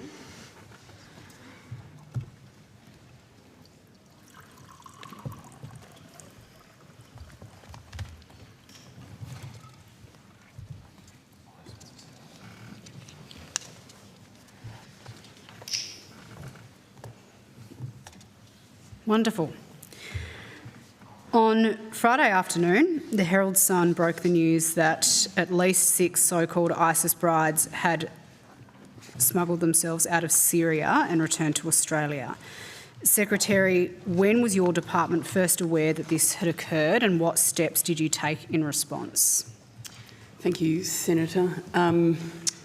So I became aware with the media reporting about the matter. I wasn't aware of the movement of those people prior to that, but I will ask Mr Muffet, who has responsibilities in that area, but broadly the department has not been specifically engaged on this issue.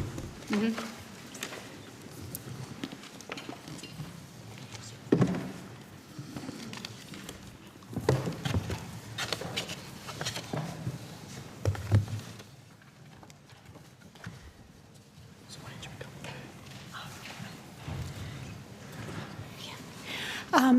Sarah Chidgey, Deputy Secretary, Integrity and Security Group. Senator, we need to take that on notice. Sorry, you need to take on notice when the department first became aware. Yes, Senator, there's ongoing engagement. Obviously, Home Affairs and Department of Foreign Affairs are the lead departments, and there's national security and foreign relations issues involved. Sure. When did you raise this with the Attorney-General, Secretary? Senator, I have not raised it with the Attorney-General. As I noted, I personally became aware when I saw the media reporting. I didn't have awareness prior to that. So subsequent to that media reporting, did you contact the Attorney-General's office to let them know what you were seeing? No, Senator. I mean, broadly, responsibilities are in other portfolios, not in this department. Mm-hmm. I mean, I take the point that this is an issue that that broaches across government departments, but the Attorney-General's department has responsibilities in relation to national security, international law, international cooperation. I would have thought that the return of radicalised Australians who left this country to fight with ISIS and have come back to this country would have ticked all of those boxes for you to proactively raise it with your relevant minister's office and any subsequent legal concerns that might come to rise from this return. Well, as I said, broadly responsibility for that does sit with other departments. Obviously, we will engage as requested, but I have nothing further to add in terms of our engagement. And no other officials at the table are aware of when this issue might have been raised with the Attorney-General? No, Senator. Minister, we may have skimmed over this earlier today in cross-portfolio, but noting that you are representing the Attorney-General, when did you become aware that the ISIS brides had returned to Australia? Well, I think I mentioned that I saw it. Sorry, but your microphone isn't on, Senator Farrell. I personally saw it in the newspaper, but I'll ask the Minister when she I think saw it. It would be good for the committee to know sooner rather than later when the Attorney-General was made aware that these individuals had returned to our country. Minister, or again, you may wish to inquire with the Attorney-General, Do you know where these individuals are located, which state, territory, local government area they might be residing in? No, I don't. But again, I'll ask the attorney what she knows about it. Secretary, you don't have any knowledge of this? I don't have any detail beyond what was in the media, but I don't recall that mentioned any particular state or territory. No. Minister, the Prime Minister and the Foreign Minister have previously said that there was no government involvement in the repatriation. Correct. Is it still the government's view that it was not involved in the repatriation of these individuals? Yes, the Australian government is not providing assistance and is not repatriating individuals in Syrian IDP camps. So what role does the Australian government have in terms of security checks, issuing passports to these individuals? I would hope the government has some role in monitoring these individuals now that they've returned to the country. Well, I'm not representing the Minister for Home Affairs in this. I'm representing the Attorney General, and I think the best idea would be if you directed those questions to the Minister who's representing the Minister for Home Affairs in these estimates. Has the Office of International Law provided any advice to the Department of Foreign Affairs and Trade or the Department of Prime Minister and Cabinet regarding the issuing of passports to these individuals?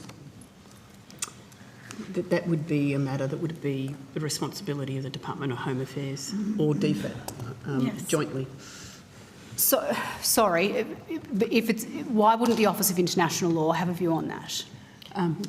Well, Department of Foreign Affairs is obviously both has its own legal area and is responsible for issuing passports, and so those questions are best directed to that department. So has the Office of International Law provided any advice to any other department, or indeed within your own department, relevant to the repatriation of the ISIS brides?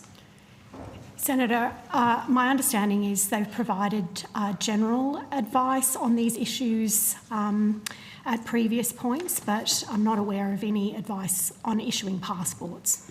At previous points? And that would be a matter for Foreign Affairs. Sure. On what dates was the Office of International Law on what dates did the Office of International Law provide previous advice in relation to this case? We'll take that on notice. You can't provide... I should be clear too, I'm not talking about this case. I'm talking about the sort of broader issues. But I'll take it on notice. The broader issues being... Over the last several years, since the time... The repatriation of this cohort? Just generally, but we have not been engaged in recent days or weeks to provide any advice. In recent days or weeks? Yeah, we'll take on notice any information we're able to give you. Okay, if you could also take on notice what was the nature of the advice. We won't provide the content of legal advice, Senator, as you know, that's a long-standing practice, and in this case, with national security and foreign relations implications. Okay, I would specifically like to know as well whether you've provided any advice in relation to the repatriation, sorry, it's 1 o'clock in the afternoon and I'm losing my words, since May 2025. We'll take that on notice. Okay. Secretary, the public reporting has made clear that our security agencies have been monitoring the women in this cohort for quite some time, and that government agencies conducted security assessments and related DNA testing. Until May this year, both ASIO and the AFP were within the Attorney General's portfolio. When were you aware that there were security assessments for these ISIS brides? Senator, we would take that on notice, but questions that relate to the work of those agencies obviously needs to be directed. Yeah, we can do that tomorrow.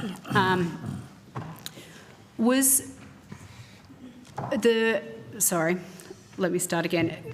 My understanding is that Prime Minister and Cabinet has today in another estimates committee confirmed that there was a meeting with PM&C and DFAT regarding the ISIS brides. Was the Attorney-General's Department in that meeting? I'll take that on notice and confer. I'm not aware, Senator.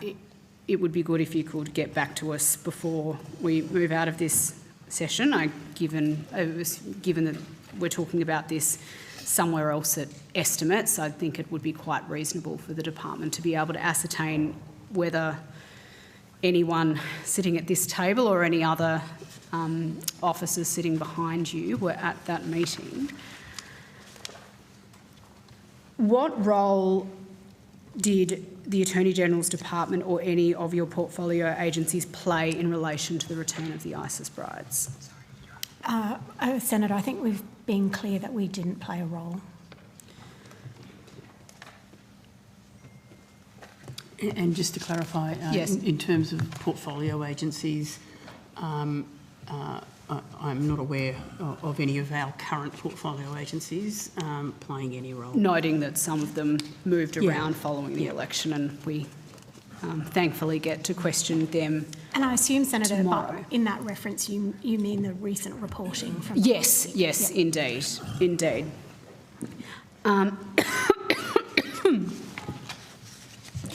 Does the department have any knowledge of which agencies were involved? No, Senator. No, I mean, I think we've directed you to Department of Foreign Affairs and Trade and Home Affairs as being the lead departments on these issues. Mm-hmm. So it would be fair to say that no one in your department authorised or signed off on the entry of the ISIS brides into Australia? Well, that would be outside our responsibilities. Yes. We would have no legal role in authorising return. And who would have a legal role? Well, I think it's DFAT in terms of their responsibilities for passports, and Home Affairs in regard to their responsibility for issuing visas or travel documents. Mm-hmm. We'll look forward to asking them questions about both of those things tomorrow. To your knowledge, are there any supervision or monitoring or control orders in place over the ISIS brides now that they are in Australia? I have no knowledge of that. No, Senator. Forgive me for asking, would you expect to have knowledge of that, or is that something that the Department of Home Affairs would have knowledge of? It would be the Department of Home Affairs and the AFP. Okay. So you aren't aware whether the ISIS brides are under surveillance, electronic monitoring, control orders? We will have to take that up with the Department of Home Affairs. We have no knowledge of that. Yes, the AFP is the agency responsible for making applications. And your department doesn't have any role in putting measures in place to ensure that this cohort returning to Australia isn't, promoting extremist ideology or attempting to radicalise Australians while they're here. That's not your remit. We have no operational role. So that's a matter for intelligence and policing agencies. And cooperation with relevant state authorities as well, but that it would all be managed through the Department of Home Affairs. Okay.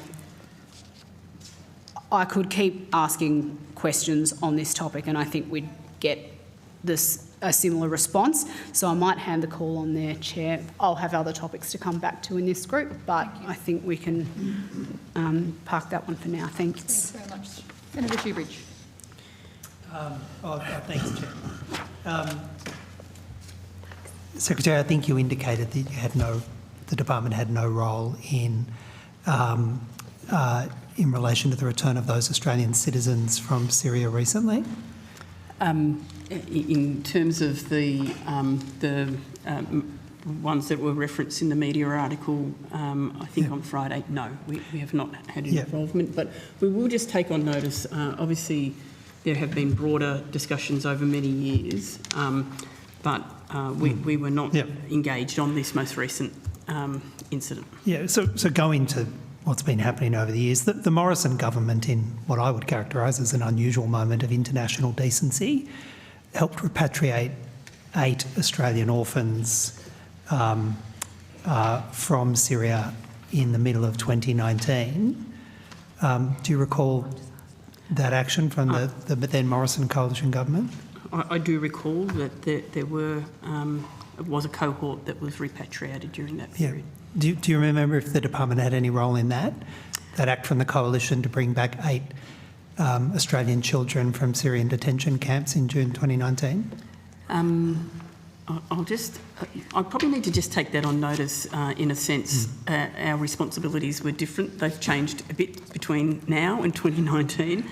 And we may have broadly been part of, whole of government IDCs, but we would, in whatever configuration of the department, we were not the lead agency on those issues. Well, do you remember in October 2022, there were, I think, 13 women and their children, again from Syrian detention camps, who were brought back to Australia in October of 2022?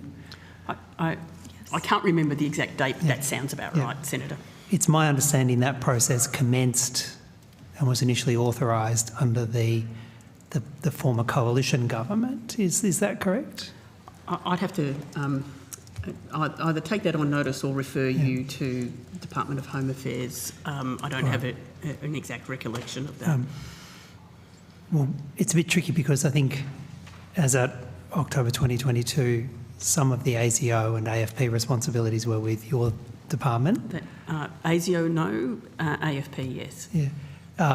Do you know if, are you aware whether the reports are accurate that all of the women and children at the El Roj camp in Syria were given a security vetting by ASIO, and ASIO indicated no security reason why they couldn't be returned in late 2022? No, we can't comment on that, Senator. So we both don't know, but it's a matter for those agencies, and there are likely to be national security considerations that they would be best placed to consider. All right, thank you. Chair, before I move on to another substantive thing, I might just hand over to my colleague. Thanks, David. Steph. The Attorney General's Department is responsible for administering the Lobbying Code of Conduct, correct? Sorry? The Lobbying Code of Conduct, you're responsible for administering? Yes, we are, Senator. Thank you. The code establishes the register of lobbyists and rules such as the 18-month cooling off period for former ministers entering lobbying rules. That's correct too? Yes, that is correct. I'll just get the relevant officer coming up. Not a problem.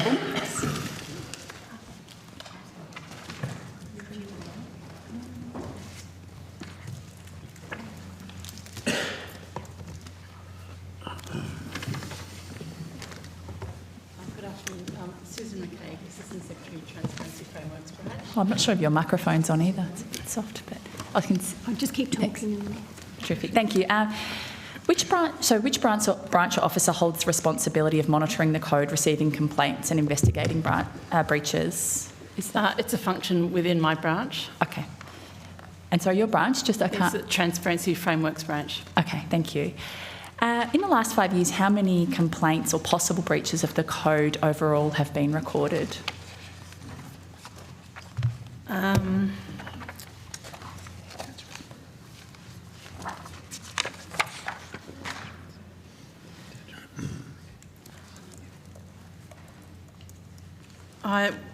If you can just give me a bit of time, I can add them up. There's a range. So we get reported breaches, and that's in the order of 50. But confirmed breaches, there's only been 14 since the scheme's operation. Thank you. And so how many of those were formally investigated? All 50 or? They're all investigated. All investigated. Yep. And are you able to share how many of those resulted in sanctions or penalties? Was that the 14 or?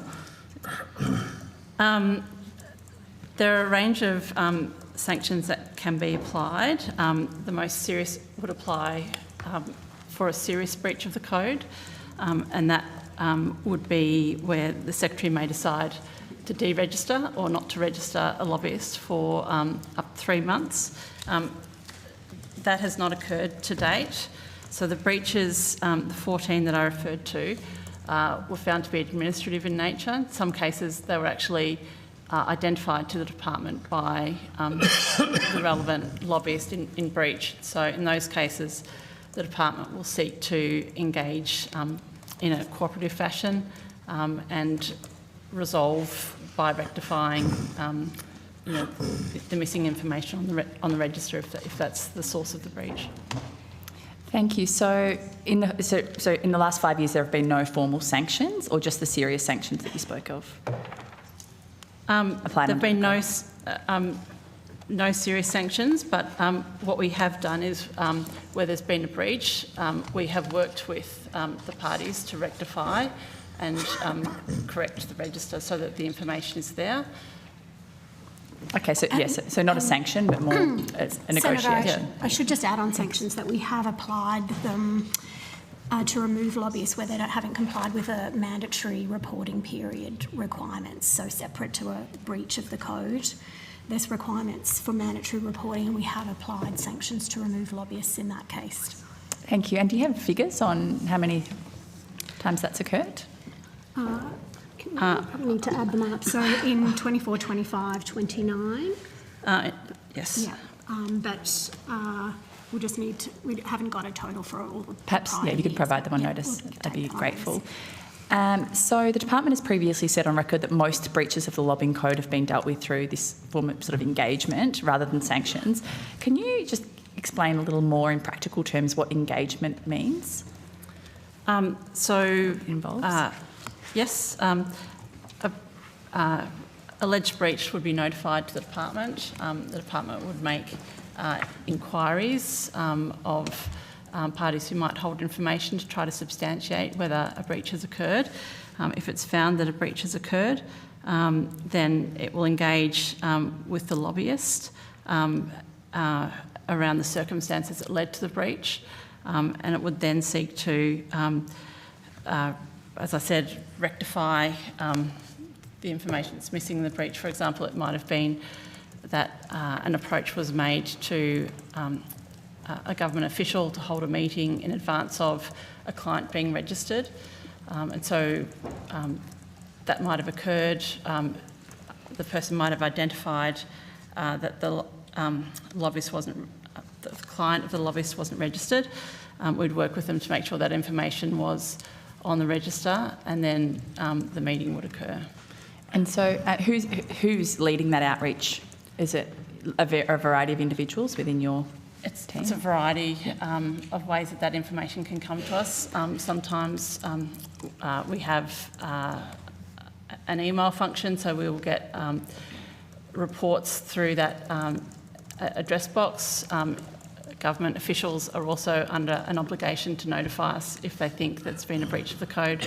Sometimes we'll get notified through those routes. We will also do our own internal checking. We also are responsible for the Foreign Influence Transparency Scheme register. So we'll cross-check information on that. We monitor media reports. Thank you. And is that... Oh, sorry, yes. Sorry, Senator. I was just going to say, having added up those figures, it's 139 times we've removed a lobbyist for non-compliance with mandatory reporting from 2021 to 22 to 2024, 25. Thank you for those quick mathematics.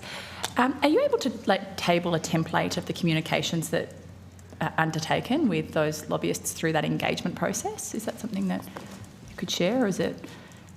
I don't know we have a template as such. But, any further information about what the requests are? Case basis. I can take the question on. Thank you, I appreciate that.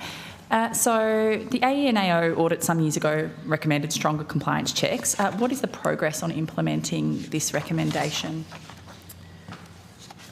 Some changes were made to the code following the AENAO audit, and it was strengthened in some respects. And so now we are implementing the updates to the code. And so they're being implemented now, you haven't had an opportunity to really see whether they've been effective at strengthening the code. They're still being implemented. The code has been updated, and we are implementing the code in its And what sort of form. updates have happened? Just to get a little more detail, if I may. So, Senator, the changes that were made after that in February 2022 included allowing the Secretary to decide not to register or re-register a lobbyist who committed a serious breach of the code on or after that time for a period of up to 3 months, strengthening disclosure requirements for former government representatives by requiring them to provide the title of their most recent government position for inclusion on the register, and where they're subject to any temporary prohibition on conducting lobbyist activities related to their former role, to provide information about that previous role and to confirm they met that prohibition period obligation. And requiring lobbyists to declare that they have not breached key parts of the code in their annual statutory declaration, and introduce a continuous disclosure requirement as well. Thank you. And I've just got some questions in relation to cooling off period. The code requires former ministers and parliamentary secretaries to observe the 18-month cooling off period before engaging in a lobbying role. That's correct? Yeah. That's does that code apply to shadow ministers or only ministers? It's ministers. Ministers. And the code says they must not engage in lobbying activities. Can you confirm if this means third-party lobbyist roles only, or does it include lobbying activities such as in-house lobbying or a role involved in government relations more generally? Would that come under the code? My understanding is it relates to lobbying in broader sense. But the code itself only applies to third-party lobbying. And can you please explain how that works in practice? Do former ministers have to notify you, notify your office before taking on that lobbying role, or in order to be assessed or cleared, or is it something that's checked after the fact if someone, say, raises a concern about it? Well, they need to be registered if they're going to undertake lobbying activities, and obviously that they're only permitted to undertake those activities once they've had that 18-month cooling off period. And the various declarations I mentioned to you in the earlier answer apply. Thank you. Just checking.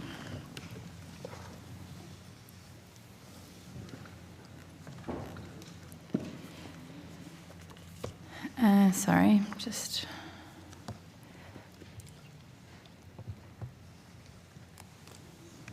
So I just, and as an example, I suppose, what powers do you have, firstly, what powers do you have to actually enforce that cooling off period retroactively if you become aware of the breach?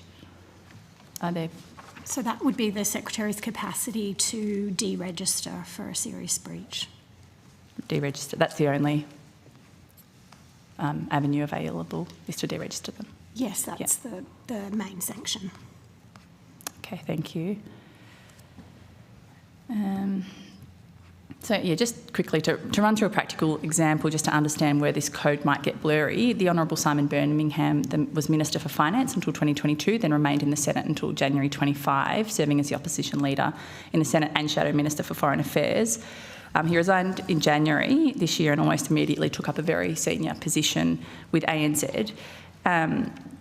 Because he's a Shadow Minister, I recognise that probably wouldn't be captured, but do you think that we are missing, I suppose this is more directed to you, Minister, that he would have had significant access to relevant information, to relationships, and that code not capturing him is problematic?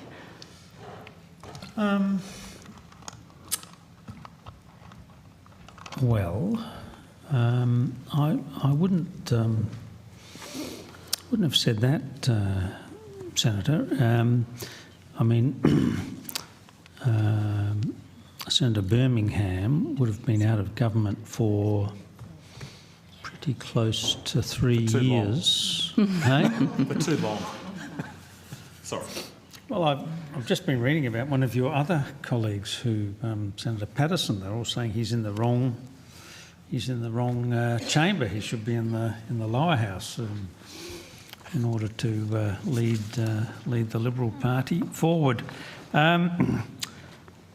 Look, I'll have to give this some thought, but I would have thought that the fact that Senator Birmingham had been out of government for 3 years would have meant that he really wouldn't have had access to government decisions. He's a relatively young man, obviously made a decision to exit federal Parliament, and I wouldn't have thought after 3 years of absence from a ministerial role that there should have been any impediment on what sort of employment he should be able to take up, to be honest with you. So you unless you can sort of identify some area where his knowledge in a shadow capacity, would create issues. I personally can't see anything that.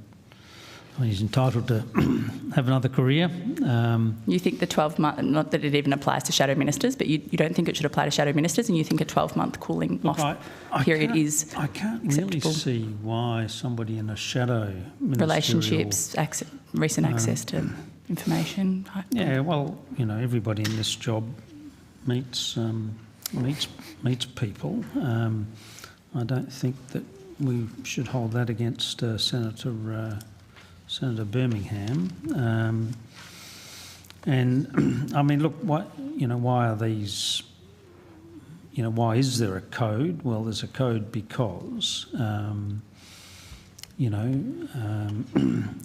a matter of transparency, you want to ensure that knowledge that ministers learn in this job isn't misused or used to somebody's inappropriate advantage.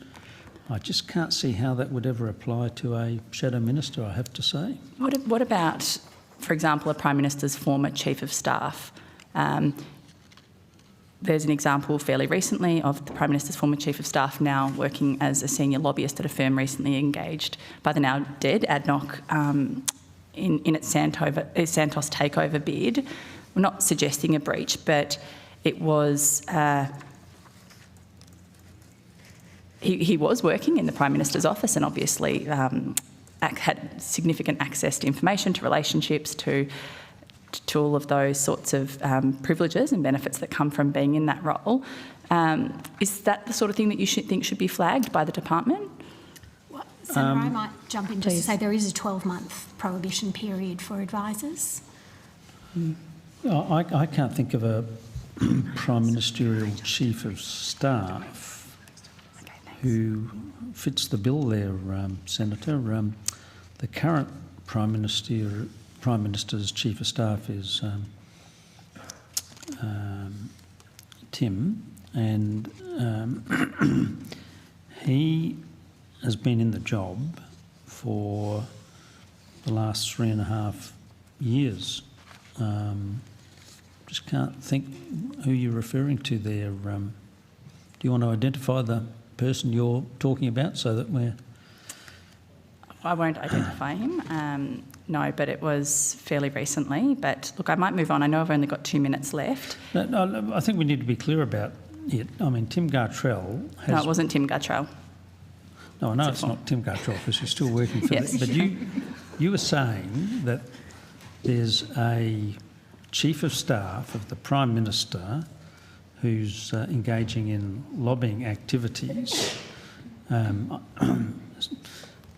Gartrell, who does a fabulous job, I might add, has been in the job for 3.5 years, so I can't think who it could be that you're... Former Chief of Staff. No, but the Prime Minister's been the Prime Minister since 2020. Sorry. Prime Minister's former chief during the Gillard government. So, my apologies. We're talking 12 years ago, are we? Is that? Sorry, I'm just trying to... You're talking about events that occurred 12 years ago. Right, okay. I'm going to jump to my next question because I know I'm running out of time and it is an important one and it's for the department. Well, sorry, Senator, can we be clear, though, that you are not talking about any current Prime Minister Albanese Chief of Staff here? I believe that's correct. Sorry, I don't have that information in front of me, but my apologies. But I'm going to quickly jump to this next question and I'll be finished after this. Quite a quick one. Is it a quick one? Yeah. Okay, quick. Thank you. Has the department prepared any advice about potential exposure to liability for failing to take climate action following the International Court of Justice advisory opinion on the obligations of states in relation to climate change? We'll just need to get different officers up. Senator. Is that okay, or do you want me to hold that over? If you can hold your question, you've got to share the call, and I can come Okay, sure. Senator Polly. Thank you. I wanted to actually move on to ID Care and have some more questions around that program. If I could, do we have to bring other officers? Yes, they're coming up now.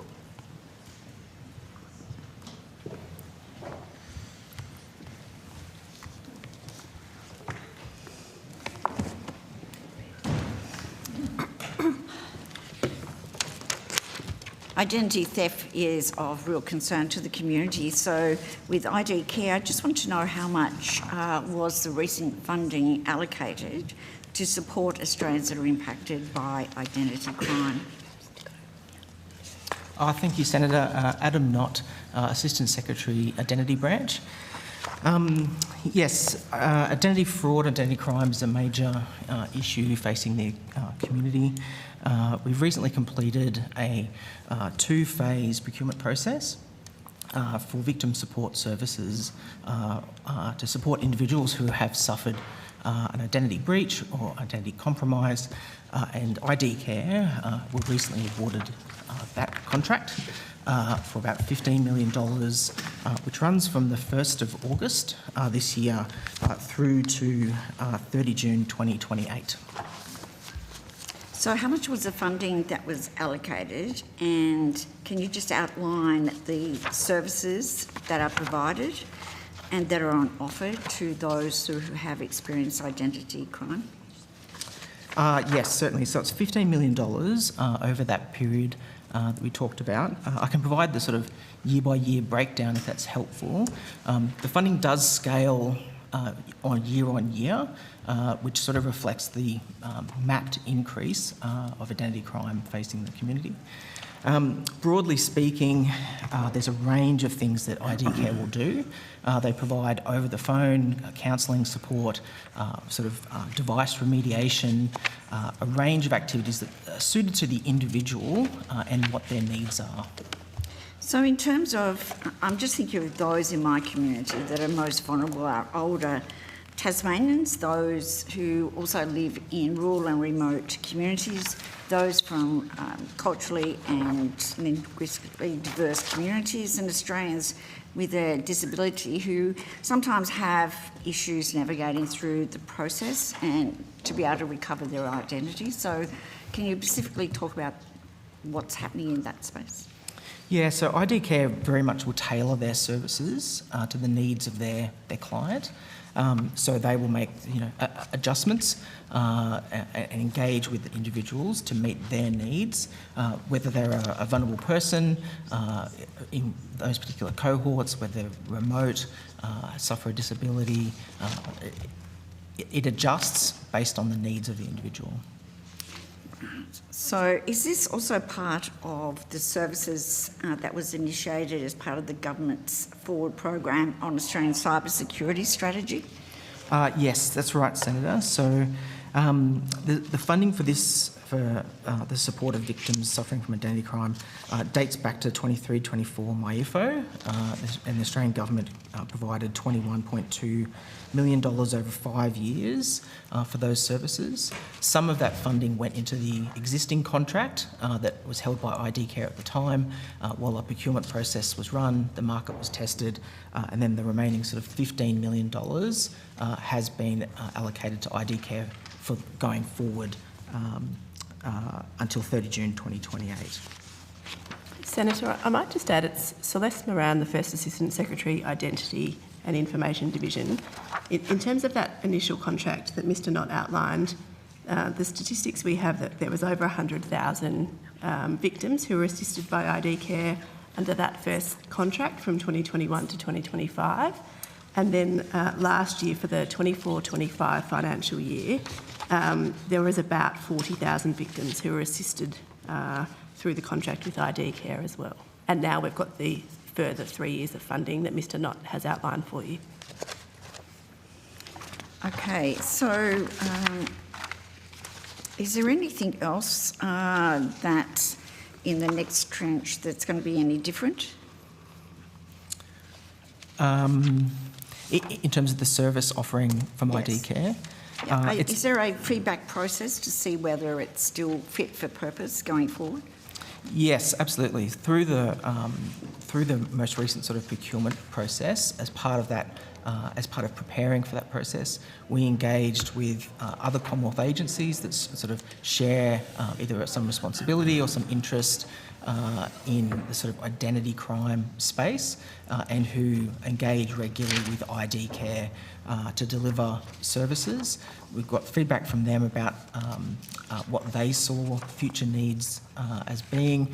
We fed that into the procurement process and into the contract design phase to make sure that the work that ID Care was being asked to do met sort of future needs and was responsive to those needs.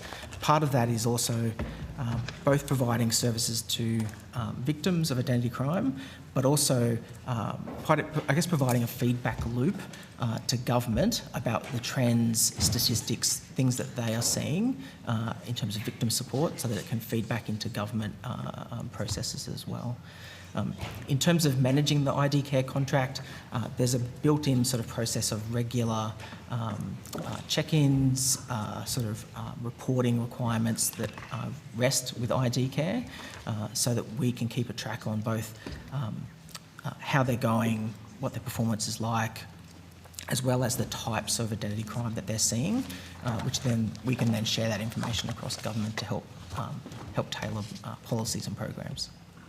Thank you. It's a very good program, but I'd like to move on with the time that I have left to talking about National Security Criminal Law Branch Criminal Code amendment and ask some questions around the changes with the intelligence agencies. Assume we need other officers at the table.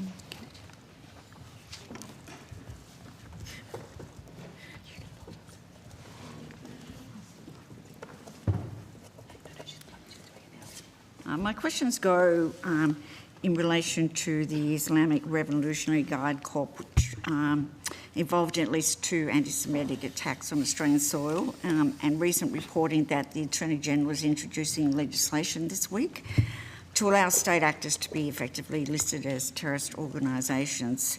Can the department provide the committee an update on the work that has been done on this legislation since it was announced in August? Yes, Senator. So at the government's request, we obviously very quickly did work on policy parameters that were approved by the Attorney-General and have worked with the Office of Parliamentary Counsel to prepare a bill. And so it will create, as the Attorney-General has said, a new regime in the Criminal Code that will enable listing of state sponsors of terrorism, along with comprehensive offences that will apply within that new regime to state-sponsored organisations that are listed that undertake terrorist activities, as well as those who engage with, support and finance those listed state sponsors. So I note that parts of the Criminal Code are subject to an intergovernmental agreement between the Commonwealth and the states and territories. Can you please clarify whether the legislation is solely the responsibility of the Commonwealth, or are there other entities? So the new regime will, so I think the intergovernmental agreement you refer to, Senator, covers Part 5.3 of the Criminal Code and the existing offences.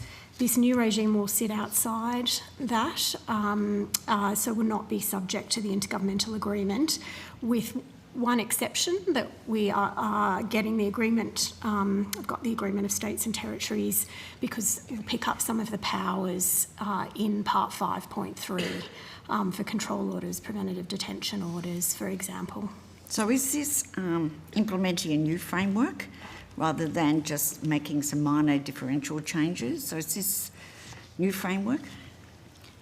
It is a significant new framework, Senator, and just to be clear, we're seeking the state and territory agreement but have not got that finalised as yet.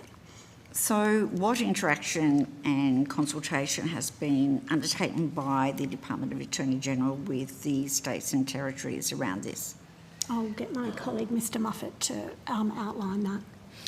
Thanks, Senator. Luke Muffet, Assistant Secretary, National Security and Criminal Law Branch. So we've engaged with the states and territories on a number of occasions since the announcement to ensure that the new framework can be operationalised effectively by law enforcement, both Commonwealth and state and territory law enforcement. So as Ms Chidgey said, it's about ensuring that the powers available for law enforcement to respond to terrorism at the moment are also available to respond to instances of state-sponsored terrorism. So we've been working with them on the development of the policy as well as the text, which will amend Part 5.3, noting that under that intergovernmental agreement you referred to, the agreement of a majority of First Ministers is required. So it's a pretty significant announcement that the government's made. So is the government intending to refer the bill to the Parliamentary Joint Committee on Intelligence and Security for consideration? Yes, Senator. Great. Thank you. If we now, if I've got a bit more time. A couple of minutes. To go to questions in relation to whistleblower reform. Assume another changeover of the team? Yeah, just get the relevant officers up to the table.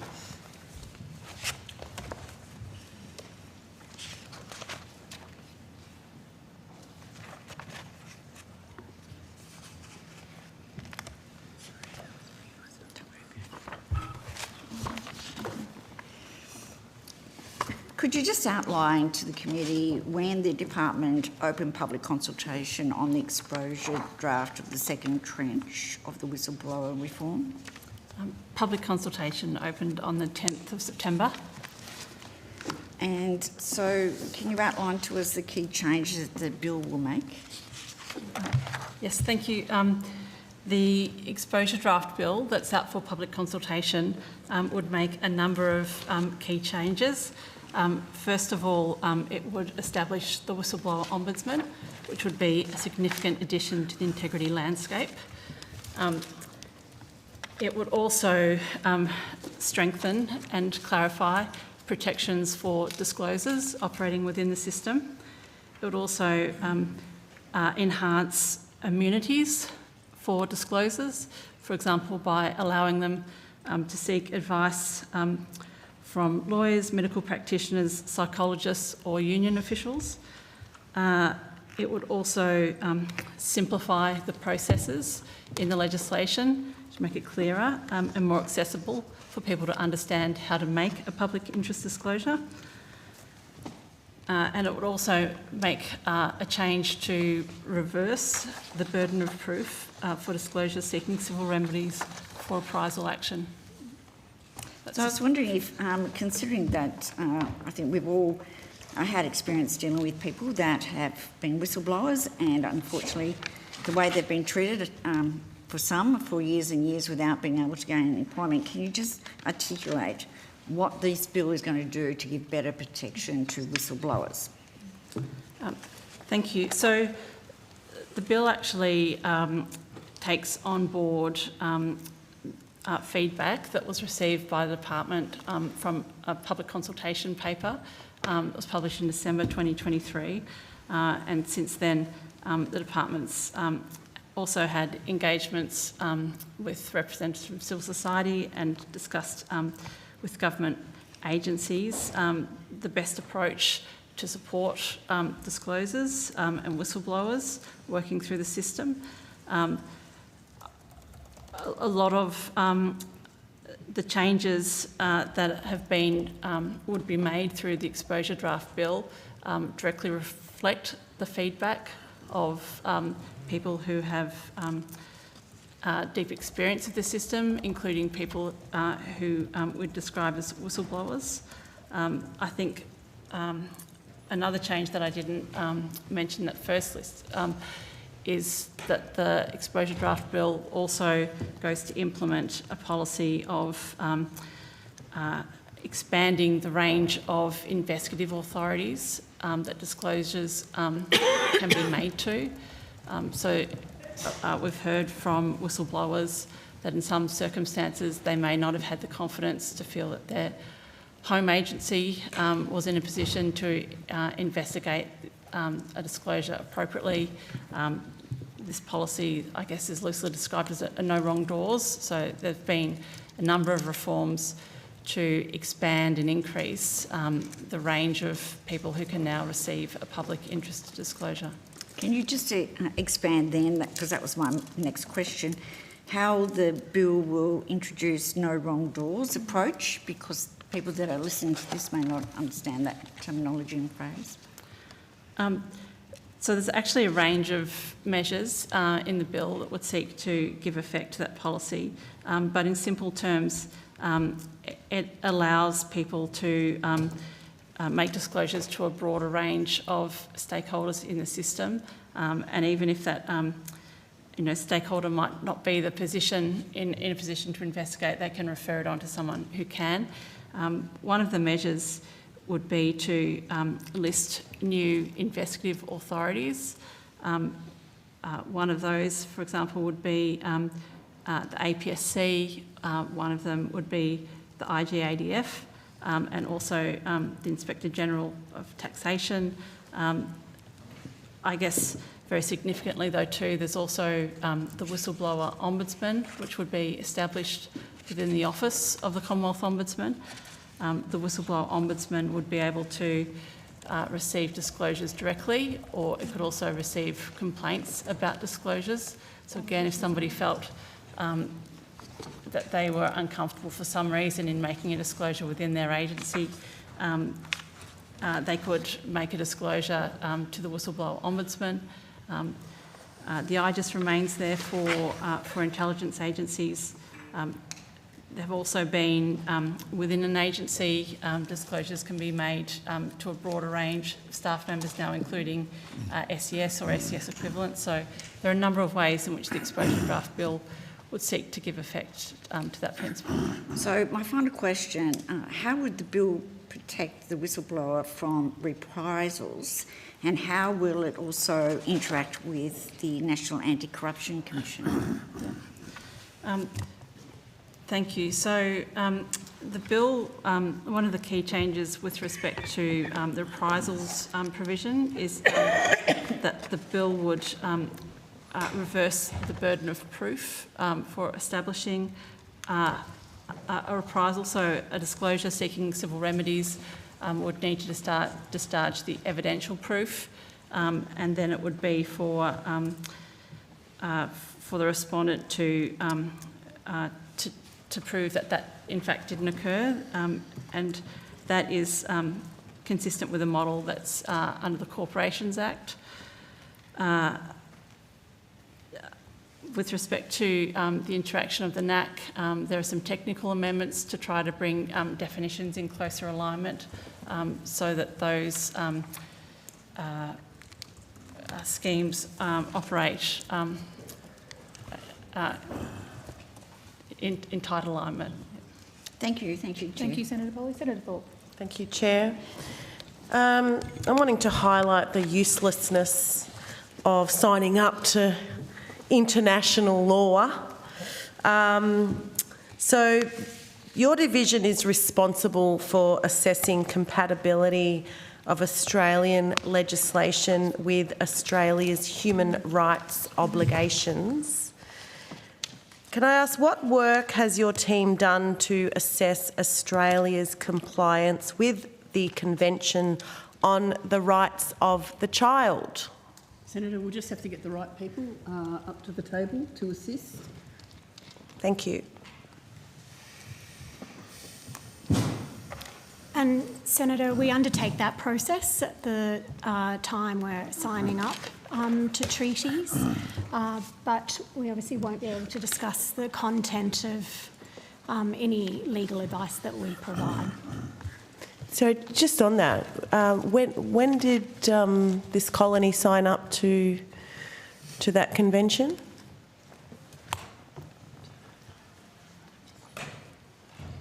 we'll just have to check that date for you, Senator. Ta.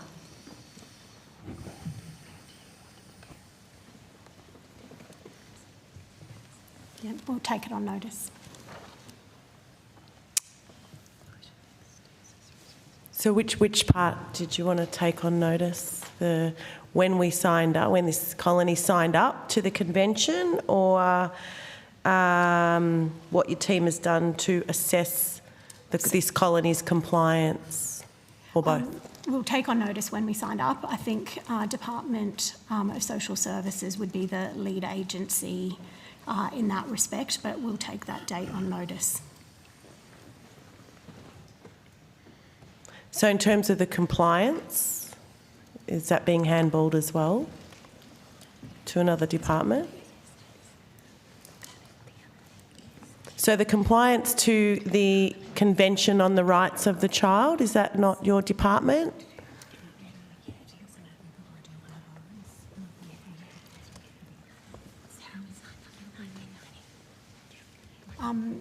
And that was in 1990 is the year, and then Office of International Law can talk about that process at the time that we sign up. Anne Sheehan, First Assistant Secretary, International Law and International and Public Law Division. So the Office of International Law provides advice to government on compliance with international conventions. So departments can come to us for advice on implementation. When Australia ratifies a treaty, we provide advice to the government on steps necessary to implement a treaty domestically. And since, I think, 1996, when the Joint Standing Committee on Treaties was established, there's a process by which a national interest analysis is presented to Parliament to provide information to Parliament on how that treaty would be implemented. Is it taken seriously, or is it just a tick and flick and trying to make the colony look like we're doing something? Our legal advice is serious. We provide legal advice to the government and to government agencies requesting that advice. So, thank you. Has your team specifically assessed what legislation then would need to be introduced to meet Australia's obligation under the Convention on the Rights of the Child? There would have been work done prior to 1990 when Australia ratified the treaty as to what would be required to implement the treaty domestically. So 35 years ago. So it's not always legislation that might be required. It would depend on the nature of the obligations in a particular treaty, whether obligations could be implemented administratively or whether legislation would be required to put in place. So 35 years ago, you did this work? A lot's changed in 35 years. Is there like a regular assessment of some sort? I mean, 35 years. I'd say there's a range of mechanisms. So when new legislation's introduced into Parliament, there's a requirement for a statement of compatibility with human rights, and the Convention on the Rights of the Child is one of the treaties that needs to be assessed by departments in putting forward legislation to Parliament. There's also a process where there are various treaty body reporting mechanisms through the United Nations where Australia will report to the United Nations on our implementation of those conventions, and there is such a mechanism with respect to the Convention on the Rights of the Child. And this country, as I understand it, is pretty poor in the context of how the international community looks down on us, on how serious we take those treaties, particularly the rights of children, given we lock children up at 10 years of age in this country. We wouldn't accept that characterisation, Senator.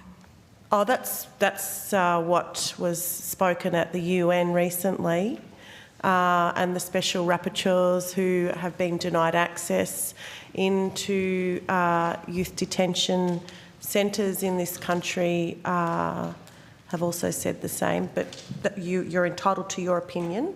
I'll go on to my next question. has the department recommended the use of the Commonwealth's external affairs powers to ensure state and territory laws comply with Australia's international treaty obligations? Senator, we just wouldn't get into the nature of any legal advice we provide to the government.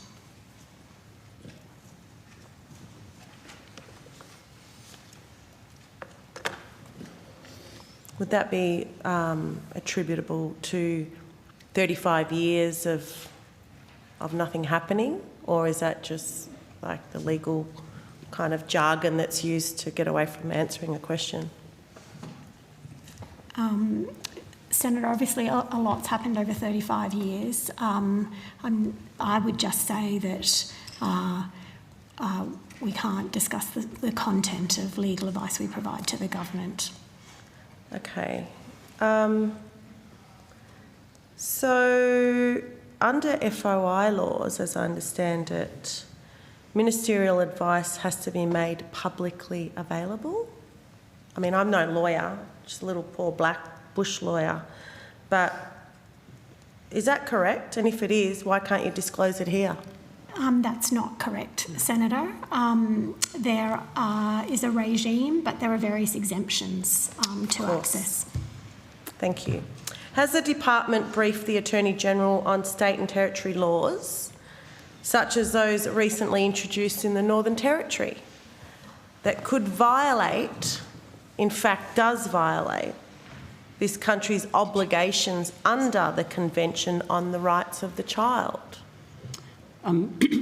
Senator, obviously, just referring back to the discussion we had prior to the break, there's a lot of work that the department does, in particular around closing the gap and measures there.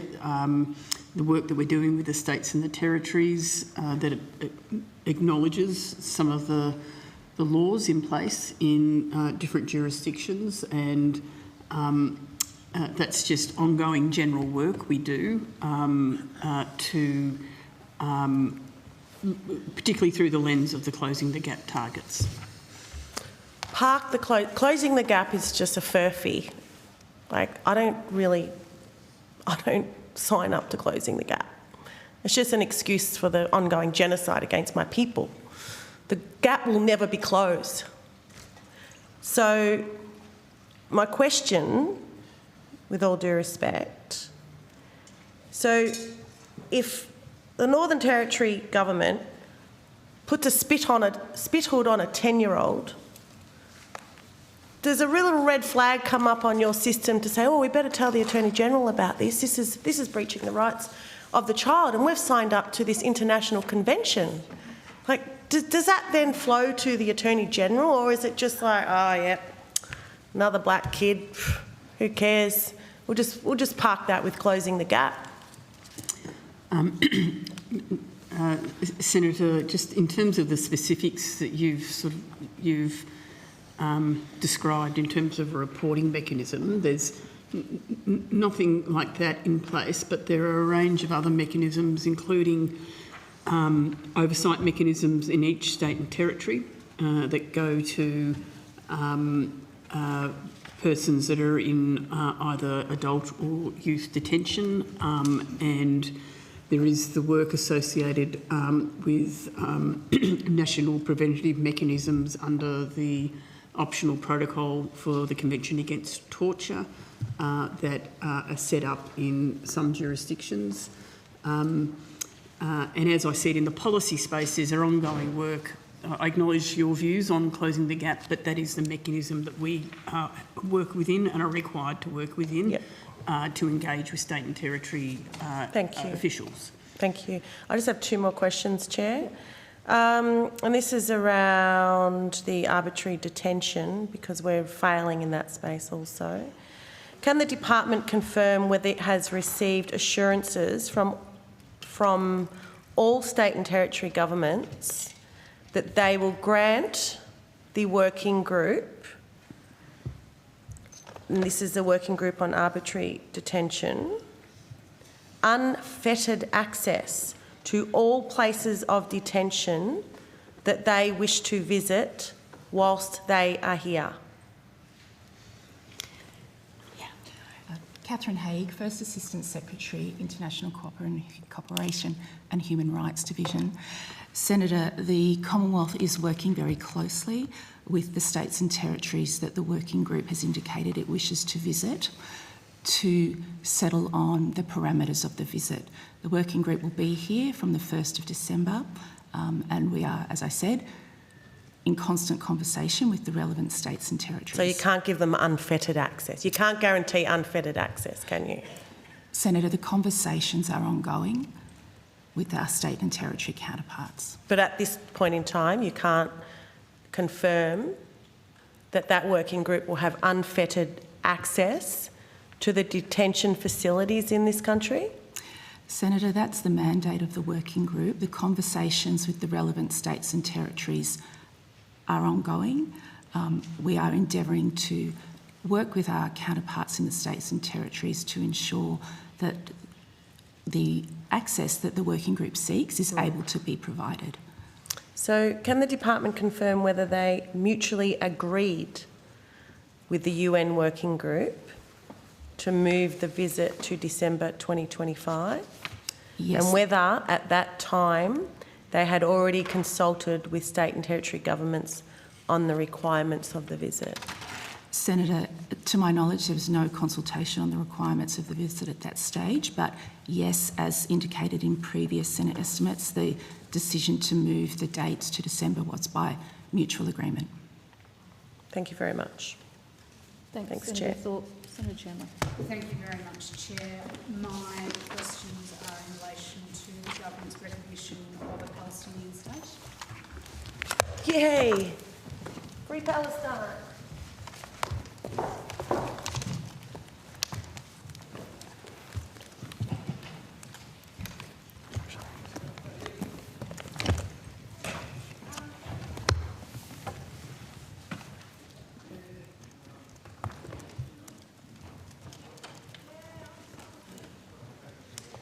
What are the qualifications for recognition of a state at international law?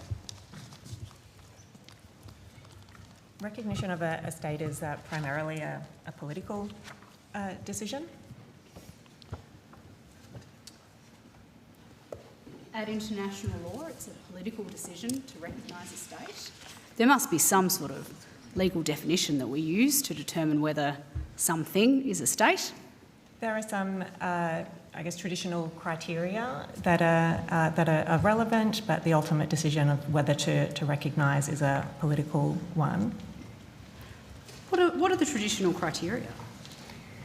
They are a permanent population, a defined territory, a government, and the capacity to enter into relations with other states. So my understanding is those are the criteria set out under the Montevideo Convention, is that correct? Correct. So they're not traditional criteria, they're something that's set out under a convention. But a decision whether to recognise is a political decision. Does Palestine have agreed borders which define its territory?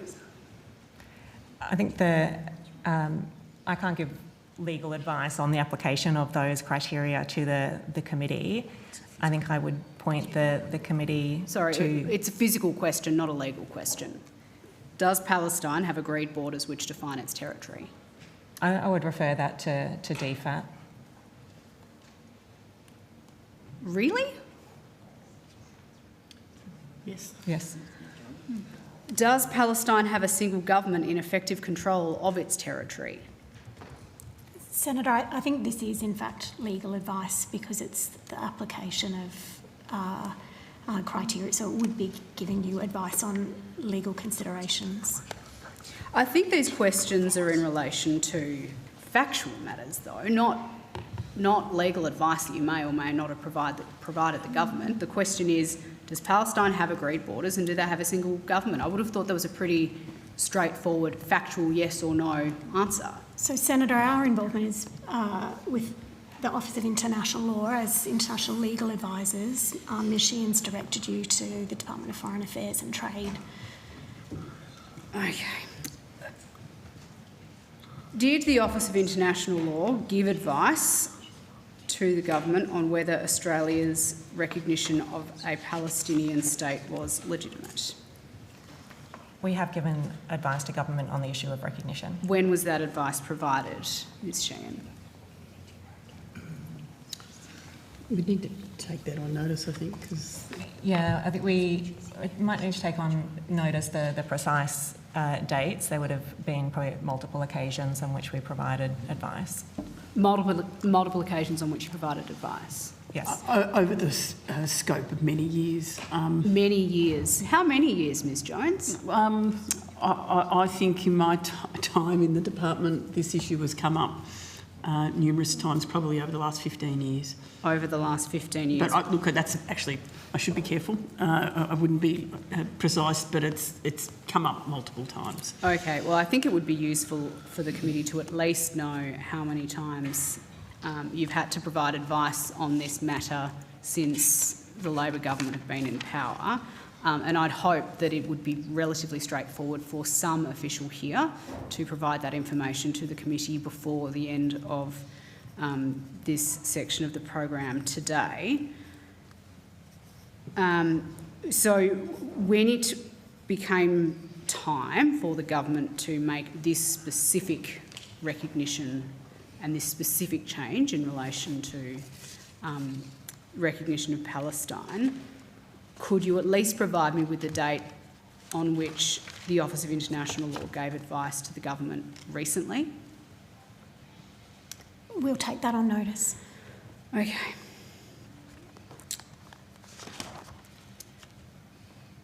What's the capital of Palestine?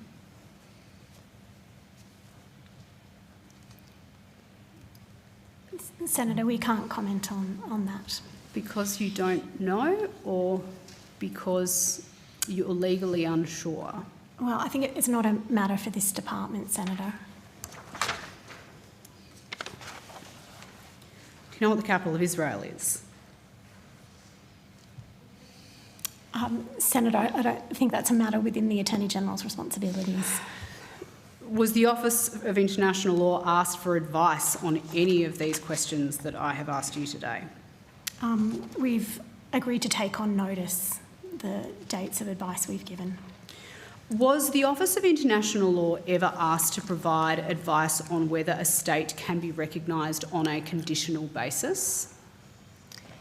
Senator, I think that's starting to get into the content of advice that we wouldn't comment on. Okay, generally speaking, can recognition of a state ever be conditional? Senator, that would constitute legal advice. I'm trying to figure out if I can phrase that in a way where it wouldn't constitute legal advice. I mean, going back to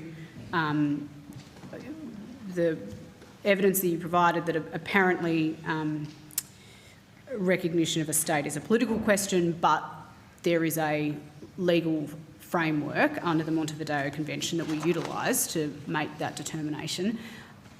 Does the Montevideo Convention allow for conditional recognition of a state? I think that would be providing legal advice to the committee. Okay. On the 11th of August, when the Prime Minister announced that Australia would recognise Palestine, he outlined a series of commitments which Australia had obtained in the course of the government's decision to recognise Palestine. And the Prime Minister said, "Our government has made it clear that there can be no role for the terrorists of Hamas in any future Palestinian state. This is one of the commitments Australia has sought and received from President Abbas and the Palestinian Authority. The PA has reaffirmed it recognises Israel's right to exist in peace and security. It's committed to demilitarise and to hold general elections. It is pledged to abolish the system of payments to the families of prisoners and martyrs and promise broader reform of governance, financial transparency in the education system, including international oversight to guard against the incitement of violence and hatred. These detailed and significant commitments have been given even greater weight by the Arab League's unprecedented demand for Hamas to end its rule in Gaza and surrender its weapons to the Palestinian authorities. But those commitments have no bearing on whether Palestine is recognised as a state legally. Would that be correct?" I think the government's decision was to recognise the state of Palestine, and it's now done so. Yes. But the Prime Minister outlined a series of conditions that he, or commitments that he had sought and seemingly obtained. But the reality is, when it comes to that legal recognition, there's no way of guaranteeing that those commitments would be seen through. Yeah, I think what my understanding of what the Prime Minister was setting out was what considerations the government was taking into account in its decision, which it's now taken to recognise. But when we're trying to, when the government is going through the process of recognising that state, I mean, those commitments are all sort of future-looking things. There's no legal way of guaranteeing that those things have to occur before recognition can take place. Is that correct? I think I would just repeat my earlier answer that there were political considerations, and it's ultimately a political decision to decide to recognise.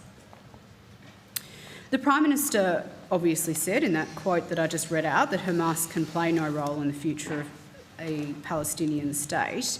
If in due course Palestine holds elections and Hamas is elected, can we revoke recognition of Palestinian statehood legally? I think that would amount to providing legal advice to the committee. You can't tell us whether or not Australia would be recognising a terrorist state if Hamas is elected the government of Palestine? Senator, there's a number of hypotheticals there, and we would not generally respond to hypotheticals here at Estimates. Can the department confirm that the recognition of Palestine as a state is a legal question that is not tied to the conflict between Israel and Hamas? Senator, I think Ms Sheehan has said a couple of times that it's ultimately a political decision that the government has taken. I'm not sure we can provide any further commentary. Can the department confirm that recognition of Palestine as a state is a legal question that doesn't prevent violence, doesn't get aid through and doesn't release hostages? Well, I think just I have to reiterate the point that Mr G and Ms Sheehan have made, that ultimately it is a political decision.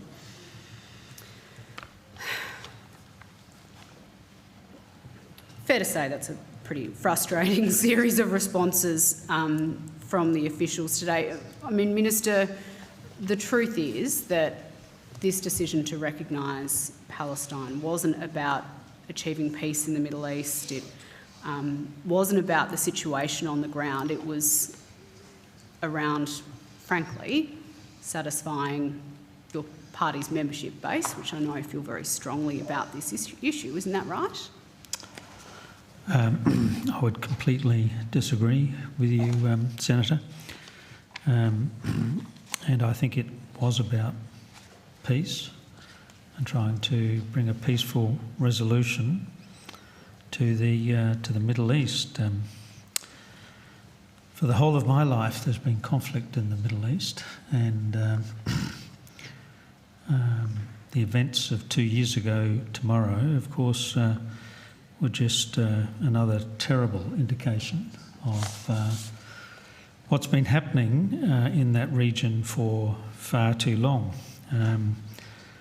A group of countries, including the United Kingdom, France, Canada, so people, countries that we often identify with internationally, made similar decisions that one way to progress the issue of peace in the Middle East, particularly in these most difficult of circumstances, was to provide recognition to the Palestinians. And that decision, as you've been questioning the officials, was made earlier this year. I know it would be disappointing from the Coalition's point of view if peace did occur in the Middle East, because you'd then have nothing to well, no. You, with respect, Senator. With respect. Yes. Yeah, well, with respect, I was answering the question, and you made allegations that this whole issue is about domestic Australian internal Labor Party politics. This is not about any of those things. This is about trying to provide a peaceful settlement, which certainly this government wants to see in the Middle East. Nobody wants to see the fighting continue. Of course. Nobody, more than the Labor Party, would like to see an end to the conflict in that region, and that includes the Prime Minister and the Foreign Minister. So to the extent that as a government we can influence international events, then we want to stake our claim to a peaceful resolution of this issue. And if, as reports are already suggesting, that there may be a peace deal in the next few days, nothing would give the Labor Party, nothing would give the Prime Minister, nothing would give me greater satisfaction to know that something that an Australian government had done had contributed to the peaceful outcome in the Middle East. Minister. Well, I know. I would say the same thing about the Greens. Once there's peace in the Middle East, once peace is achieved in the Middle East, of course, you have nothing further to contribute to this debate. Both the Greens and the Coalition are in the same position. The Labor Party wants to see a peaceful resolution. The Labor Party wants to see the Labor Party wants to see a peaceful resolution. Senators, can I just give us a bit of a reset? To the issues. Sorry, Minister, can I get you to pause for a second? Senators, can we just take a breath? I want to allow Senator Chandler to finish her final couple of questions, and I will encourage senators not to interject, please. Senator Chandler. Thank you very much, Chair.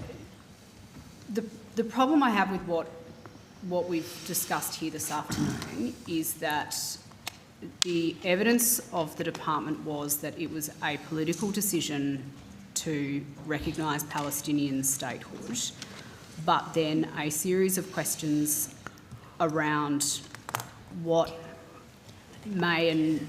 conditions may or may not have to have been satisfied to agree on statehood were effectively legal advice. So I'm just trying to understand how the decision to recognise statehood was made in terms of whether the government sought advice from you to say legally can we do this, and you said legally yes we can, or you said legally yes we can't, or you said legally things have changed at this point in time. But I don't think we can say that it's a purely political decision and then for the department to say, but we provide legal advice on that because, you can't have both in an effect. So I think that is consistent, Senator, in the sense that it is ultimately a decision for government. We've taken on notice to indicate the dates on which we've given advice, but there are some indicia, but ultimately it is a matter for government to make that decision.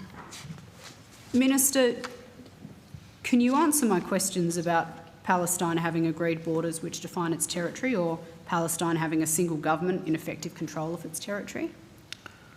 I can answer what I know about the Middle East, but I think it would be more appropriate if you've got questions of that nature that we either refer it to the Attorney-General herself, or for that matter to the Minister for Foreign Affairs. Okay. Yes, you can share the call, Chair. Thank you, Senator Chandler. Senator Chair, Senator Shoebridge asked a question earlier about copyright. I wonder if I can provide an answer to that question. The Albanese government is invested in the success of Australia's creative industries and public interest journalism. The Attorney-General has been clear that the option of AI technologies and the significant benefits it brings must be done in a way that builds trust and confidence in its use. Australia has a long-standing and robust copyright system which is consistent with international law. The government has no plans to weaken copyright protections. Any potential reforms to the Australian copyright laws must consider the impacts on Australia's creative content and news media sectors. The Attorney-General is continuing to engage on these issues, including through the copyright and AI reference group that our government established last year. Thank you, Minister. Senator McKim. Thanks. Good afternoon, Minister. I want to ask a question or two about faith-based discrimination. About what? Faith-based discrimination.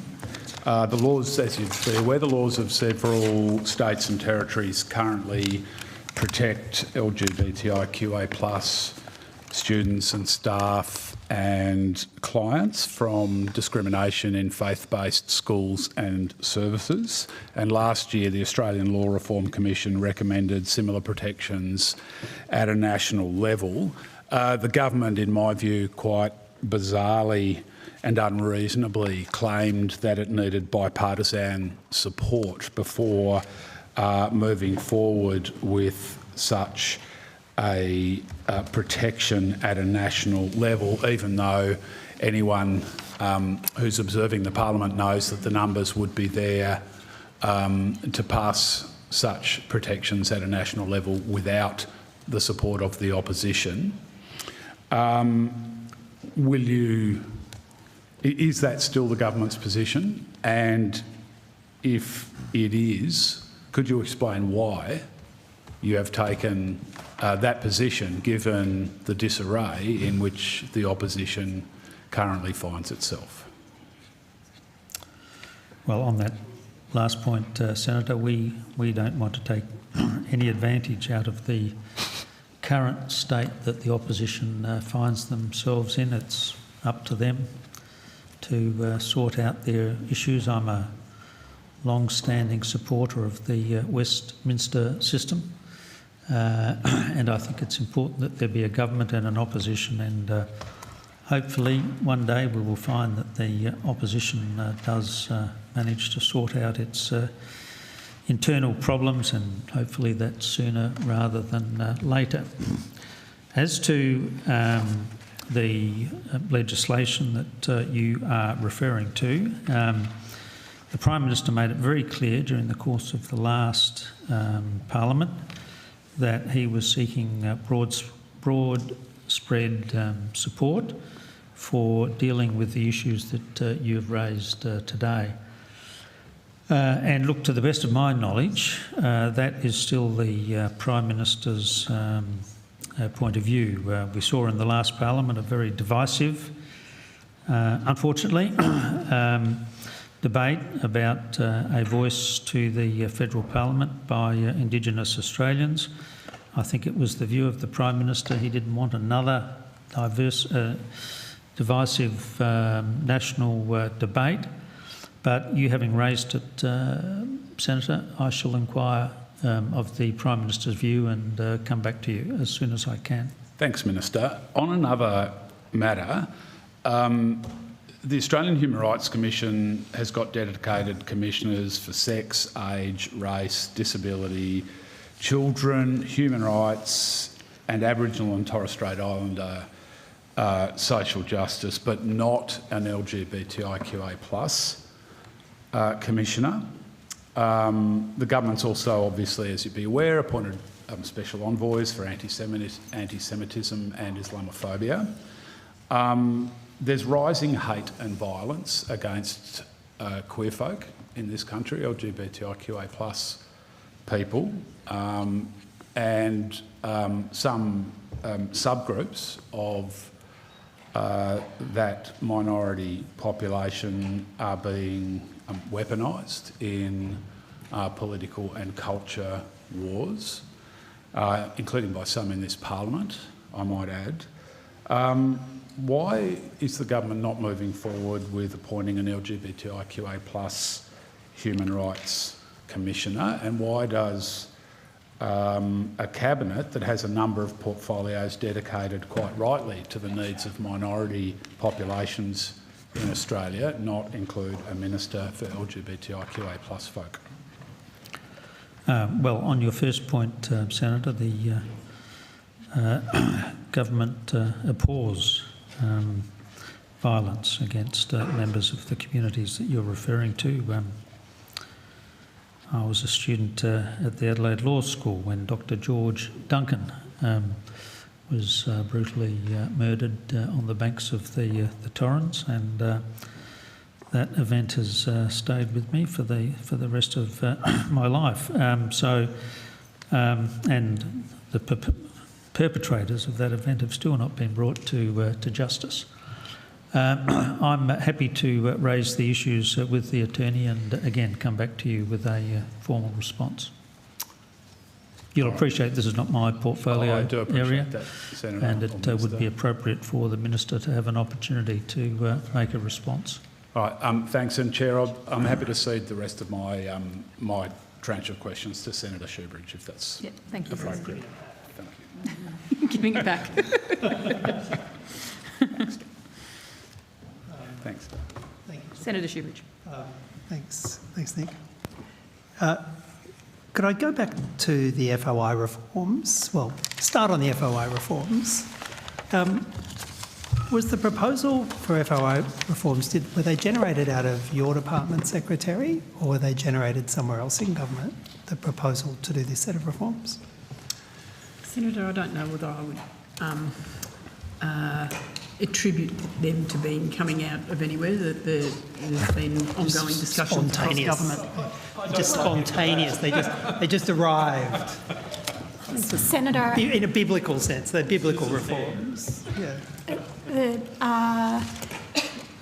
current bill was developed by the department, but there's been a track record of reviews and recommendations. The 2013 Hawke Review, the 2015 Learning from Failure Report, 2019 Independent Review of the APS, Senate Committee, and also APS Integrity Task Force. So there's a variety of reviews that the department considered and consulted across government as well.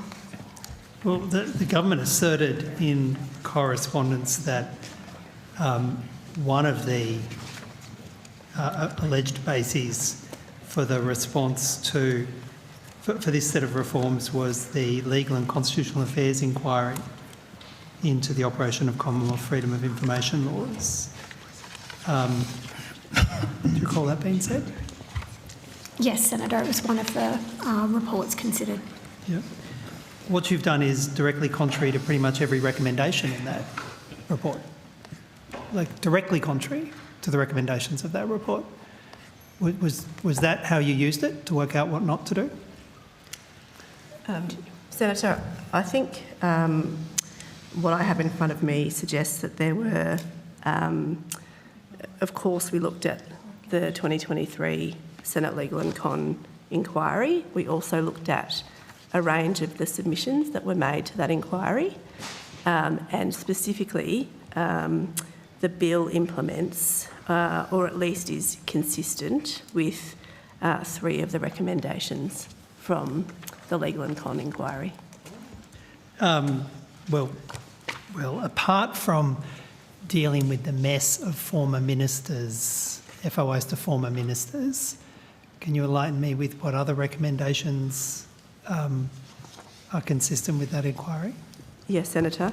So I think recommendation 11 was in relation to fees and charges, and while it's not exactly the same, the committee recommended that the government consider the merits of introducing or maintaining fees, costs and charges for FOI applications and FOI reviews as part of a future review of the FOI regime. So obviously it recommended a review, which hasn't occurred. But if you read the report was concerned about the excess charges and fees, and the intent of the report was to remove charges and fees, not put in new charges and fees. Senator, the report's concern was excess fees being charged to individuals. Well, fees are not currently available under the FOI Act. Charges are. Yes, and the report was concerned about excessive charges being levied for FOI requests, and you responded to that concern about excessive charges by putting in place a whole lot of new fees. It's Ms Moran, we wrote the report. I was the chair of the report. Sorry, Senator. Sorry. Yeah. So anyhow, we've got that one. Across the table, please. And I didn't... And Senator Shoebridge, you had another one? The other one was recommendation 15, which is in relation to vexatious application declarations. The committee recommended that consideration be given to making amendments to the FOI Act to streamline processes relating to vexatious application declarations. All right. But the other 20-odd recommendations, they're not even touched upon in the government's response to the committee, which is a 2-page letter of the 3rd of September. Is that all we expect in terms of response to that committee's recommendations? That 2-page letter of the 3rd of September? Well, Senator, as I understand it, in response to the order for the production of documents, there was this letter, as you described, that was provided by the Attorney-General, and that is available on the Senate Legal and Con Committee website in relation to the government response. Well, then are we expecting a response now, a substantive response to the December 2023 report of the committee? Well, Senator, as I understand it, it is currently, this letter is currently, has been published as the government response. Okay. So the other 20-odd recommendations will just not be addressed by the government? Is that the state in place? It's not your fault necessarily, Ms. Moran, but if you could just I think identify. that's a matter for government. I'm just describing to you the status of what I understand this letter and how it's been published by the committee to be. Ms. Moran, do you know if the Information Advisory Committee, I think that's its name, the Information Advisory Committee was consulted in the course of the FOI review? Is that what is available under the Australian Information Commissioner Act, Senator? Yes. Just so we're talking about that. Established under sections 26 and... Yeah. So as I understand it, but I will correct this if it's not right. The advice I was provided in relation to the committee is that it hasn't been operational for a number of years. And so it was last operational when Mr McMillan was the FOI Commissioner in the OAIC at the time, and the committee was decommissioned when there was decisions taken that looked like the OAIC was going to be abolished and it hasn't been re-established since. Okay, so that obviously if the government has considered it defunct, it's your understanding that wasn't part of, wasn't involved in any discussions? That's right, Senator. But we did consult the OAIC. You recall we asked a series of questions about FOI responses in relation to the FOI reforms. Ms Moran, did the government consider proactively disclosing that information, the information they relied upon to make the scheme changes, which would be consistent with your obligations under the FOI Act? Sorry, Senator, you might just have to repeat for me the question. Well, I was sitting here and listening. So I asked questions earlier about a series of FOIs, and I think there's been 21 FOIs directed to the department about what information and consultation and stakeholders were relied upon for the FOI reforms. And I think the Secretary and officers indicated there had been 21 FOIs directed to the department. That's right. Yep. And I think the Secretary indicated that there was an assumption that there would be some activity in that space in advance. And I don't mean to verbal you, Secretary, but that's my memory of the import of your evidence. You expected there would be some questions and queries about it? In terms of in this session? No, in terms of FOI requests about your FOI reforms. Right. Well, I think Mr Gifford set out the status of the response there. So, Ms Moran, all government departments have an obligation to consider the proactive disclosure of information rather than simply passively relying on FOI requests under the FOI Act.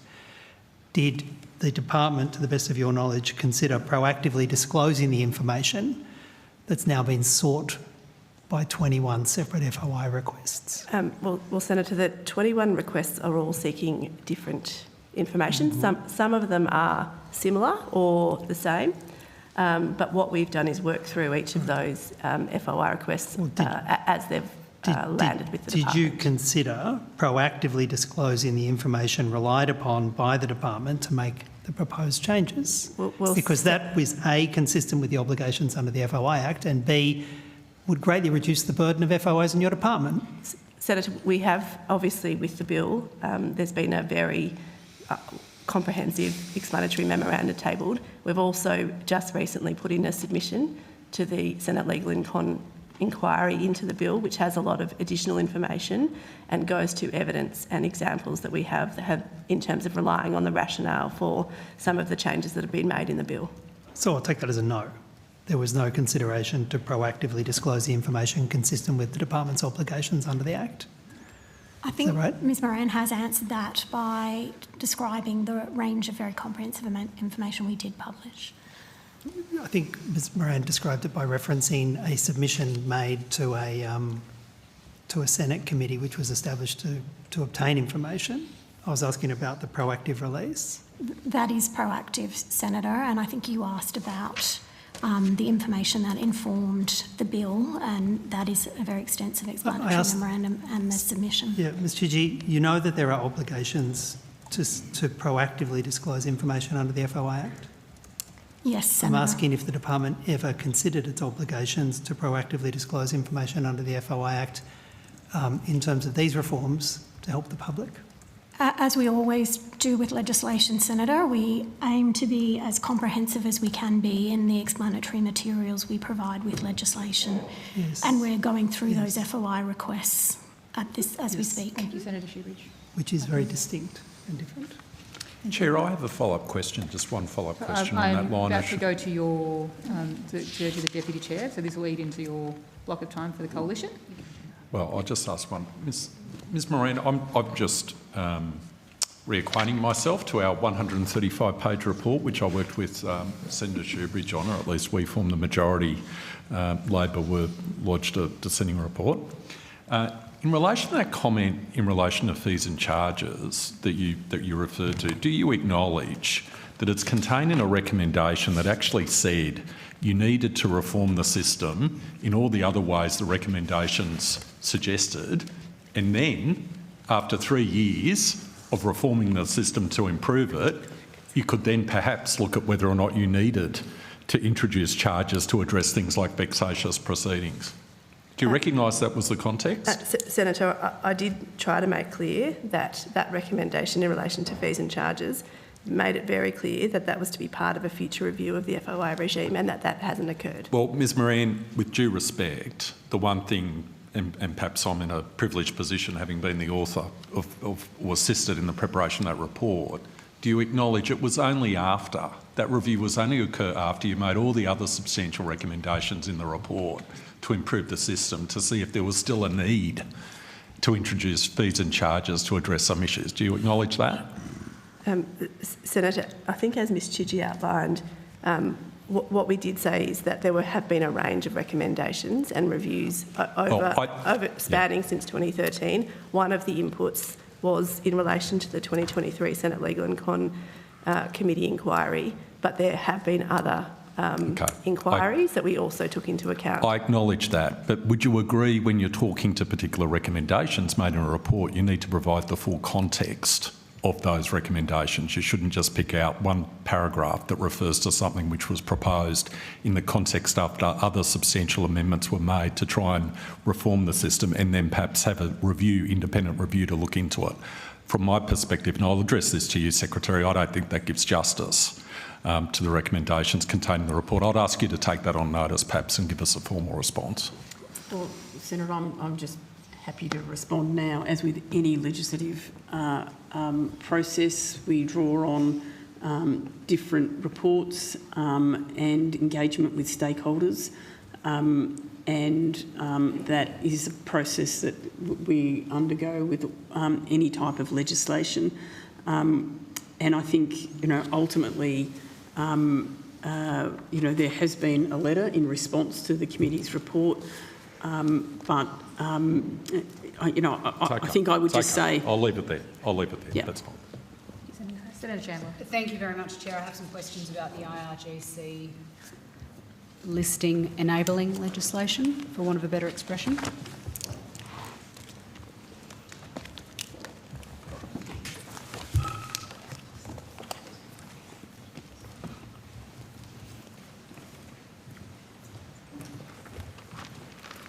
And I think we canvassed some of these questions earlier on this morning, Secretary. Can you confirm when this legislation is going to be introduced to the Parliament this week? Senator, unless anything's happened in the last couple of hours, my understanding is it will be this week, but we don't know precisely which day yet. Right, so all we know about this legislation at this point is that the introduction of it was dropped to the Australian Financial Review. We don't know when it's going to be introduced to the Parliament. We don't know when anyone's going to be briefed on its contents. And we don't know when it's going to be debated. I assume there's no chance, Secretary, that that Mr Phil Corey from the Financial Review has been provided with a copy of this legislation. I would have no knowledge of that, Senator. Minister? No, I don't know the answer to that question. It might be good if we could get an answer to that question. It would be useful to know in briefing out the fact that this legislation was going to be introduced. I can text him and see whether or not he's prepared I'd appreciate it more if you texted the Attorney-General to find that out rather than contacted Mr Corey himself.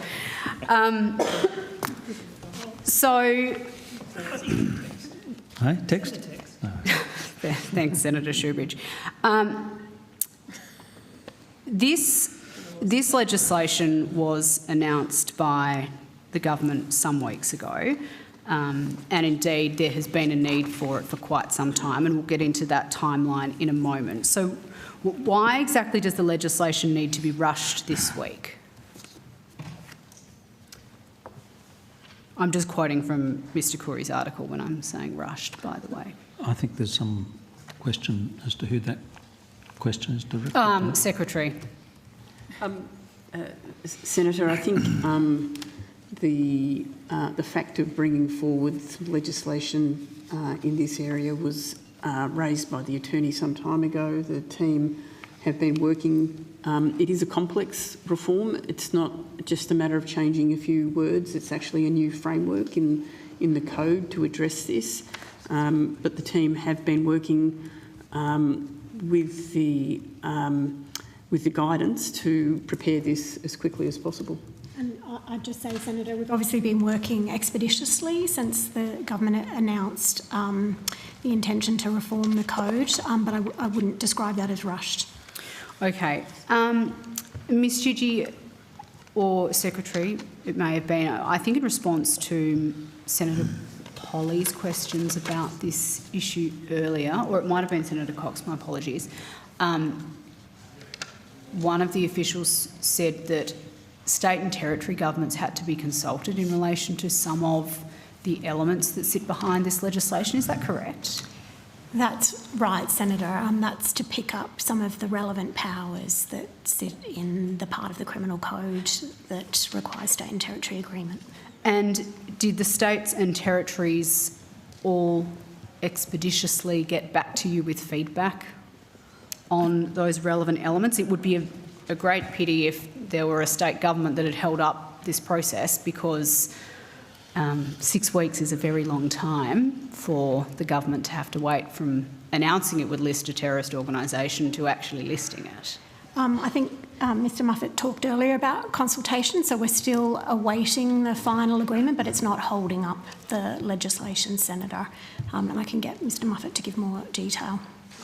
I think we've canvassed that earlier. Mr Muffet, thank you. Now, Ms Chidgey, I believe you're aware that the Department of Home Affairs began drafting a nomination form for the terror listing of the IRGC in late 2022. We've discussed this at estimates previously. I can't comment on the detail of that, Senator. But you were aware that, you are aware now that the Home Affairs Department was going through a process to list in late 2022? I can't comment on the detail. Aware that there were considerations. Okay. And you're aware that the Department of Home Affairs proceeded to draft a statement of reasons document for the listing of the IRGC in early January 2023?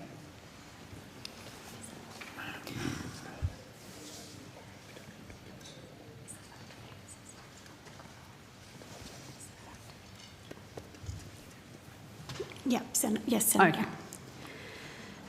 So media has reported that the Department of Home Affairs believed in 2022 that the IRGC should be prescribed as a terrorist group, and that would certainly be supported by the fact that there were documents existing to facilitate a listing around that time. But the Attorney General's department objected to the change because the laws as they stand do not allow a group connected to a government to be listed. Again, we've discussed this at estimates previously, Ms Chidgey. And DFAT opposed listing the group as they wish to maintain a diplomatic relationship with Iran. Would you say that that's a fair summary of the long story that this listing has gone through? No, Senator. I would say that we provided advice that the listing regime didn't capture state entities. So I think the distinction there is not specific to the IRGC. It's our view in terms of what the current framework allows and its absence of being able to be applied to state entities. Sorry, Secretary, but it must have been specific to the consideration of the IRGC, because at that point in time, the only organ of a nation state that was being talked about potentially being listed as a terrorist organisation was the IRGC. I mean, we obviously don't comment on organisations that are being considered for listing. It was a general piece of advice about the application of that part of the code. We weren't objecting to the IRGC. We were describing the application of those provisions of the criminal code. Sorry, Ms Chidgey, the department provided a submission to the Senate inquiry into human rights abuses in Iran, specifically saying that the IRGC couldn't be listed as a terrorist organisation because it was the organ of a nation state. The department had specifically turned its mind to the question of whether the IRGC could be listed as a terrorist organisation. Yes, our advice was about the application of the criminal code to state entities. As you'd be aware, we engaged with Department of Foreign Affairs on the nature of the IRGC. So I'm just thinking that your testimony somewhat contradicted itself. You were providing generalist advice about the fact that a terrorist organisation can't be an organ of a nation state, but it was within the context of a specific organisation that was being considered at the time, being the IRGC. We know that the Department of Home Affairs at the end of 2022 was considering listing them. That was the context in which we provided advice to the committee about the application of those provisions of the criminal code. So it would be your evidence then, Ms Chidgey, I'm guessing, that the department didn't object to the listing of the IRGC back in 2023?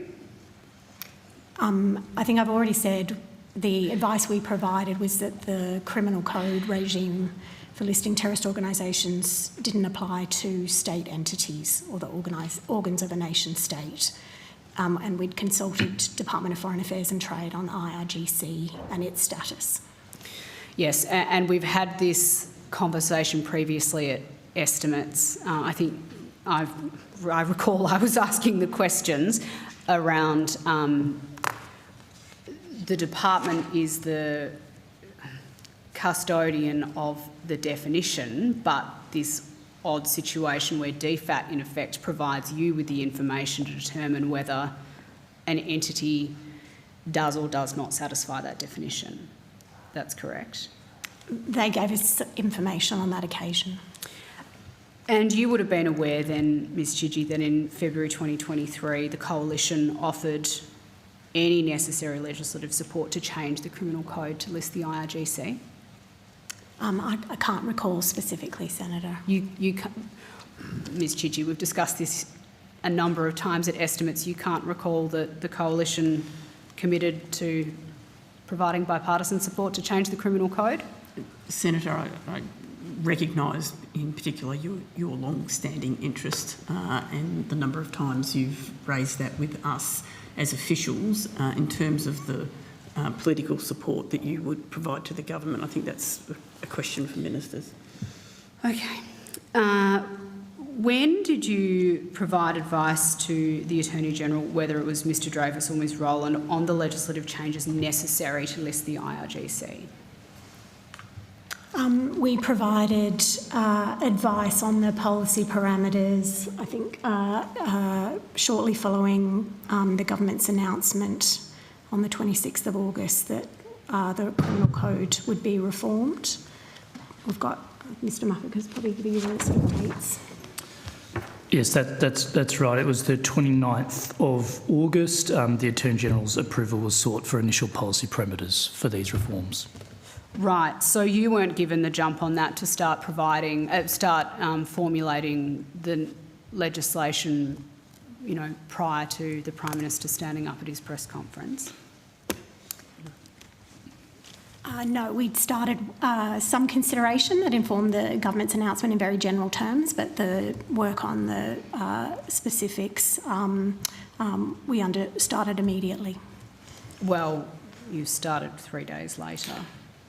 If it was the 29th, the Prime Minister's announcement was on the 26th. I think that was when we gave advice to the Attorney-General. We obviously started work before that.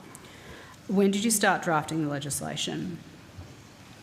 Well, it would be following the approval received from the Attorney-General about the parameters for the legislation, so in the period after she approved that submission. Could you tell us when the Attorney-General approved that submission? We'll take that on notice. Okay.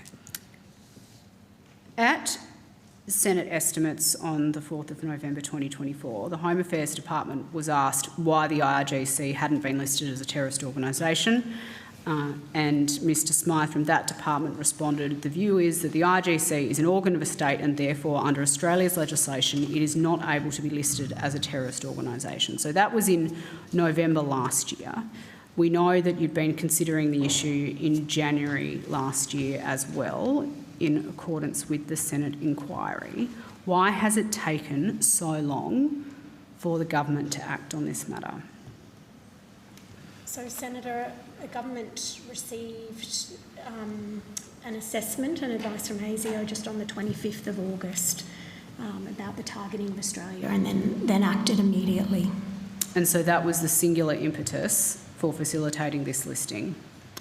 That's right. It was obviously very significant that there were those attacks targeting Australia.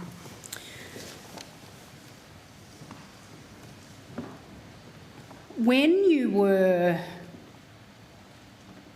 devising your legal advice in January 2023 in relation to the fact the IRGC, according to you, couldn't be listed as a terrorist organisation, when you were doing that work, did you identify in specific terms the legislative barriers that existed?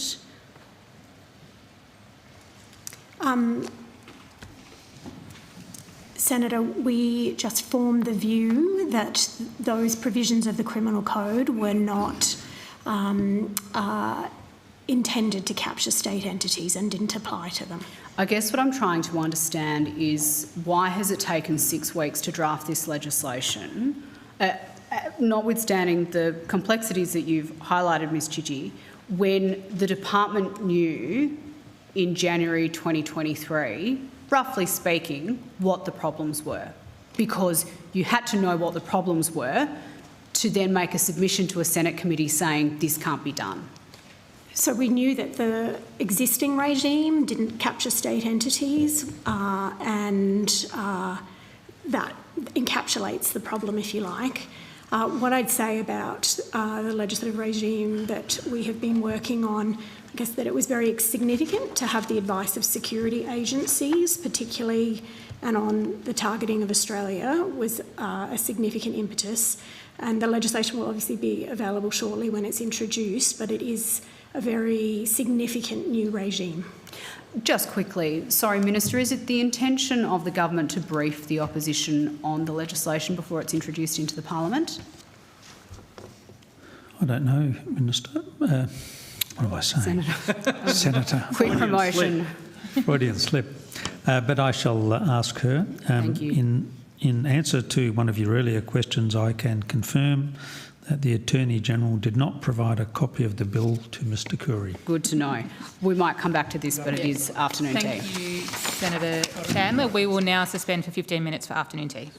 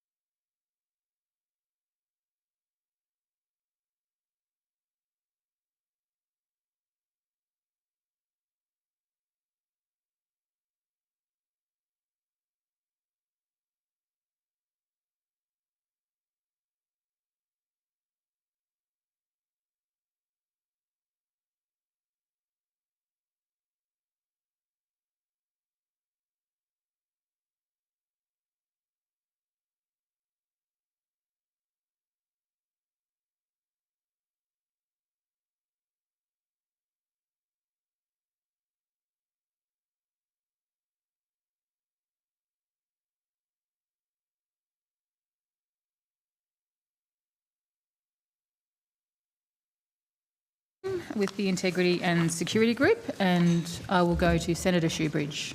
Oh, thanks, Chair.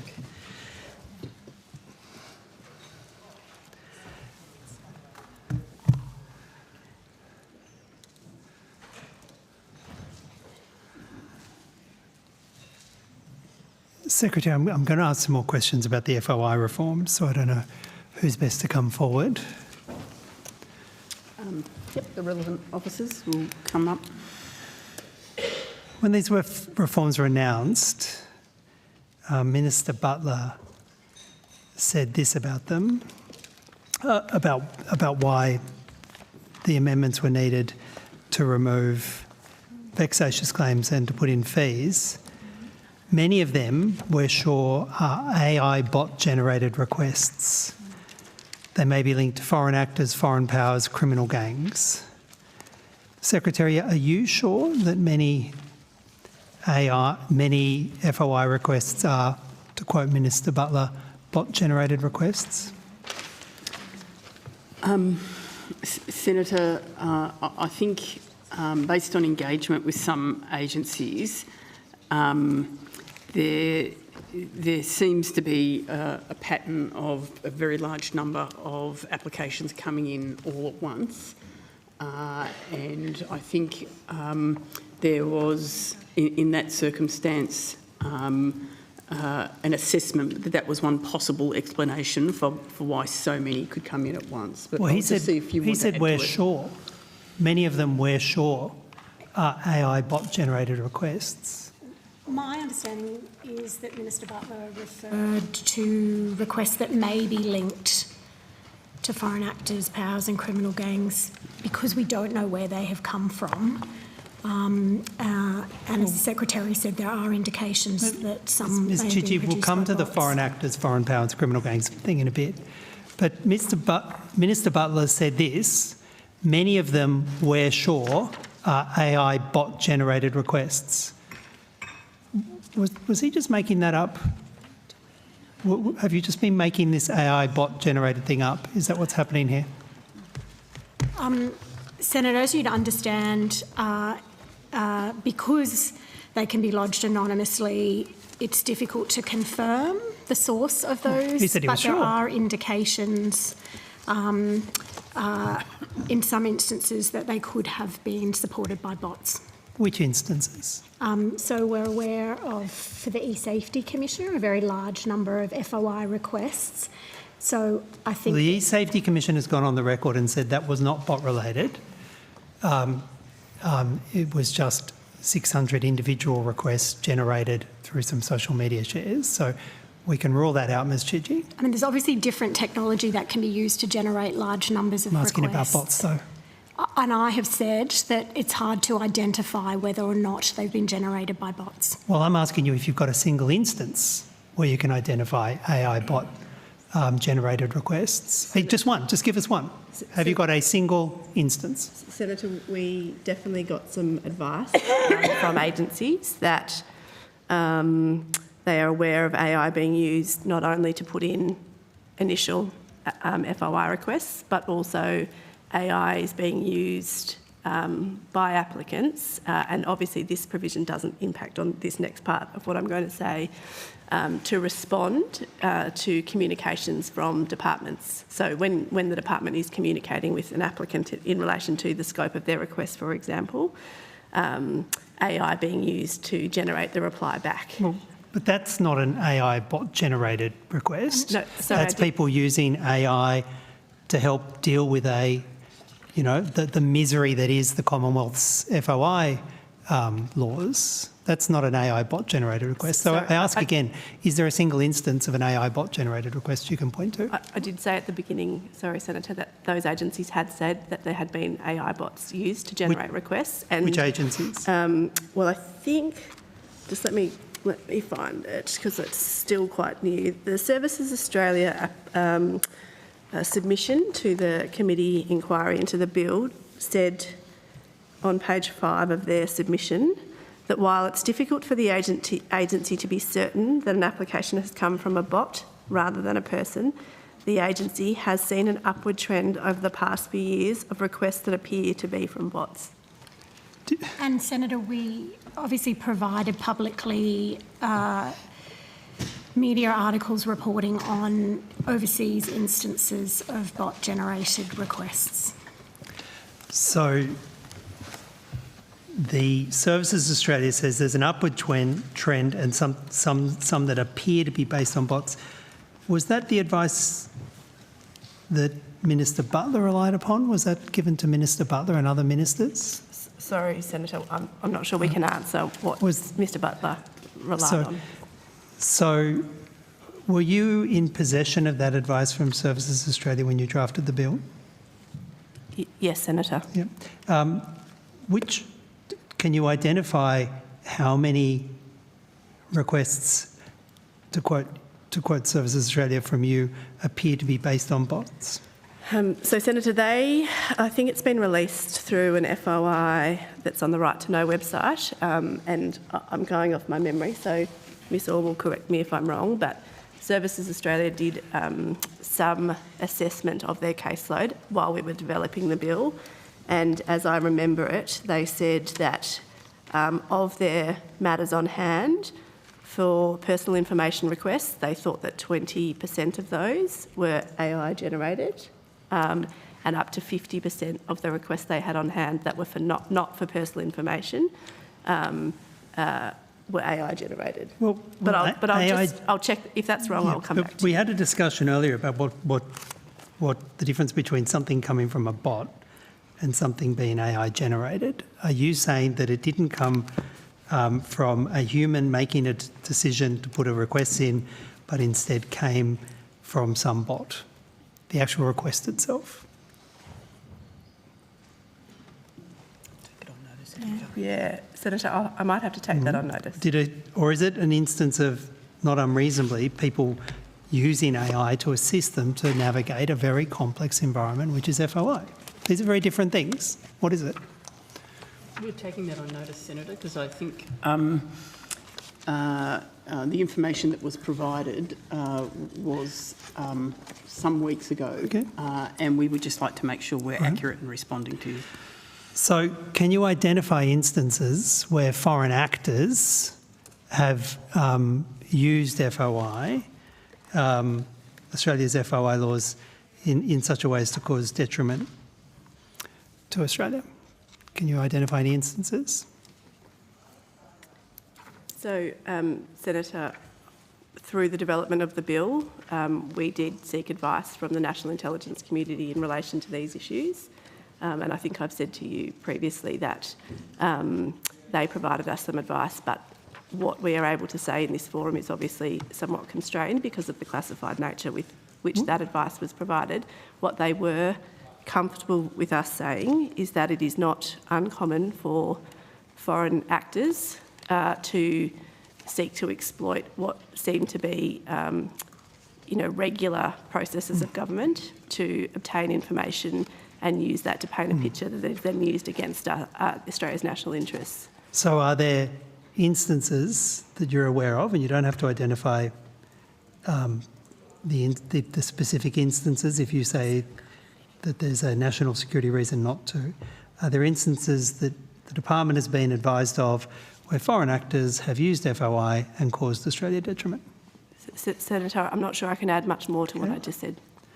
Of course, if countries don't like our system and don't like the openness in our system, the very worst thing we can do is to kill the openness in our system in response to foreign actors, isn't it? Like, that's actually giving them the win.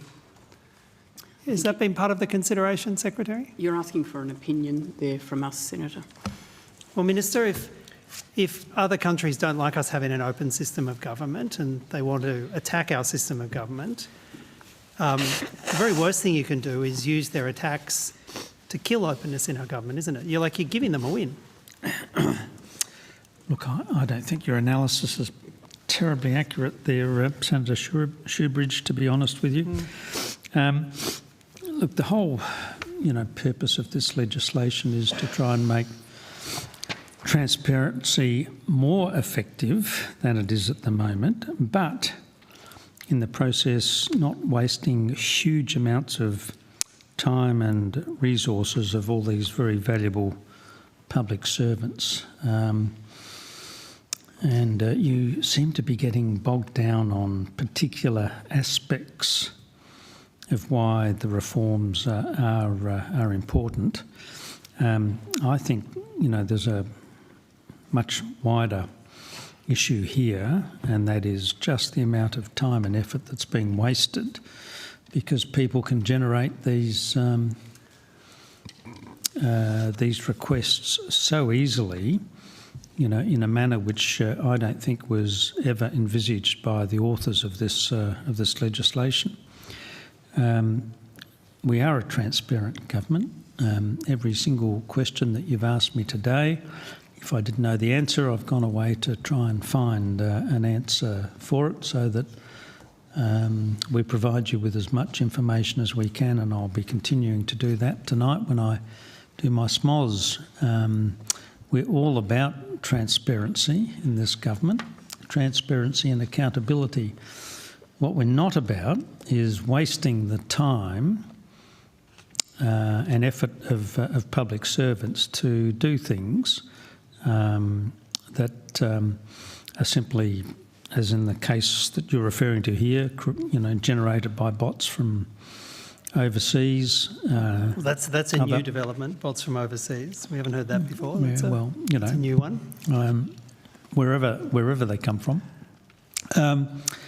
I just think there's a simple reform here that, on the one hand, improves transparency, which was the original intention of the Freedom of Information legislation, but on the other hand, removes all of the wasted efforts, particularly that you and the coalition want us to spend our time on. We want to be spending our time on delivering better health, better education, better NDIS. The way we do that, or one of the ways we do that, we do it in lots of ways, but one of the ways we can do that is by improving a more efficient, more effective, more transparent freedom of information legislation. And I think you ought to get on board. Get on board while there's a chance. Don't be left behind. Yeah, well, why would you want to be left? Why would you want to be left behind by an act that makes it harder and more expensive to receive information? Minister, just for some comparisons, the Australia Institute has done some analysis of your government's performance under FOI. In 2006 and 2007, it took 13 hours on average for the government to determine an FOI. It now takes your government in 23-24 51 hours. Yeah, but that's the point. In 2006 and 2007, but Senator, that's 81% of applications were granted in full. Now, under your government, in 23-24, it's just 21%. That's in 2006 and 2007, 15%, only 15% were granted only in part, but now it's 55%. And indeed, the refusal rate between 2006 and 7 and now under your government has gone up from 4% to 24%. It's your government that's the problem, isn't it? It's not the FOI laws, it's your government refusing and obfuscating and delaying. And now you're trying to change the law. With all due respect, Senator Schubrig, you're missing the wood for the trees. The reason all of those things have become more difficult is because the system is out of control in terms of who can make the applications. It's tying up vast resources of the public. It's taking you ages to redact and delete and refuse. It's a lot of effort. Well, it's taking up. It's all the black ink you've got vast to do, the exclusion because they're not relevant. That should be devoted to providing the services that the Australian people expect. Get on board. This is a Minister, really the difficulty with your reform. argument is that not a single stakeholder supports you. You can't identify a single stakeholder that supports you. The Australian public don't support you, and it looks like a majority in the Senate don't support you. That might be an indication you're on the wrong boat, don't you think? Look, I've been in plenty of circumstances over my political life where, I've been on what people think, is a lonely course, but you have a cunning plan.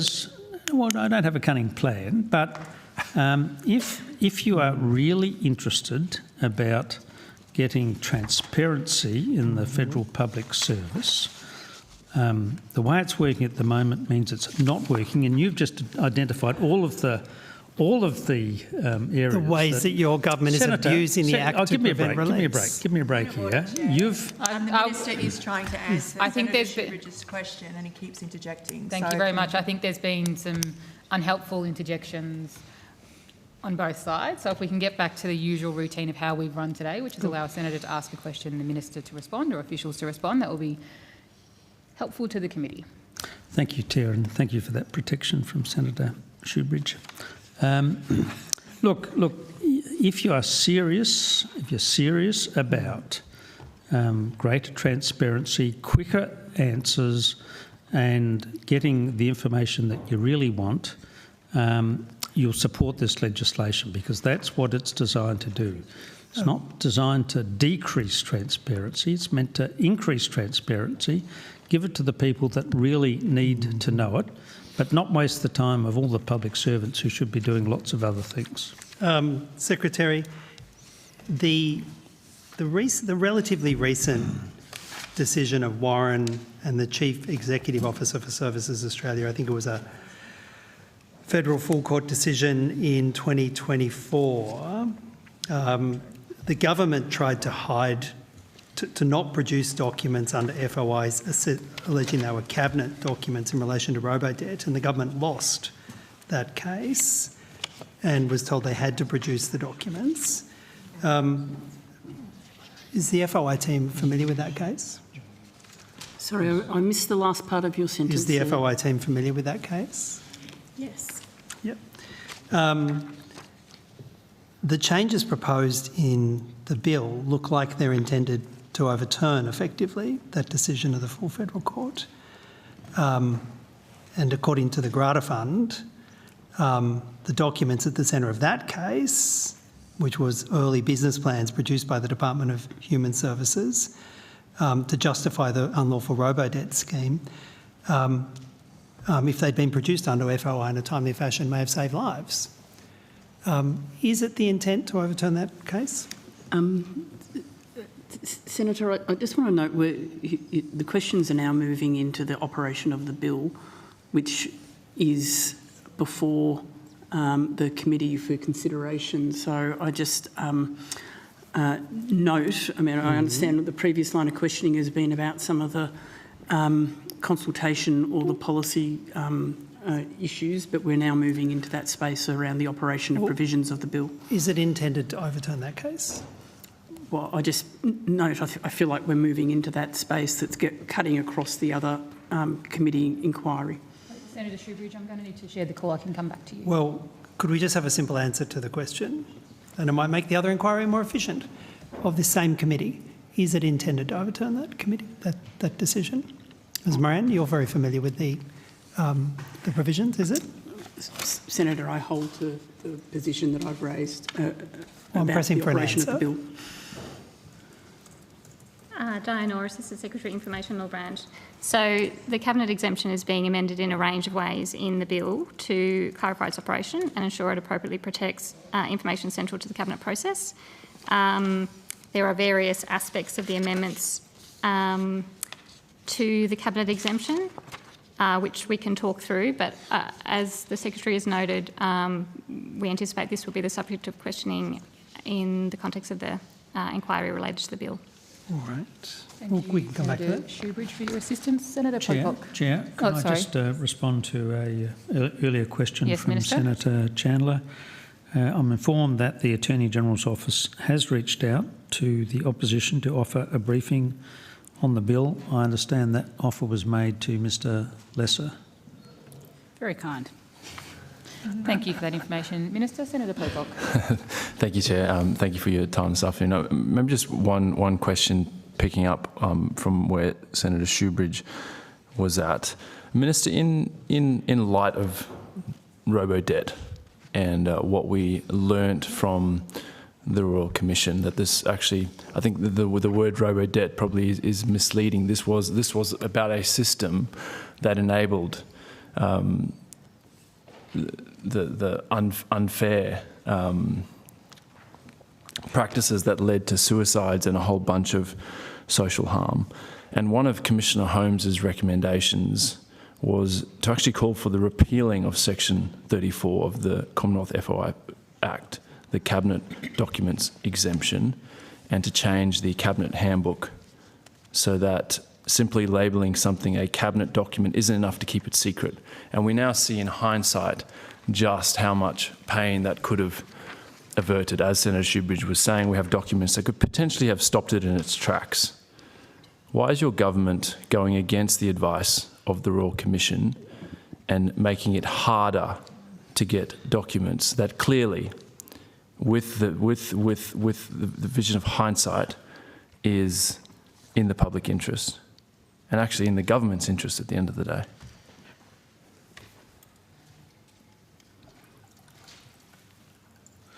Sorry, was that question directed to me? I thought it was to the officials. It was to you. Okay. Would you mind repeating it? I'll move on and put it on notice. Minister, I was keen to ask about an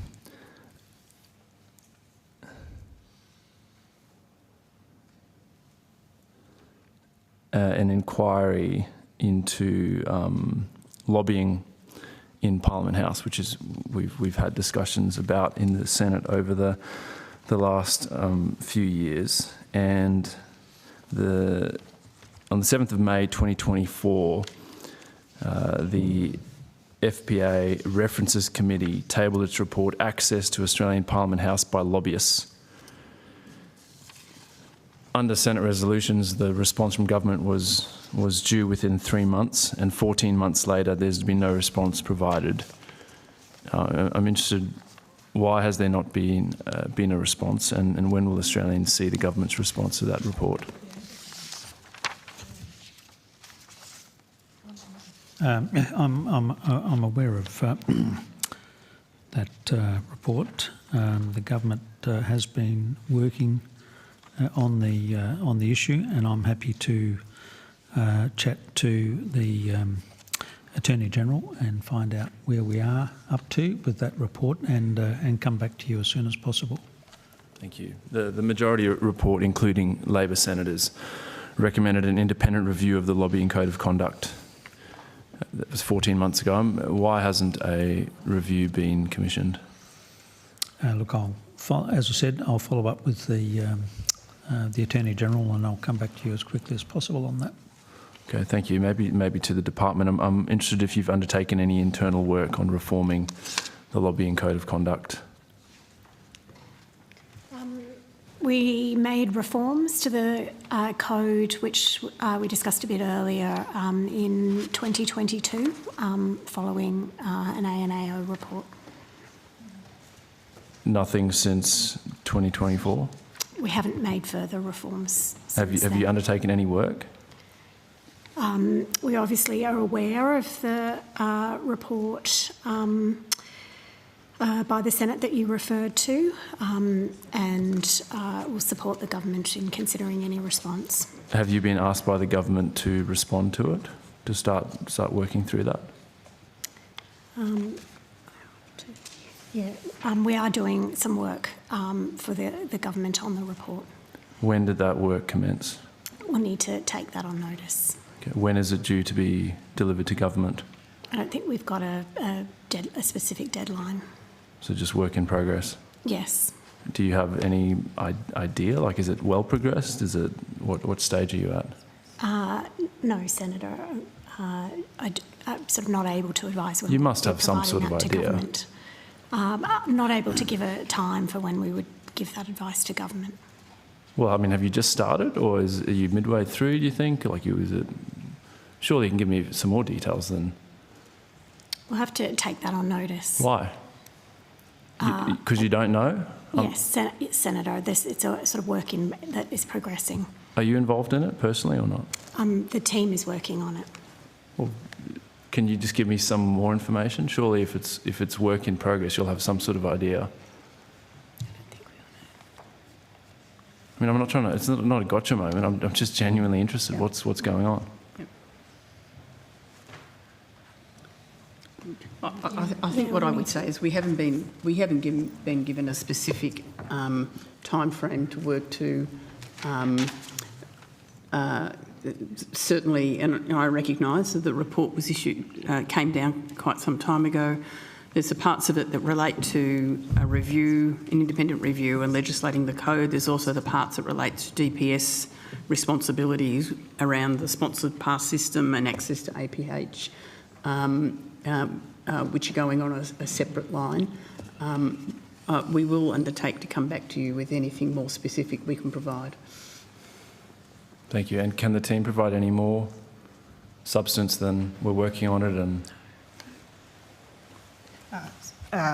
Sarah Samios, First Assistant Secretary, Integrity and Criminal Law Division. Not at this stage, Senator. Sorry, because you don't know, or what has actually happened? You've got a draft. You are just thinking about it. I'm genuinely interested. So, Senator, we've done work and some consultation, but still need to complete that and can't give you a date for that. Sure. Who has been consulted? I think there's been some consultation with DPS. Okay. Anyone external to just DPS? No. Okay, so after 14 months, we've just spoken to DPS. Senator, there's obviously also been a change of Attorney General, so we're sort of working on further advice for this Attorney General. Does the advice of the Attorney General dictate what reports you do and don't respond to? No, Senator. Well, so how's that an answer? Well, obviously, we have the team working on a range of transparency-related issues. I think there's been some work going on, but I think I would have to acknowledge that it hasn't been progressed at the highest pace. And I think we will take on notice any further detail we can give you. Thank you, Secretary. That would be great. Can I ask how many investigations have been conducted into possible breaches of the lobbying code of conduct in the past 12 months?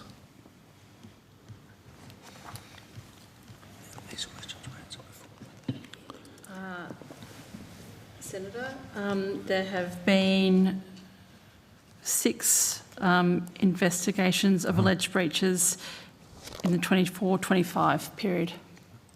Thank you. What were the sanctions, outcomes and sanctions, if any? They were found to be, 4 of those 6 were confirmed as breaches by the department, but they were found to be of an administrative nature. So they were rectified following engagement with the relevant parties by way of the register being updated and outstanding information being corrected. I think Mr. G also gave evidence earlier that we do a biannual, so a 6-monthly mandatory reporting process. So there's also a process whereby lobbyists are required to update their information on the register, and following the completion of each of those 6-monthly exercises, if people haven't renewed and updated their information, then they are deregistered. So there have been a number of lobbyists deregistered during that period as well, following completion of the mandatory reporting periods. Thank you. Just to your previous answer, you said there were 6 investigations and 4 were administrative errors. Correct. What happened to the other 2? They were not substantiated as being breaches. Okay. And how many lobbyists did you say were deregistered? I beg your pardon, did you say how many have been deregistered? 29 were deregistered in 2024 to 2025. And what stands in the way of them just re-registering? They can re-register if they provide new and updated information and they ascertain that the registration obligations apply to them. So often it's the case of people not proactively notifying us when their lobbying activities or a client has ceased to be current. When was the last time a sanction was administered? Do you have that on? So there are a range of sanctions. We would classify deregistration following failure to comply with your mandatory obligations as a form of sanction. So they have been applied this year. In terms of where there have been administrative breaches, we've worked with parties to resolve those, and parties will often also, as part of that process, come back to us and tell us what are the steps that they will take by way of governance or other arrangements to prevent incidents like that occurring again, so that they maintain the currency of all their client lists. And okay. So if you breach it, you can kind of tell the department how you're going to not breach it in future, and then that's okay. Well, that's part of the assurance process, yes. Okay. So we're trying to support people to comply with their obligations, and that's a part of the process to get information from them, how they'll sort of mitigate the risk of making a similar error in future. Thank you. And of the 29 that were deregistered, do you know how many have re-registered since? I don't have that information with me, Senator. Okay. Has the department advised the government on strengthening transparency around lobbyist access, including the disclosure of parliamentary-sponsored passes? So access to Parliament House by way of the passes is the responsibility of DPS. Thank you. I understand that, but I'm wondering if the department has advised the government on potentially broadening the definition of what a lobbyist is to potentially capture more of those sponsored pass holders.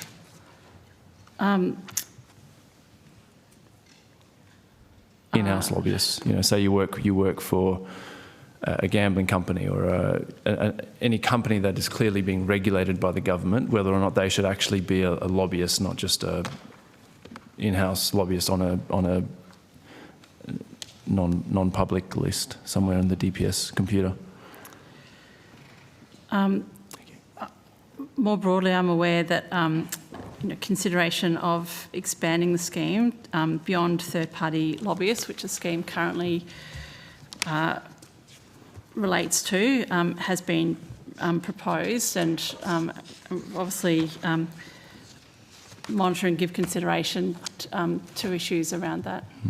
And so has your team looked at the need to broaden the definition of lobbyist? Well, I think the rationale for having third-party lobbyists as the focus of the code is because that makes clear an otherwise perhaps obscure relationship between parties with respect to, we would say, in-house lobbyists. The same transparency requirement arguably doesn't apply because it's quite clear whose interests that lobbyist is representing because they're representing their employer. So the scheme's focus by way of providing transparency for interests being represented to government is on those relationships where it's a third party. And so what about the sort of interests of Australians who want to know who's accessing the People's House, who's accessing Parliament House? Is that not a consideration?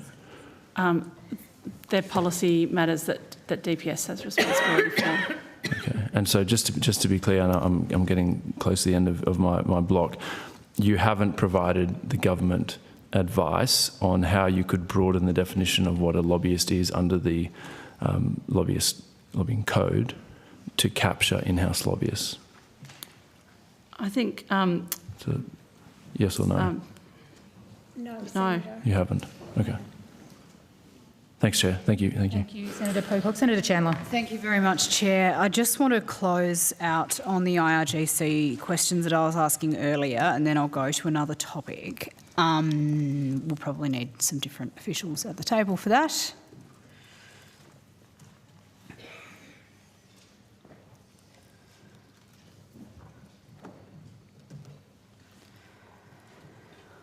Wonderful. So just to summarise where we got to when I last had the call, the Department of Home Affairs started the process to list the IRGC 2.5 years ago. The Department of Attorney General raised technical concerns about legislative drafting which had the effect of stopping that process in its tracks.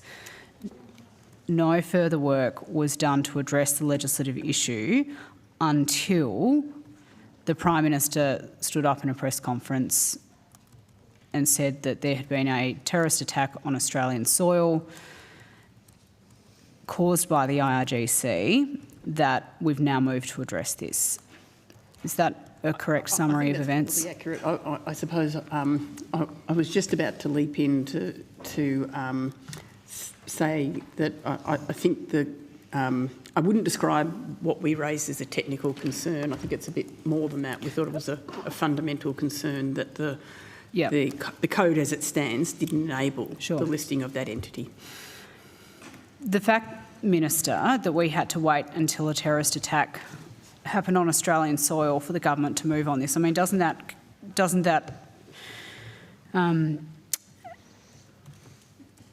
mean that you've mishandled this issue? I mean, do you concede that? No, I don't concede that at all, Senator. I mean, you were government for 10 years. You talk about everything we're supposed to do, but, you know, where was your government back then? Your own Home Affairs Minister was in February 2023 talking about the foreign interference threat that the IRI regime played here in Australia, and yet your government didn't act then, when your own Home Affairs Minister was publicly attributing a foreign interference attempt to the IRI regime. Yeah, but my point, Senator, is that you've had 10 years before that to do something about it, and now you're complaining we're not acting fast enough. This government is all about protecting Australian citizens. We act responsibly in the application of that task, and we'll continue to do that. There's never been a government that's been so active in terms of ensuring the protection of Australian citizens, and we're going to continue to do it. But you can't say that you've acted particularly proactively when the coalition provided bipartisan support to you to change this legislation, which you're now introducing this week in the Senate, in the House of Representatives 2.5 years later. Why did it take so long? Well, can I put this proposition to you, Senator, that many of the actions of the current opposition are extremely divisive, that maybe you ought to have a look at yourselves and the way in which you're conducting the national debate.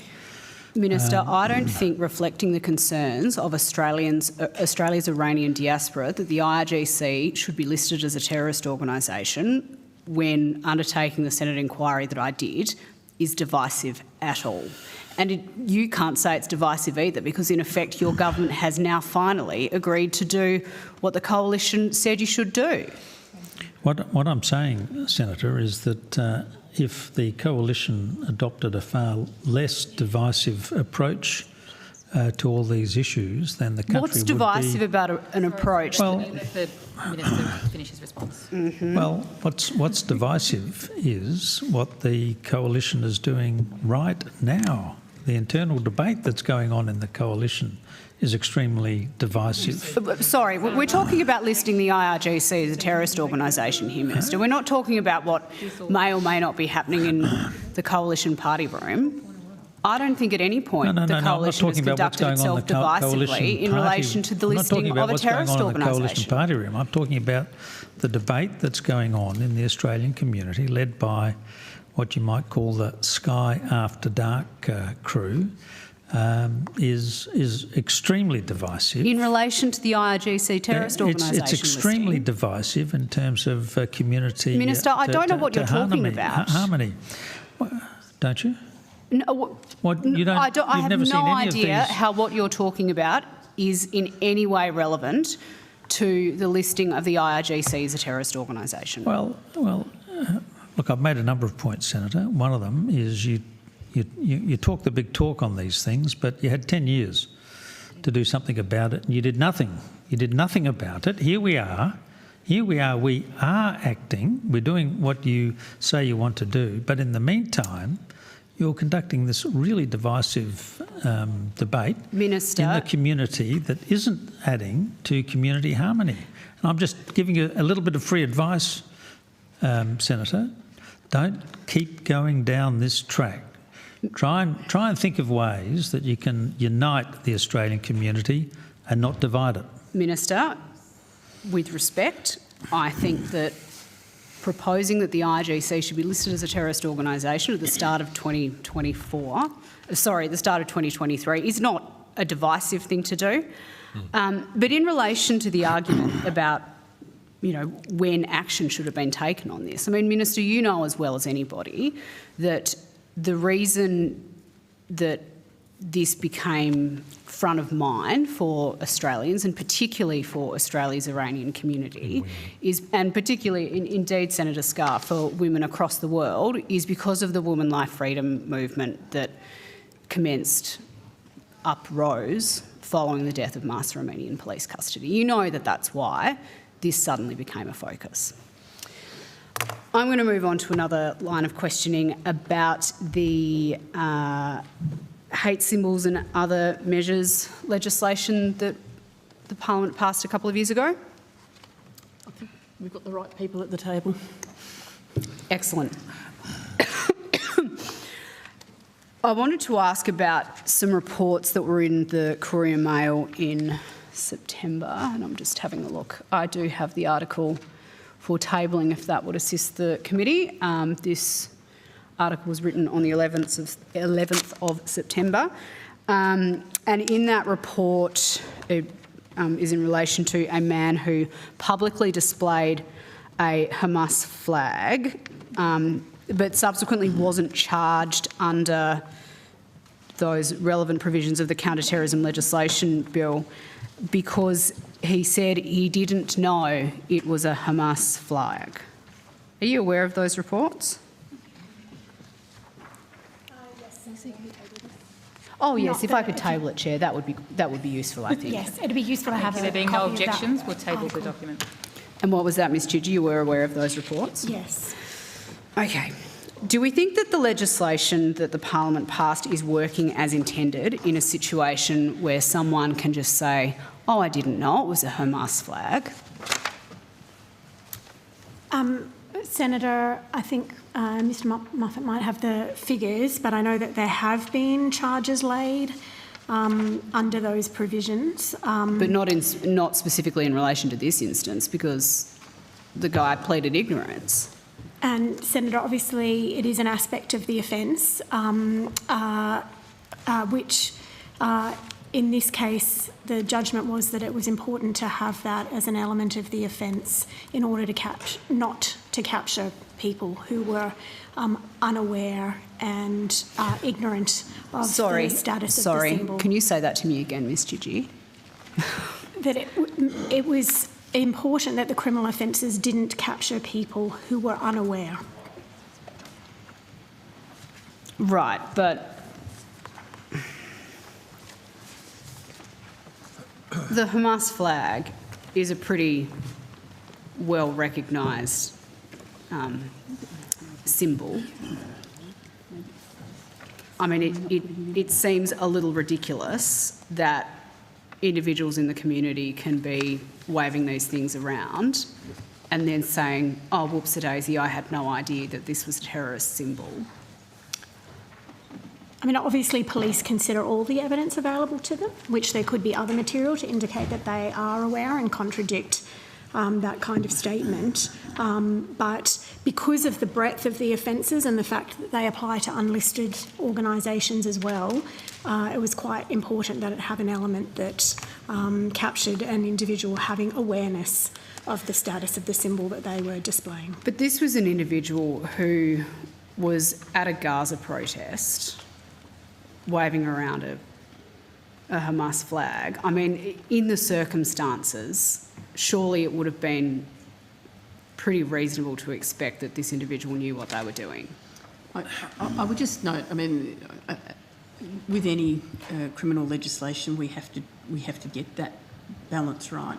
I do note that instances like this were referenced by Gillian Siegel in her report. I met with her a couple of weeks ago to talk through some of those recommendations. One aspect that she has encouraged and we will continue to work with her on is around education of magistrates and judges to be able to ask appropriate questions in those circumstances. So I think... but the case needs to get to that point for a magistrate or a judge to be asking those questions. That's correct. Really, it should be the police that are being instructed on... And I think that's right, and she raised that as well, further engagement with police. And I'll get Mr Muffet to add some information about the work we've done on providing information to law enforcement authorities and others about the range of symbols. And obviously we'd expect that police and prosecutors consider the range of available evidence to them as to whether there's sufficient evidence to support a prosecution. But don't you want to... Yeah, thank you, Ms Chidgey. So, as Ms Chidgey referred to, the prohibited terrorist organisation offences apply to symbols of terrorist organisations, whether they are listed or not, which is a potentially large range of organisations.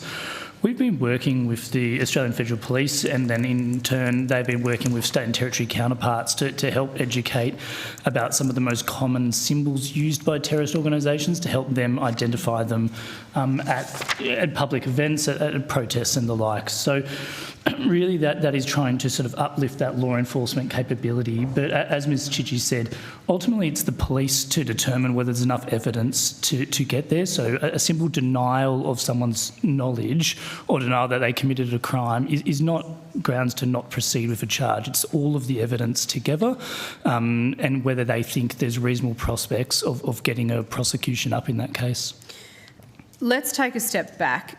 Do we think this legislation is working as intended if this guy can get off scot-free purely by saying, I didn't know it was a Hamas flag?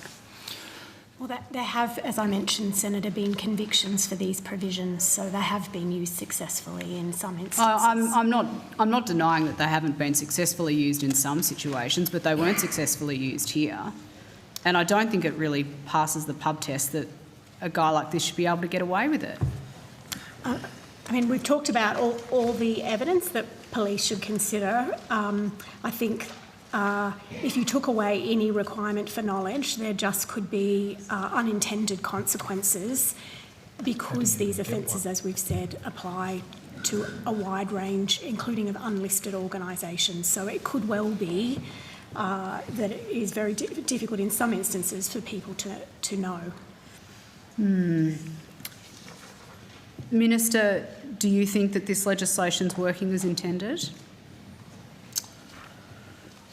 Look, I haven't had that discussion with the Attorney-General, but I shall, and I'll come back to you and accurately represent her views on this topic. I mean, it completely beggars belief that a protester could claim that they didn't know it was a Hamas flag when they're attending a political demonstration about the Gaza war. Are you concerned that this wasn't even tested in the courts, Minister? It would have been an interesting test case, I would have thought. Yeah, look, again, I haven't had a conversation with the Attorney-General about this course of action. Obviously, it is distressing to see somebody so blatantly flying or waving a Hamas flag, given the terrible atrocities committed 2 years ago tomorrow by the Hamas organisation.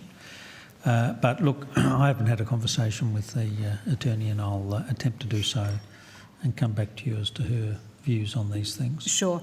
Have any of these concerns around this case, and particularly I think, Secretary, around your conversations potentially with the anti-Semitism envoy, resulted in a conversation with the Commonwealth DPP around, I mean, you know, we've talked about the fact that we've spoken to law enforcement, but whether whether any concerns have been raised with the Commonwealth DPP around potential prosecutions or lack thereof in these situations. Senator, I haven't personally spoken with the DPP about it. I'll just check with the team whether we often engage closely with them. Senator, we have had some discussions with the CDPP, as Ms Chidgey referred. There are currently 3 matters before the courts in relation to terrorist organisation symbols, and for the prohibited Nazi symbols, there's 2 matters before the courts and 2 have been finalised. As part of that caseload, we have checked in with them just to see how things are working and how they've gone, proving the various elements of those offences. Ultimately, the fact that there are resolved matters before the courts means that they are capable of operating as intended. Okay. That's all from me for now, Chair. Thanks. Thank you, Senator Chandler. Senator Shoebridge. Thank you, Chair. Sorry, before I hand the call over to you, I'll advise the committee that we are in a position to release the Independent National Security Legislation Monitor and the Office of the Special Investigator. Thank you, Senator Shoebridge. Oh, thanks, Chair. Secretary, I've asked the department previously if they've given advice to government about the obligations that lie on the government in the face of a genocide. And I think you've said you haven't given any specific advice in relation to what's happening in Gaza. Do you recall those questions and answers previously? Senator, I am broadly aware that you have asked previous questions on this topic. All right. On the 16th of September, the UN Independent International Commission of Inquiry on the occupied Palestinian territory, including East Jerusalem and Israel, made a clear finding that Israel was engaging in genocide with an intent to destroy in whole or in part Palestinians in the Gaza Strip as a group, and determined that Israel's military action in Gaza were genocidal acts. Is the department aware of that advice, or of that finding from the inquiry? Yes. Yep. Have you provided advice to the government on what their obligations are, given that the UN Independent International Commission has found that Israel is engaged in genocide in Gaza?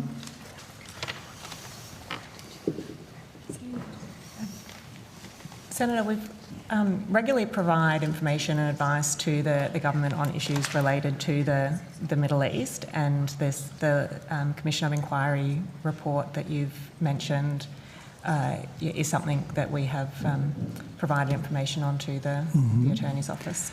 What are the obligations that Australia now has, given the UN Independent International Commission has found that Israel is engaged in genocide against the Palestinians in Gaza? What are the obligations that the government now has, given this conclusion?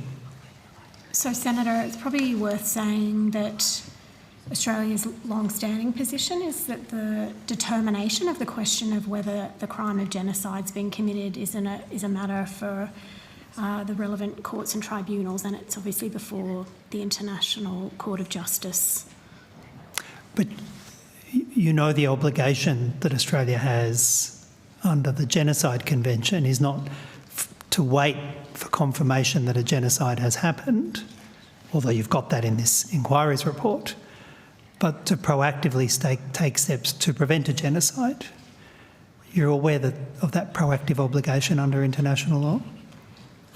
Yes, Senator, but in terms of referring to genocide occurring, the position is that that would require a finding by an appropriate court. Well, we may agree to disagree as to whether or not it's reasonable in all the circumstances to declare what Israel is doing a genocide. I think it's unambiguously a genocide, but the government may have a different view. I'll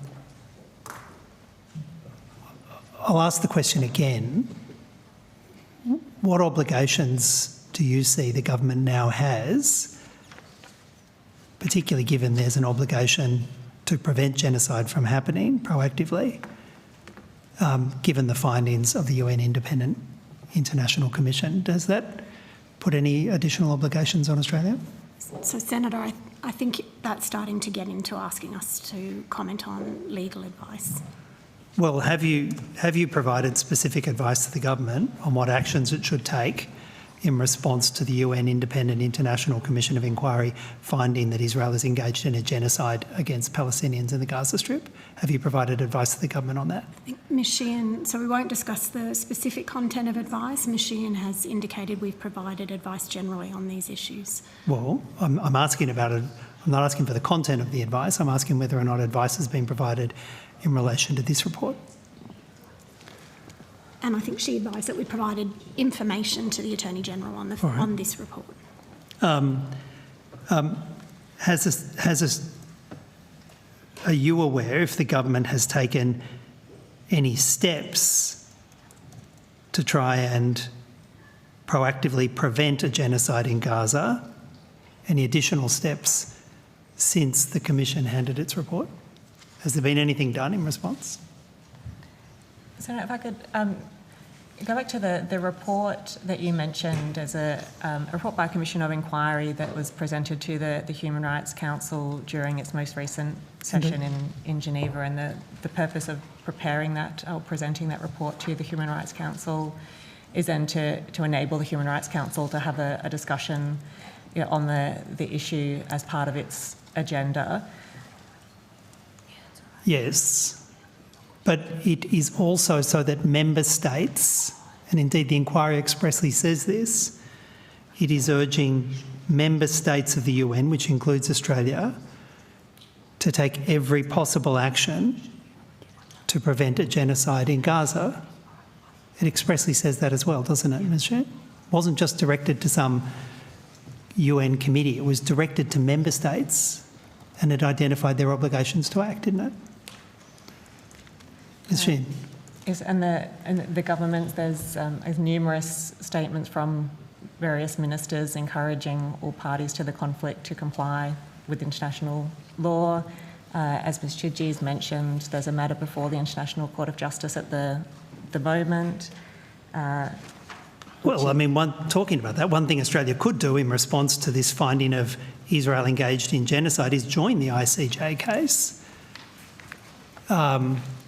As part of a proactive step to stop a genocide. Have there been any steps taken by Australia to join the ICJ case? Australia is not participating in that matter. And the finding by the UN Special Commission of Inquiry that Israel is engaging in a genocide against Palestinians in Gaza hasn't led to any change in attitude from the government? Any decision to join the ICJ and try and stop a genocide?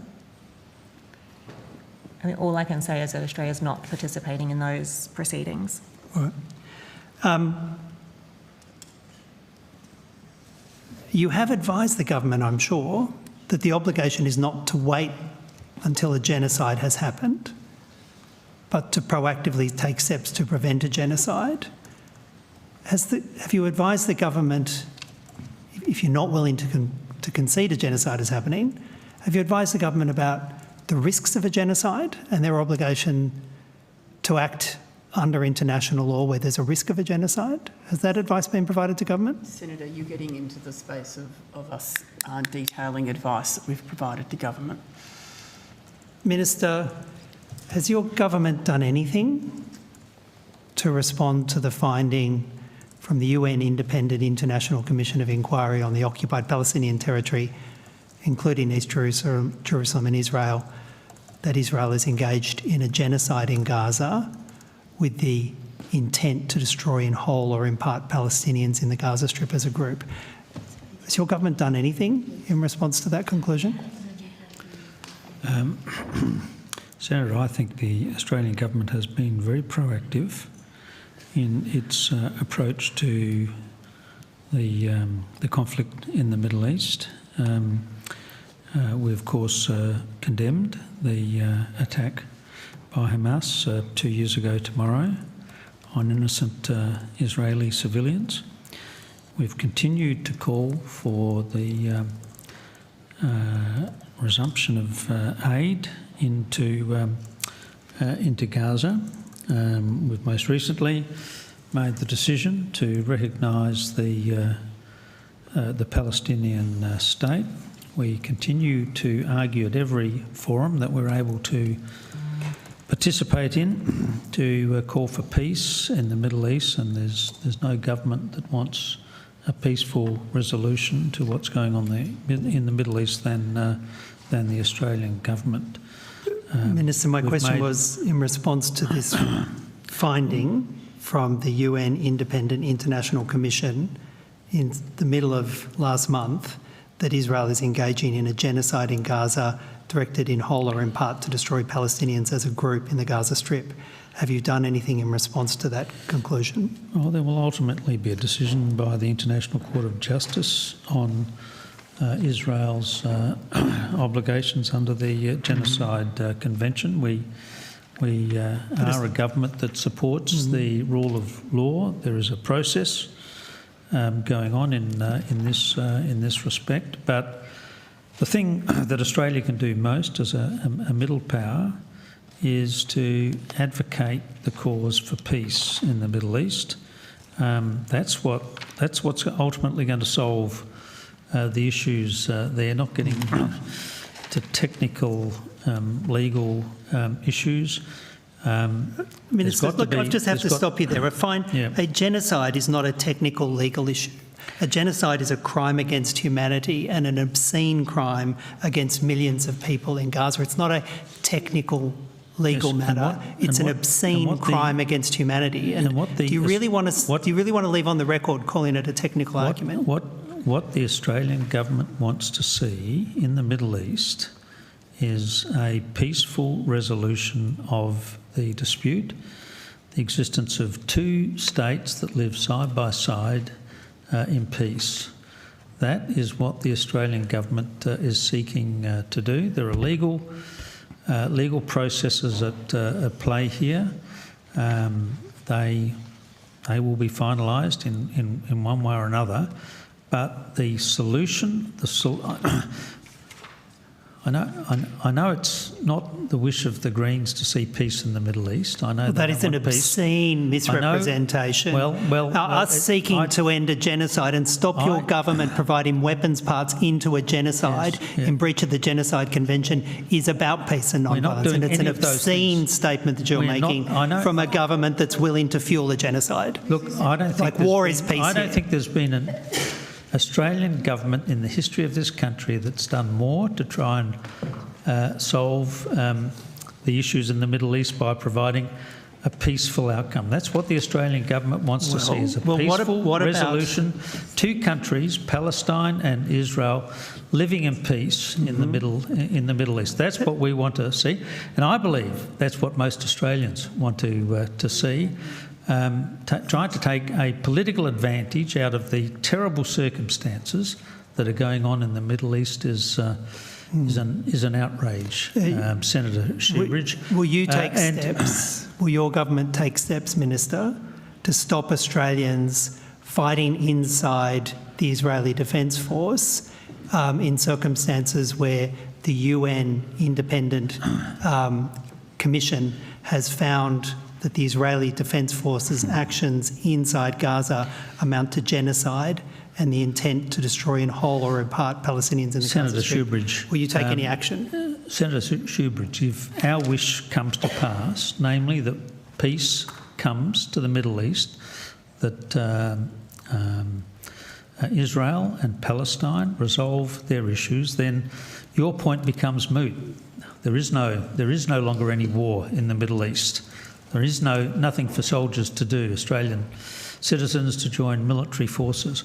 What this government and what the Prime Minister wants, what the Foreign Minister wants, what the Defence Minister wants, what the entire government wants is a peaceful resolution to the dispute in the Middle East. And that's the whole purpose of everything this government has done in recent days, in recent months, in recent years. Thank you for the interjection. I know this is something that people care really deeply about, but if we could allow for questions to be asked and them to be answered, that will greatly facilitate the committee's work. So, Minister, as part of your seeking a peaceful resolution, allowing Australians to fight in a conflict and on behalf of a state that the UN Independent International Commission has found is engaging in genocide, is that part of Australia's way of seeking to promote peace, to allow Australians to participate in what the UN has found is a genocide with the intent to destroy the Palestinian people? Is that part of your intent? I do seem to be repeating the same answers, Senator. But look, what Australia wants is a peaceful resolution to the dispute in the Middle East. And as I say, if that happens, if this week peace comes to the Middle East, then all of your questions about Australians fighting or not fighting in the Middle East become moot because we've got a peaceful outcome. That's what the Australian government wants to see, a peaceful outcome to resolve the issues in the Middle East. Well, Minister, we all want peace, but how does permitting Australians to actively take part in what the UN has found is a genocide promote peace? How does that promote peace? I can only give you the same answer, that we want a peaceful outcome, and when there is a peaceful outcome to this solution, then there is no more fighting. There's nothing for Australians to go to the Middle East to fight in. That's what we want to see, a peaceful outcome. How does providing critical parts to Israel's F-35 fighter fleet, which is being used to bomb and kill and push a genocide in Gaza, how does Australia permitting Australian-made weapons parts and Australian-stored weapons parts to go to Israel to keep the F-35 fleet committing the genocide, how does that promote peace, Minister? Australia does not supply military weapons to Israel in the Middle East. Ignore the huge complicity. The Australian government does not supply military weapons to Israel in the Middle East. Despite the bleeding obvious, absolutely acknowledged multi-billion-dollar trade that Australia has in the F-35 fighter jet platform, including the direct provision of weapons parts to Israel so they can continue their genocidal attacks using F-35s. You're just ignoring all of that, are you, Minister? No, I'm not ignoring anything. I'm saying to you, Senator, that Australia does not supply military weapons to Israel in the Middle East. And how do you join the Foreign Minister in saying that the weapons parts provided by 70 Australian manufacturers into the F-35 supply chain that find their way to Israel, do you agree with Foreign Minister Wong when she described them as non-lethal weapons parts? Sorry, Senator, before the Minister responds, I feel like I've been generous in allowing the questioning to go on, but I am struggling to see how this is relevant to the Attorney General's portfolio. I'm happy to speak for myself and let the Foreign Minister speak for herself, but I can only reiterate what I've said here before. Australia does not supply military weapons into Israel. I think these questions are best directed to Foreign Affairs. Secretary, has your department assessed whether Australia's military cooperation with Israel, which includes having defence attaches and military agreements with Israel, and Australia's exporting of weapons parts to Israel's F-35 fighter fleet, have you provided advice to the government about whether that's consistent with Australia's international obligations, including its obligations to prevent genocide? Senator, I think the issue, the sorts of issues that you raise are probably relevant to the Department of Defence. But you have an international department. Ms. Sheehan's part of the international department. Has that department, through you or otherwise, provided that advice? Senator, I just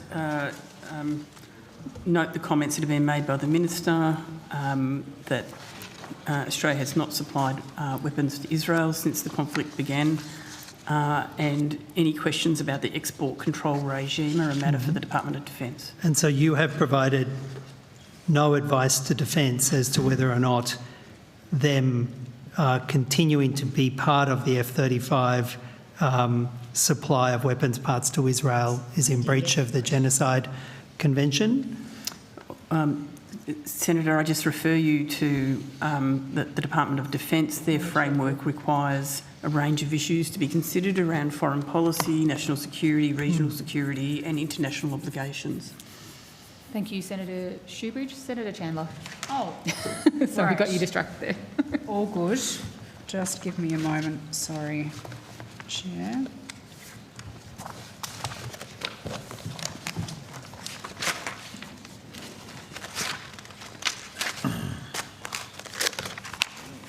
I have a question about the Foreign Influence Transparency Scheme.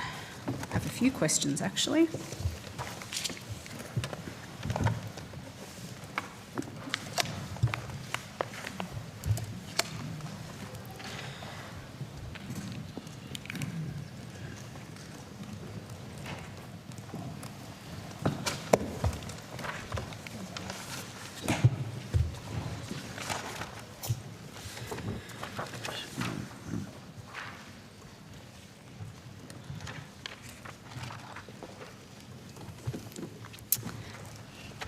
Thank you to the officials for coming to the table.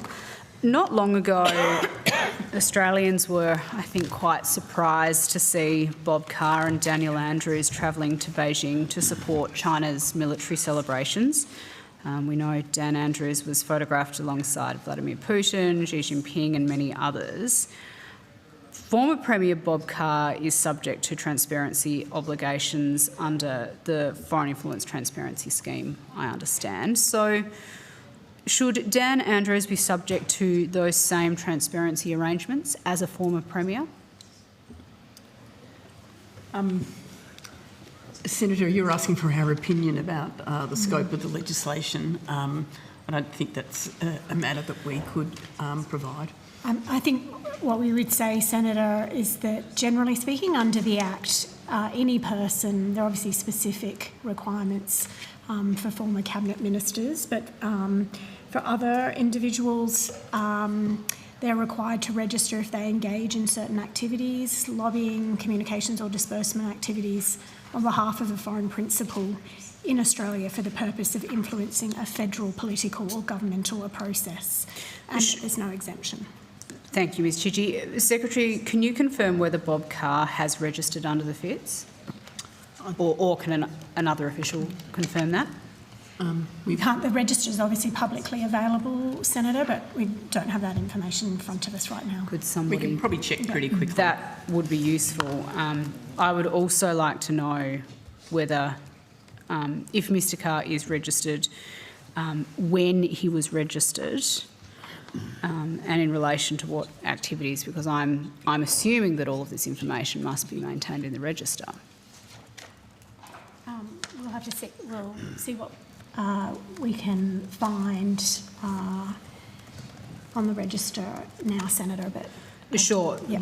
Because Mr Carr is also, I understand, a former federal cabinet minister, correct? Yes. So he would be within the scope of the scheme by virtue of that role? Is there a temporal element to it? He would have the more substantial registration requirements that apply to former cabinet ministers. But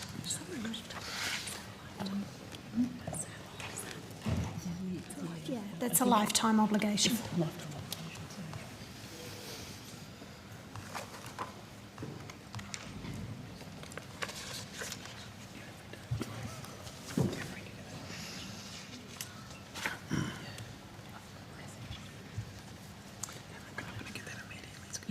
It'll take us a little while to be able to get that information.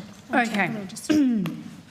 While you're looking at the register, I'd also like to know whether former Premier Daniel Andrews has been registered on the FITS as well, given that he clearly has extensive business dealings overseas. I don't think we know the exact details of that, and clearly significant political access and influence if he was attending the military celebrations in Beijing. But he would be in scope of the scheme? Senator, I just described the requirements for registration. So the individual has to be engaging in lobbying, communications or disbursement activities on behalf of a foreign principal in Australia, and significantly they need to be for the purpose of influencing a federal political or governmental process. Okay. So business connections of themselves would not necessarily require registration. It would just depend on the types of influence that was trying to be asserted in a particular circumstance. But business relationships of themselves may not lead to the need for registration. Okay. Any luck with finding those? I can say Bob Carr is not on the register. What was that? Sorry, Ms McKeag. He's not on the register? In terms of searching for his name alone, it doesn't seem to have come up with anything registered, correct? Bob Carr is not on the register. Okay. In his name as an individual. His name as an individual. In what we've been able to ascertain, checking at this time. Would you expect that that's how he would be listed if you were listed being a former cabinet minister? Sorry, I'm just trying to ascertain whether there's another place his name could come up in the system. I mean, first we would check somebody's name.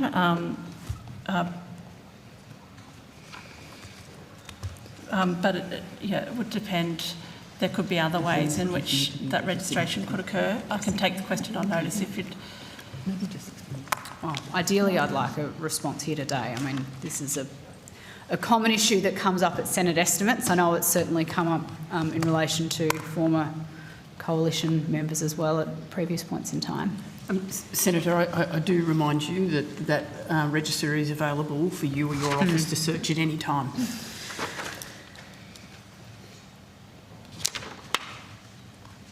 Sorry, my questions were predicated on knowing one way or the other with Mr Carr and Mr Andrews who was on the scheme, so I'm just, whether they're registered on the scheme, so I'm just seeing how much further I can take this for you.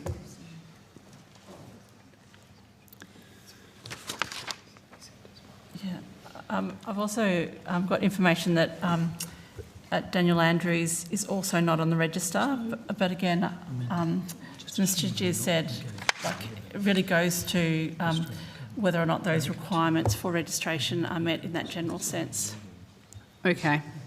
And they would be different as between a former cabinet minister and an individual who doesn't have any particular federal government position that is covered by broader requirements. Mm-hmm. So, right, so neither Bob Carr nor Dan Andrews appear to be registered. Minister, we know that the reason we have this scheme is that former politicians enjoy influence and access in relation to government decision making, and that while there's nothing wrong with acting for a foreign principal, it is in the public interest that individuals who do have that access and that influence are making that very clear and are being upfront about that fact. Do you accept that the rationale should apply just as much to former state premiers as it does to former cabinet ministers?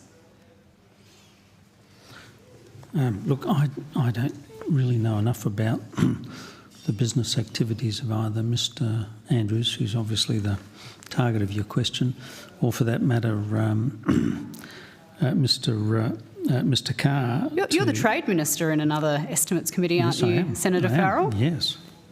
And you still don't know anything further about what Mr Andrews and Mr Carr are up to?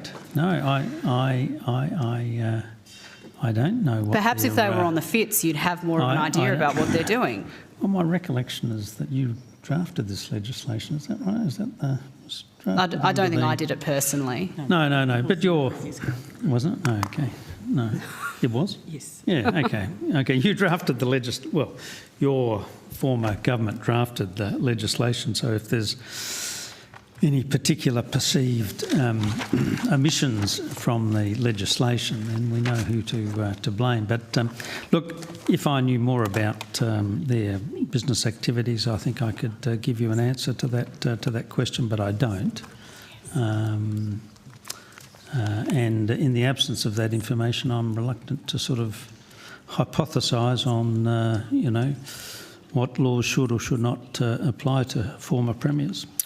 Or former foreign ministers, for that matter. I'm glad, Minister, that you mentioned the existing legislation. Is the department aware that a letter on this very issue has been written by the Shadow Attorney-General and the Shadow Minister for Defence asking the Attorney-General to consider expanding the scope of the FITs to deal with these situations? Do you want to say? Yes, we're aware of the letter. And have you given any consideration to potential amendments on the basis of that letter? We are giving consideration to potential amendments to the FITS Act more broadly following the PJSIS report from 2024. So we actually have a 2-year program of comprehensive review of the FITS Act to consider changes. And is potentially expanding the scheme to cover these situations, former state premiers, something that you're considering in that review? Well, the scope of the scheme is one of the questions under consideration broadly, which could include potentially to states and territories. And I think, Senator, just to be clear, it does cover former state premiers. It's just in a slightly different way to former federal cabinet ministers, but they are covered where those criteria I mentioned apply. Okay. I think that's all I have on this one, but I mean that was useful to know and good to know that you have received the letter from my colleagues and that that's something that you'll be considering, hopefully, as part of that review. That's all from me, Chair, and that is all from the Coalition on this outcome. Thank you very kindly. It means that we remain in your hands, Senator Shoebridge, for this outcome. We can move on to the excellent. map. And sorry, before we do that, I'd like to update that we're in a position to release the Inspector General of Intelligence and Security. Thank you very much for that. Senator Shoebridge. Thanks, Chair. Minister, I think you took on question a notice that was originated with Senator Waters, but Senator Hodgins-May asked you about potential exposure, whether there was any advice about potential exposure to liability for failing to take climate action following the International Court of Justice advisory opinion on the obligations of states in relation to climate change. Now, for the life of me, I can't remember whether it was you who took it on notice or whether it was the Secretary and the Department who took it on notice. I think we said that it was for this group, if you had questions. Oh, okay. Well, has the Department prepared any advice about the potential exposure following the ICJ ruling? Senator, we have provided advice to the Department of Climate Change, Energy, Environment and Water. Sort of obviously can't discuss the particular content of that advice. All right. Has the government taken any actions in response to that advice you're aware of? Senator, any actions in this space would be a matter for that department. Right. Do you know when that advice was provided to Department of Climate Change and Water? Senator, my name is Nathan Kenzie. I'm an Assistant Secretary in the Office of International Law. We were working intensively with departments throughout the whole process of the advisory opinion, and then immediately following that we have continued to engage with them on a number of aspects. So as you would appreciate, the advisory opinion is quite a substantive document, and so we're working through many aspects. All right. And in terms of the legal obligations, is the lead agency for that your department? Well, the we led on the conduct of the litigation, but in terms of the implications of this, like any advisory opinion, it's the relevant policy agency. So the balance of issues would fall to the Department of Climate Change, Energy, the Environment and Water. All right. In terms of reporting back to the ICJ or further actions with the International Court of Justice, are there any further reporting obligations Australia has to the ICJ under that matter? No, not to the ICJ. Thanks for that. Thanks. Secretary, can I ask about privacy law reform? The previous attorney used to get upset about talking about tranche 1 and tranche 2 because he didn't like describing tranche 2 as tranche 2. So I'm not quite sure how this current attorney likes to describe tranche 2. Can you help me? I don't recollect the previous Attorney General's aversion to that, but obviously he may have mentioned that to you, I don't know. Yeah. How's tranche 2 going? Further privacy reform work is being undertaken, and we have the relevant colleagues here who can talk to that for you. Thanks, Senator. I think at the last estimates we let you know that there had been a commitment by government for a second tranche of privacy reforms. Oh, it is a tranche. Second tranche, we're happy with second tranche. Call it a second tranche, unless Kat tells me otherwise. Since the last estimates, we've obviously got a new Attorney General who has publicly committed Senator to that second tranche of reforms, and so in July she said the government's continuing to work on a further tranche of reform to ensure Australia's privacy laws are fit for the digital age. We are working with the Attorney General and her office on that package of reforms, and the commitment is that there will be targeted public consultation on legislation in due course. The commitment is to do it in due course? Well, the commitment, I think, publicly has been to do it as soon as practicable, Senator. Okay. Is there a time frame for doing that, or is it at the appropriate juncture? At the appropriate juncture, okay. Senator. Australians are seeing repeated mass privacy breaches and data breaches.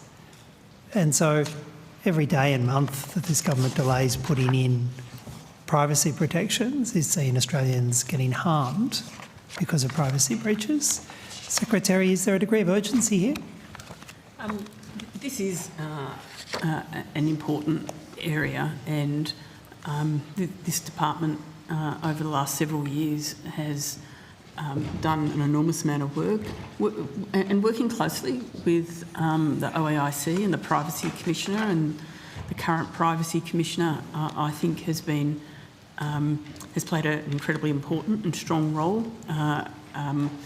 And so, there is work underway. We have a team led by Ms Fitch who is progressing that work. So I would say that actually it is being given priority. It's complex. It requires a lot of engagement with relevant stakeholders because there are different views about where the appropriate balance lies.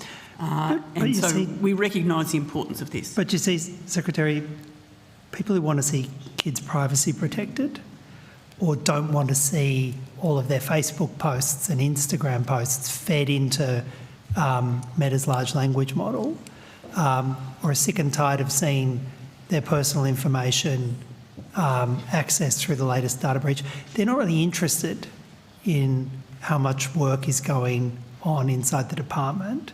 They're interested in fresh, additional, important legal protections, and that's what's not been produced. The work needs to be done in order to achieve that, and I think I suspect Ms Gigi's going to say what I was going to say, which is there is work around a children's privacy code being undertaken at the moment. Well, is that going to pick up international best practice such as the UK's age-appropriate design code? Are we going to get somewhere where the UK's been now for well over a year? Well, Senator, I think you know the first tranche bill, which passed late last year, had a requirement for a children's online privacy code, and it's asked that the Office of the Australian Information Commissioner take that forward and have it in place by the end of December 2026. While we can't say specifically what that is going to cover, we have always had the intention that it would look at things like the UK model that you've just outlined. And Senator, there were also some other key measures in that first tranche as well that touch on the issues you referenced. But you see, that change still hasn't, to date, produced a single meaningful additional protection for children's personal information online, and it's not expected it will until the end of 2026. Meanwhile, the UK has had protections for children's privacy on the statute books for well over 12 months. How do you explain the delay in Australia? Well, Senator, I mean, that bill was passed late last year. There was the specific provision in that legislation to ensure that we did have a children's online privacy code, and that the OIC undertook consultation widely, which they are doing, to make sure that we have an appropriate code in place. And the government did fund the OIC specifically to undertake that work. Does that mean that there will be no additional protections for children's personal information in tranche 2? Senator, I think there are a range of other proposals from the Privacy Act review that do go to things that intersect with children's privacy, and they are under consideration currently. Does that include protecting children from having their location tracked? So, Senator, I think that was agreed in principle as part of the government response to the Privacy Act review. Does that include providing proactive obligations not to collect information about children, including their browsing history or other material about children? Does it require proactive obligations about preventing platforms from picking up children's information? Senator Catherine Fitch, Assistant Secretary, Privacy Reform Task Force. Yes, Senator, as I think we've discussed in previous hearings, the proposals from the Privacy Act review include prohibitions on direct marketing and targeting of children's personal information, with particular carve-outs if they're socially beneficial. However, as you'll appreciate, these are decisions for government as to what may be included in a tranche 2 of privacy reform. But they're in the mix, is what you're saying? They're in the mix, subject to a decision by government as to what will be chosen? Yes, that's right. There are many critics of the rushed changes that were put in place, I think last year, for penalties for privacy breaches. Is a reform of those provisions in the mix? Sorry, Senator, are you asking me if there is a review of the recently introduced penalties? Correct. Different penalties. That's not something that's currently under consideration, as far as I'm aware. Senator, we might need further information from you in relation to that. Given the time, there's a series of questions here, but I'll put them on notice. Yeah, I mean, I think from our perspective there was a significant increase in the penalties that could be applied in relation to data breaches. Yes, which pretty much everybody in the course of that inquiry found was rushed and probably unworkable in practice. But that's okay. We can address that in questions on notice. Is giving the Office of the Australian Information Commissioner additional investigative powers and resources in the mix? Yes, Senator. All right. Is protecting employee records in scope?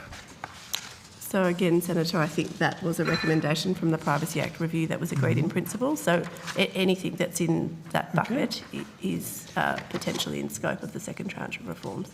All right. Thanks, Ms Moran. I was going to ask some questions about OPCAT and arbitrary detention. Who are best to deal with those? We'll need some different officers to come to the table. As they're coming up, I think some questions were asked earlier about the UN working group on arbitrary detention. I think Senator Thorpe was asking questions, yes. And can you confirm that the visit is still on track for, I think, the first half of December? That's my understanding, Senator, but I'll let the experts respond to that. Senator, yes. And have all states and territories agreed to that and been part of The states, we've recently found out from the working group, the states and territories that they wish to engage with, and now the Commonwealth is having engagements with those particular states and territories. All right, so it's still under negotiation between the Commonwealth and states and territories as to how that visit will play? Correct. All right. Are there any particular states and territories that have been less? No, Senator.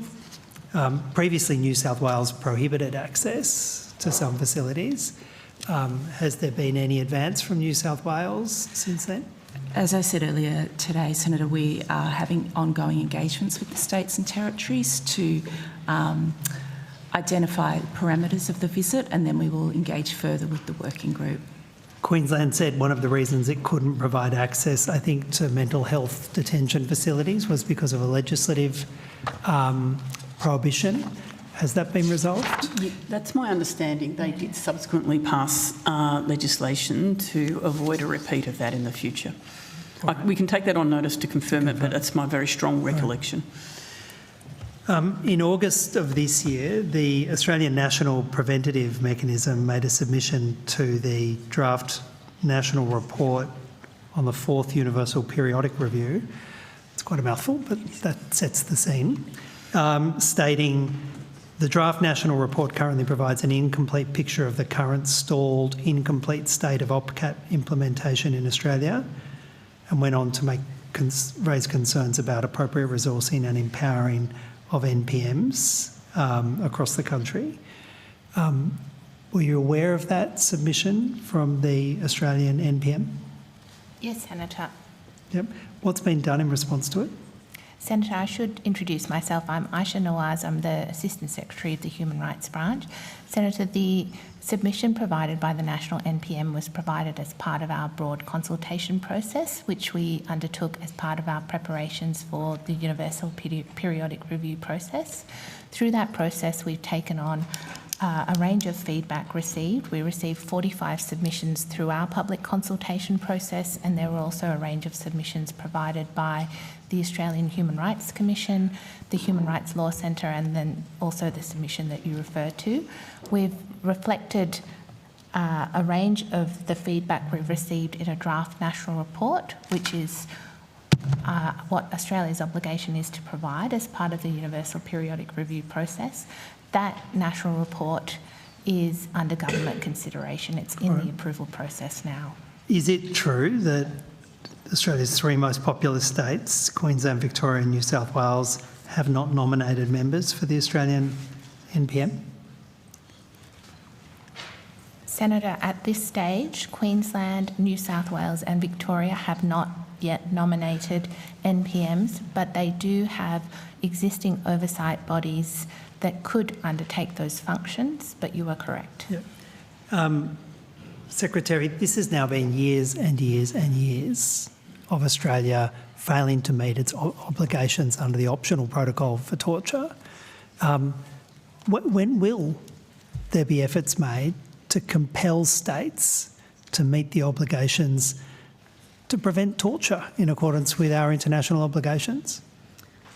So, Senator, I recognise your description in terms of the years that have passed as we've been engaging with states and territories on this is accurate. Obviously, we continue to engage directly with those jurisdictions that have been mentioned that haven't formally appointed NPMs. I think Ms Nawaz's observation that doesn't mean there is an oversight of some of the places of detention in those jurisdictions. We do have positive examples of where we've worked with other jurisdictions to support them to appoint an NPM. And of course we have the Commonwealth example. But it is a point of ongoing engagement. To be very clear, we would like to see Queensland, New South Wales and Victoria formally appoint NPMs. Well, the international obligation lies on the Commonwealth, who entered into the treaty. Are there any proposals in place to compel the 3 largest states in the country, population-wise, to actually put in place an NPM to try and prevent torture in places of detention? So, Senator, to date, what we've tried to do is engage to speak with those jurisdictions about the obligation. We have not reached the point of considering what compelling could even look like. All right. Well, 7 years now. 7 years of not appointing. When do we get to the moment where you compel states to comply with international obligations to prevent torture? I agree. It is a long period of time for them not to have got to that point. Talking about long periods of time, what's the position for the government on a National Human Rights Act? I'll go first to you, Minister Farrell. There were commitments in relation to a National Human Rights Act in both the 2022 platform and the more recent election commitments from your government. The Human Rights Committee has now unanimously put forward a draft Human Rights Act. Is your government committing to legislating that this term? Well, as I said to you earlier today, if we make commitments, we follow through on them. But I shall check with the Attorney General as to what the current status of that issue is, and I'll come back to you, Senator Shoebridge. Secretary. Thank you, Minister. Secretary, is there any work on foot inside the department to implement the recommendations of the Human Rights Committee for a National Human Rights Act? If so, what is it? Senator, I will defer to the Minister's inquiry with the Attorney General. I'm not aware that actually there was an election commitment made in that regard, but obviously I think we should confirm that with the Attorney General. I wasn't asking you about commitment. I was asking you if there's any work on foot inside the department to put in place a National Human Rights Act, so either consistent with or partly in response to the recommendation, the unanimous recommendation from the Human Rights Committee. Senator, the government's considering those recommendations. There's been no decision to take that step on a National Human Rights Act. What I would say is the government has obviously done some other quite significant things in the human rights space generally, including the Commission's transparent appointment process, almost $50 million in funding for the Commission in the 2022-23 budget, the Respect at Work recommendation implementation, and work that's ongoing on reviewing the Disability Discrimination Act in the response to the Disability Royal Commission. So we have been focused on a lot of that work. So there's no work on foot in relation to the introduction of a National Human Rights Act? There's no body of work on inside the department to implement a National Human Rights Act? Would ultimately be a decision for government on those recommendations, and I said that's still under consideration. Yeah, but I'm not asking about a decision of government to ultimately do it. I'm asking if the department is doing any work on it.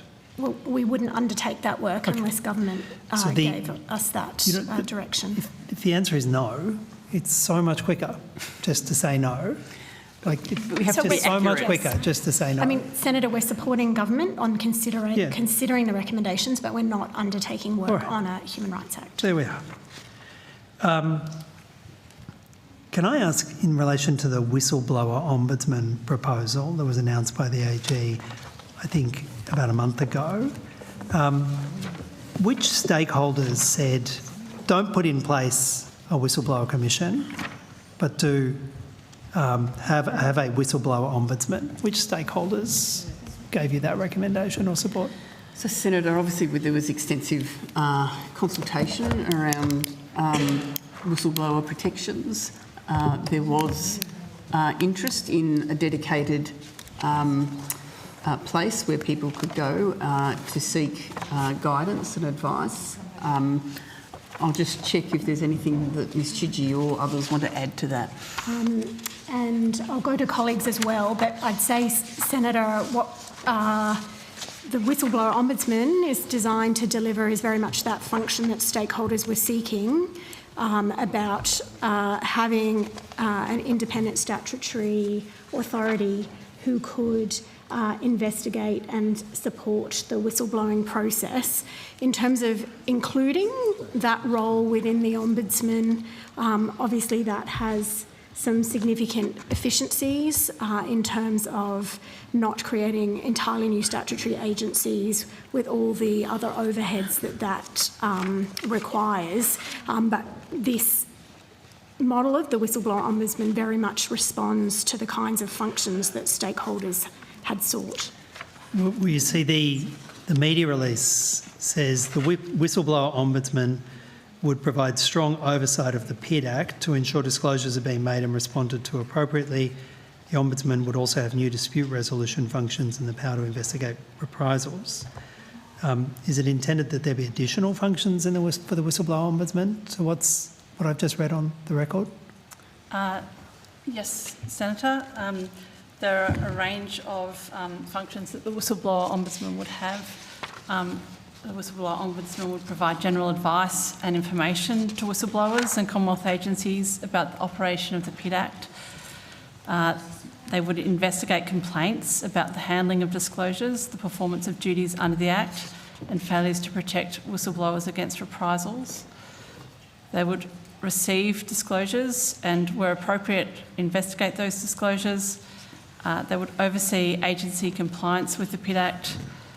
They would have the ability to conduct own motion investigations into systemic issues and make recommendations to improve the administration of the Act. They'd be responsible for publishing statutory guidance and model PID procedures. They would be responsible for delivering education and training to public officials and Commonwealth agencies. They would have a function to provide alternative dispute resolution and restorative engagement to assist with the resolution of disputes between disclosures and Commonwealth agencies. And they would also have a function to intervene in proceedings related to the PID Act as a friend of the court or as a third party to advise on the operation of the Act. And that's consistent with the exposure draft bill that's currently, well, it's been published and was the subject of public consultation recently. Thank you for that list, Ms McKeag. What it misses, and what whistleblowers repeatedly have asked for, is somebody not to give them general advice, but to help them step through their specific complaint and to rebalance the gross power disparity that normally happens, particularly at a Commonwealth level, between an individual whistleblower and a large government agency, such as the Tax Office or Defence. That's missing. Why was that not included? I think there are a range of ways in which disclosures whistleblowers will receive support. One of the things that the exposure draft legislation seeks to do is actually to simplify and clarify the obligations in the Act. There was a lot of feedback about the complexity and the density of the legislation, which made it very difficult to access and understand. The exposure draft legislation seeks to go a long way towards simplifying those procedures by taking a principles-based approach. There's also the expansion of immunities. So disclosures can seek professional assistance from a legal practitioner, a medical practitioner, a psychologist, union or professional association.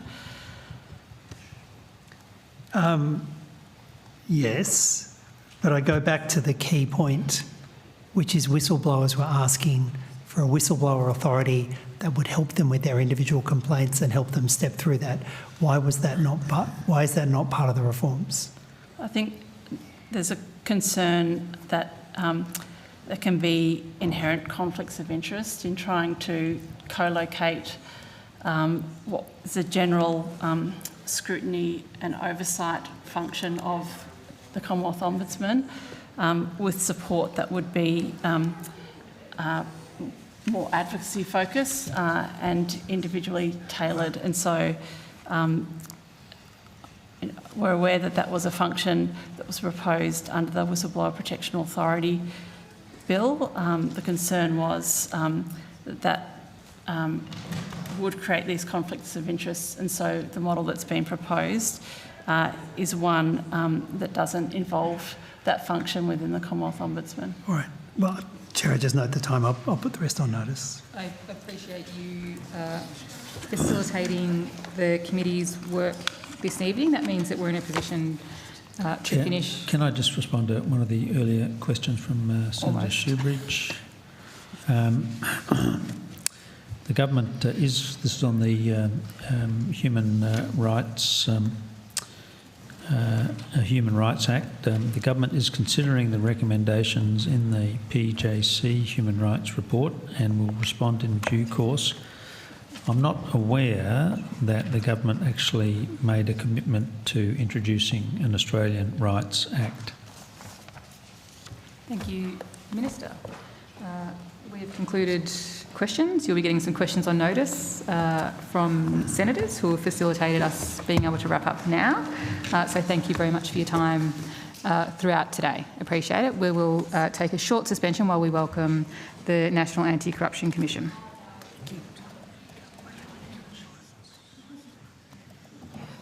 Thanks, David. Appreciate it.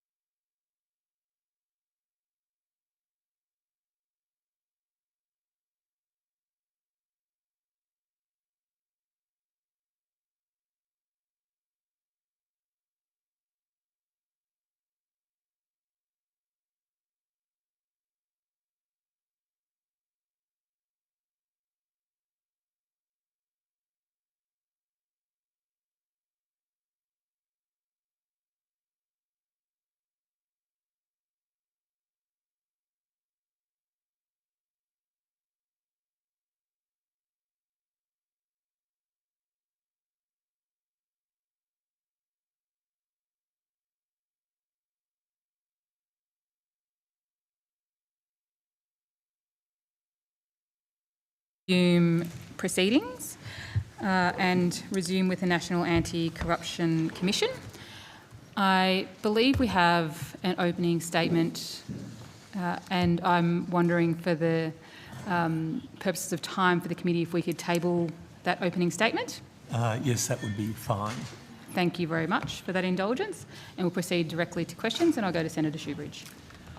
Oh, thanks, Chair, and thanks for your attendance today. I think you may recall I asked some questions at the last estimates hearing about Commissioner Brereton's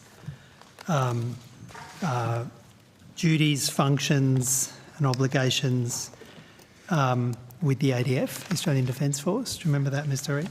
Yes, I do remember. Yep. And I asked you in particular if he was performing any duties with the ADF. Do you remember me asking you that? I think you said you take it on notice. Yes, that's correct. Yeah. You said, I think your answer was no. You don't believe he is undertaking any duties, but you would provide further details on notice for full obligation. Do you remember that? Yes, Senator. Yeah. You then provided quite a long response to a number of questions, and I think, just so as we're clear about it, it's BE 25016, I think, was the question on notice that you provided the substantive answer to, which went for some 4 pages. That's correct. Yeah. And do you have a copy of that with you? Yes, I do, Senator. When you said that Commissioner Brereton wasn't performing any duties or didn't have any duties with the ADF, that wasn't actually true, was it? No, that was correct. Mm-hmm. Well, you see, you've since gone on the website and confirmed that he continues to perform duties with the ADF or part of the ADF. And in fact, you amended your website only a few days ago to include those details. What we put up on the website was describing his role in assisting the IGADF, not duties. So his role in assisting the IGADF, you failed to mention either in the questions, in answers to the questions in the committee, and you also failed to mention his role in assisting the IGADF in the 4-page answer that you provided to the committee. How do you explain not mentioning his ongoing role assisting the IGADF either in any of the answers that you gave in the committee or in a 4-page detailed response that you gave on notice? So what we said on notice, Senator, was that Commissioner Brereton was appointed to the Assistant Inspector General of ADF in May 2016 and resigned that appointment in or about May 2023 before commencing as Commissioner. So he no longer has a formal role with the IGADF, but what has become clear from what's emerged subsequent to this hearing and subsequent to the provision of that answer on notice is that he has an informal honorary role with the IGADF, specifically related to the inquiry that he undertook as Assistant Inspector General of the ADF. So, Mr Reid, were you referred to as the Afghanistan inquiry? So were you responsible for providing that 4-page response? Did you coordinate and provide that? So I coordinated it, yes. And I'm assuming you asked Commissioner Brereton to provide his assistance about what, if anything, he was doing? Yes, of course, Senator. And he didn't tell you, I'm assuming he didn't tell you because it's not included in your advice, about his ongoing role with the IGADF? That's correct. When did you find out he had an ongoing role with the IGADF? It was as part of the outcome of an FOI process which yielded the two times 2 year age extensions, which identified why those had been requested by the IGADF. And then did you then go to Commissioner Brereton and ask for some further response? Well, that was brought to our attention, I think, 2 Fridays ago, and then it followed up with, and it came via the ABC journalist, and as a result of that, a response was provided to the ABC journalist, and then as a result of further media inquiry, we produced the statement that was issued on the 2nd of October, Thursday last week, which details the background to this. All right. Did Commissioner Brereton explain to you why he hadn't told you that when you were preparing the 4-page response from the questions asked in March? Well, it's whether it's relevant to the work of the Commission or whether it's associated with a former role where he undertook a significant inquiry into the Afghanistan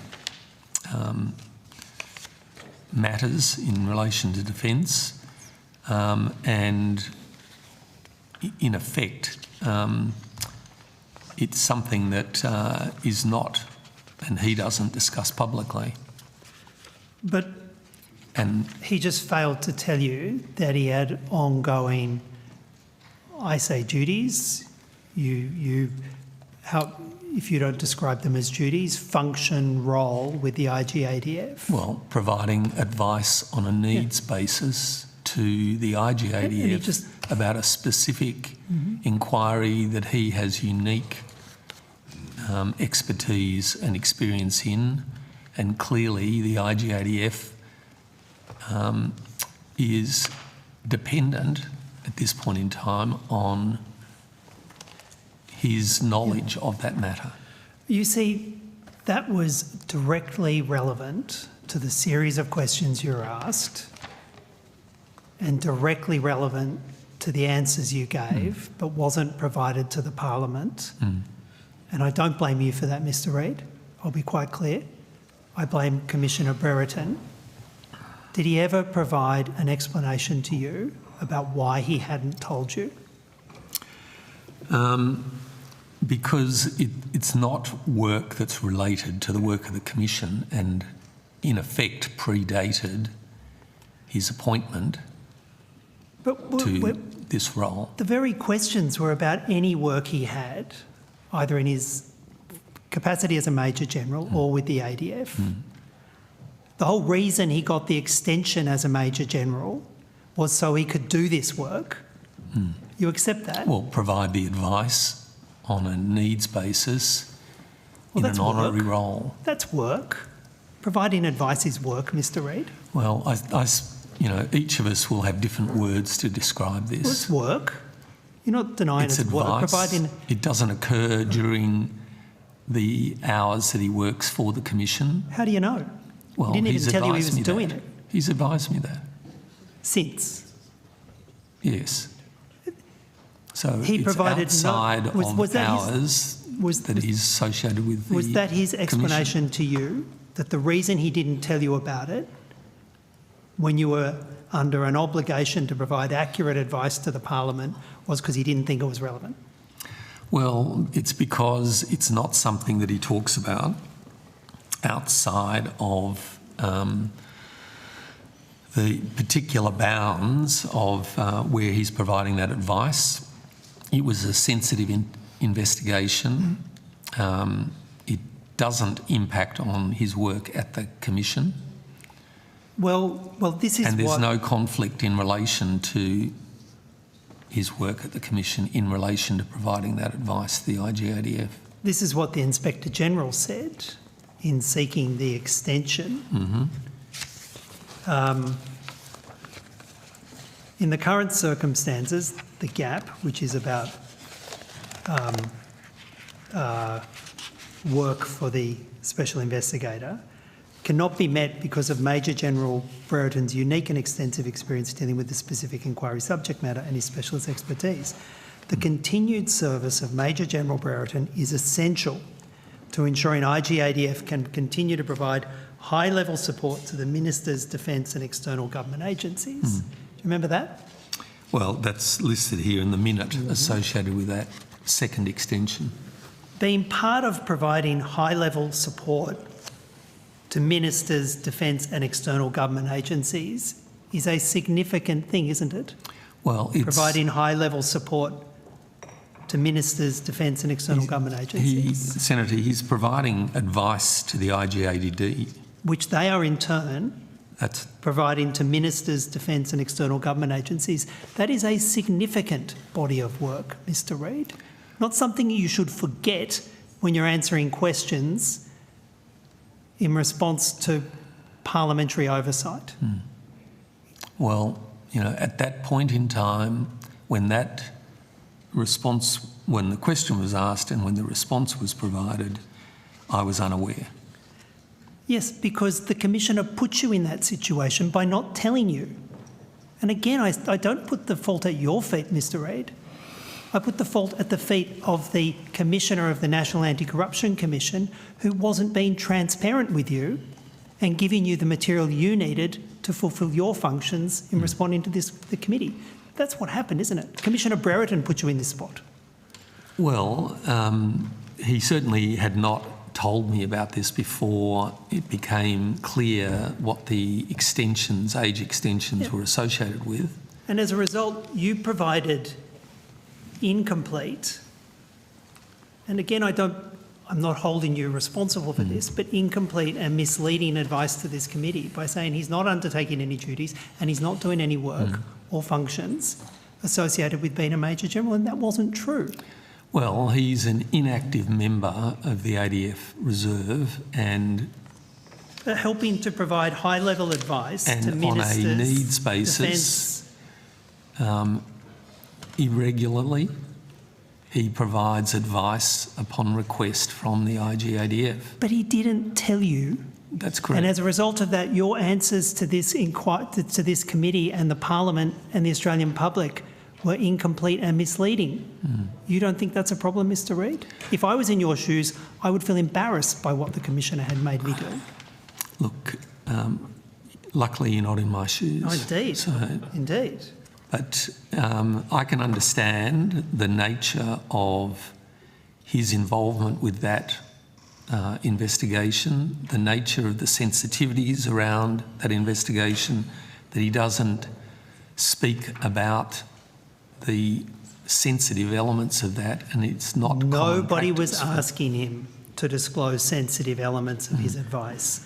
He was being asked through you to provide details of what he was doing to validate or justify or as part of being a Major General, and he didn't tell you and you didn't tell us. Yeah.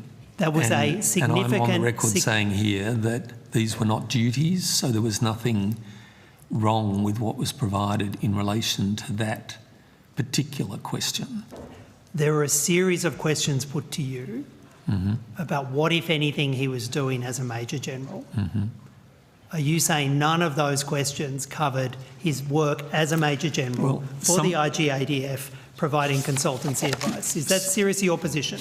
Well, some of your questions related to functions. They were quite specific in terms of... So he chose not to provide this? Well, it was a clever legal ruse? No, I don't think it's a clever legal ruse, but that was the direction of your questions that I took on notice. And you'll remember that there were a significant number of them. I think there were 14. So there was the question about duties. Yes, and you said it's an honorary role and there's no work associated with it. It's an honorary role. Yes, it's an honorary role, but in that honorary role, he's providing consultancy advice to the IGADF, and he didn't tell you and you didn't tell us. Well, and you're trying to defend him, and it ultimately does you no credit to try and defend him, Mr Reid. Thank you. Did he make a deliberate decision not to tell you? I don't know. Is that what he told you? No. That he thought that on a neat reading of these questions, he could not disclose his ongoing role with the IGADF? Is that what he told you? I think the direction of the questions were about, as you'll remember, references to him appearing in uniform at events and getting, what do you refer to it as, meals and other things at the army locations. And so I think I can clearly understand that the references and the things that we identified here as functions that he had attended, because that word was used. That was one question. The other question was, what was he doing as a Major General? Did he perform any work? Did he perform any duties? And he made, it appears, a conscious decision not to tell you, and by not telling you, not to tell the Parliament, that he was continuing to moonlight as a consultant with the IGADF. It's not moonlighting as a consultant. Well, you say it's not work, you say it's advice. That's right. Advice is work. He failed to tell that as part of the quid pro quo for being a Major General, he had to provide advice, and he was providing advice to the IGADF, and he failed to tell us, why are you defending him? Well, because I mean, whilst, yes, I was unaware of it until it became until the provided. media found out and told you. Well, you had a commissioner sitting there in your office, and you had to have the ABC tell you. Until the age extension documents were provided, which I had never seen. He never gave you? Well, I'm not even sure he had them, because they didn't come from him, they came from Defence. They're on their website. That feels like a good point to share the call. I know that you want to come back to this, so I will share the call. Senator Pocock. Thank you, Chair. Thanks for your time this afternoon, evening. Mr Reid, do you agree that public confidence in the NAC depends not only on impartial decision-making, but also on the clear appearance of impartiality? Well, most of what we do is things that happen without the public knowledge. That's the basis of the legislation. It's the way that it's been constructed. It's the world that we live in and we have to abide by. And so what the public knows about the NAC is what we provide on a weekly basis, in monthly updates, and in other parts of the work that we do that could be the recent report that was released in relation to one of our investigations since the NAC's commenced, in the outcomes of court hearings, court cases from matters that were brought forward, and in the corruption prevention and education functions that the NAC undertakes. I think what you're referring to is all of the rest of the commentary that surrounds the NAC, that comes partly through this Parliament, partly through the media, partly through commentators, that we have an ability to try and address, but we can't do anything more than put a view forward about it. And so if public confidence is being impacted by, it's not our work that's creating a public confidence impact, it's actually the amount of negative material that emerges about us that we have virtually no means of addressing because of the nature of A, our role, and B, the way we operate. We can't go out there and tell you what we're investigating. We can't tell you understand how it works. That's a significant issue when it comes to the freedom that other people have in terms of making comments Sure. and regularly making them about the work of the Commission. That's not helpful for anyone. I understand that, but I guess what I'm taking is that, yes, the appearance of impartiality is indeed important because you are undertaking work that many people will not actually see, and we need to have confidence that you're getting on with that and delivering for the Australian people. I kind of dispute part of what you're saying. It seems to me that a lot of what we actually hear is coming out of, as Senator Shoebridge was pointing out, a lack of the understanding when it comes to real perceived conflicts of interest from the Commissioner and some of the fallout from that, off the back of, I think, some good investigative journalism. I'm interested if you accept that the Commissioner's ongoing role with the IGADF and continued defence membership could actually create a perception of bias in the eyes of the public and lead to a lot of this discourse. I'm not sure that I'd agree. I mean, it's not work that is related to his role as a Commissioner for the National Anti-Corruption Commission. That's been established, but I guess that it predated in the sense of when the work was done. It was why he was considered for the role based on that prior work. Yeah, my sense talking to people I represent here in the ACT is that, be that as it may, he was in the ADF, but he continues to consult for the IGADF. And I assume that the Commissioner is a full-time role, yes? Beg pardon? The Commissioner's role is full-time? It is. And what is the total remuneration for the Commissioner? I'd have to check. Can someone maybe pull that up? Oh, I'll check the annual report from last year. I don't have an annual report for this year. And to the best of your knowledge, has the Commissioner received any payment, allowance, or other benefit from the IGADF? No, Defence? none whatsoever. Any related entity? No. I mean, does he receive? There's quite specific provisions, Senator, in the Act about things like secondary employment, and this is not secondary employment. He doesn't receive any remuneration. He does this on an honorary basis. It's a public service, really.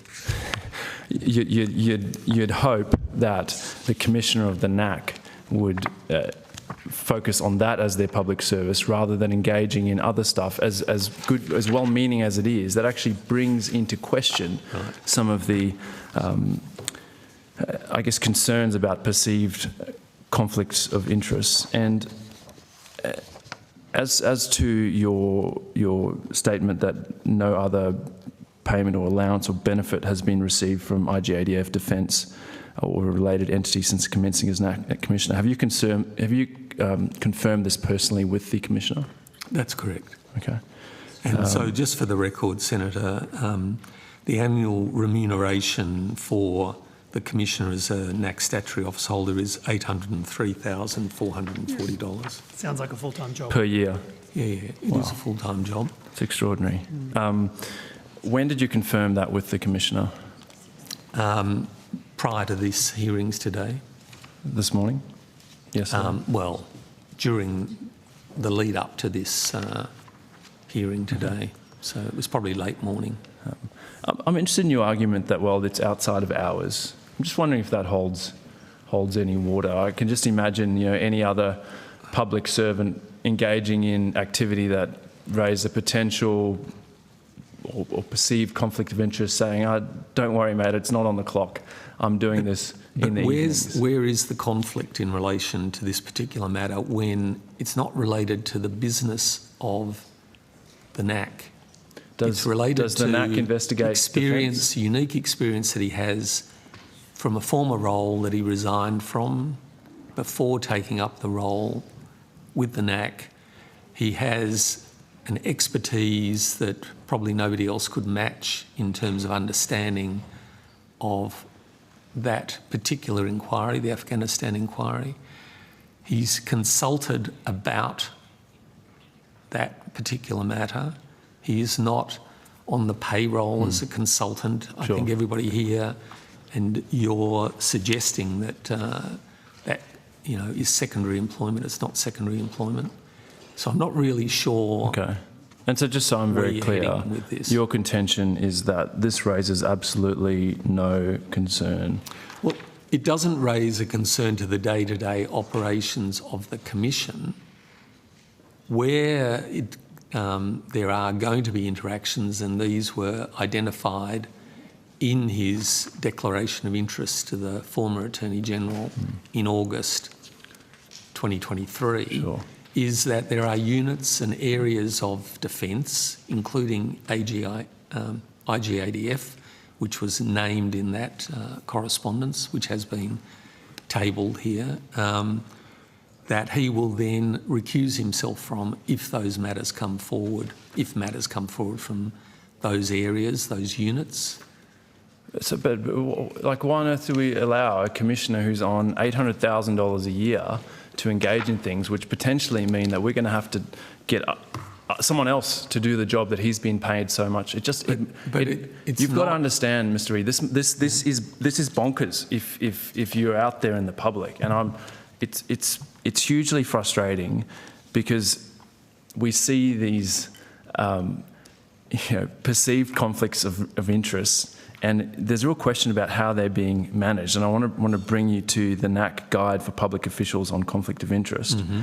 And disclosure is only the first step. There's then assess, declare and manage. And so I'm interested, has that happened, and how are you doing those things? Well, when it comes to the day-to-day work of the Commission, and we've been through this at previous hearings, as a result of that one matter associated with the Commission's Robodebt decision and public statement on the 6th of June 2024, and then the subsequent inquiry and investigation by the inspector, the Commission has changed or reinforced its approach to how to deal with conflicts when it comes to the day-to-day work of the Commission.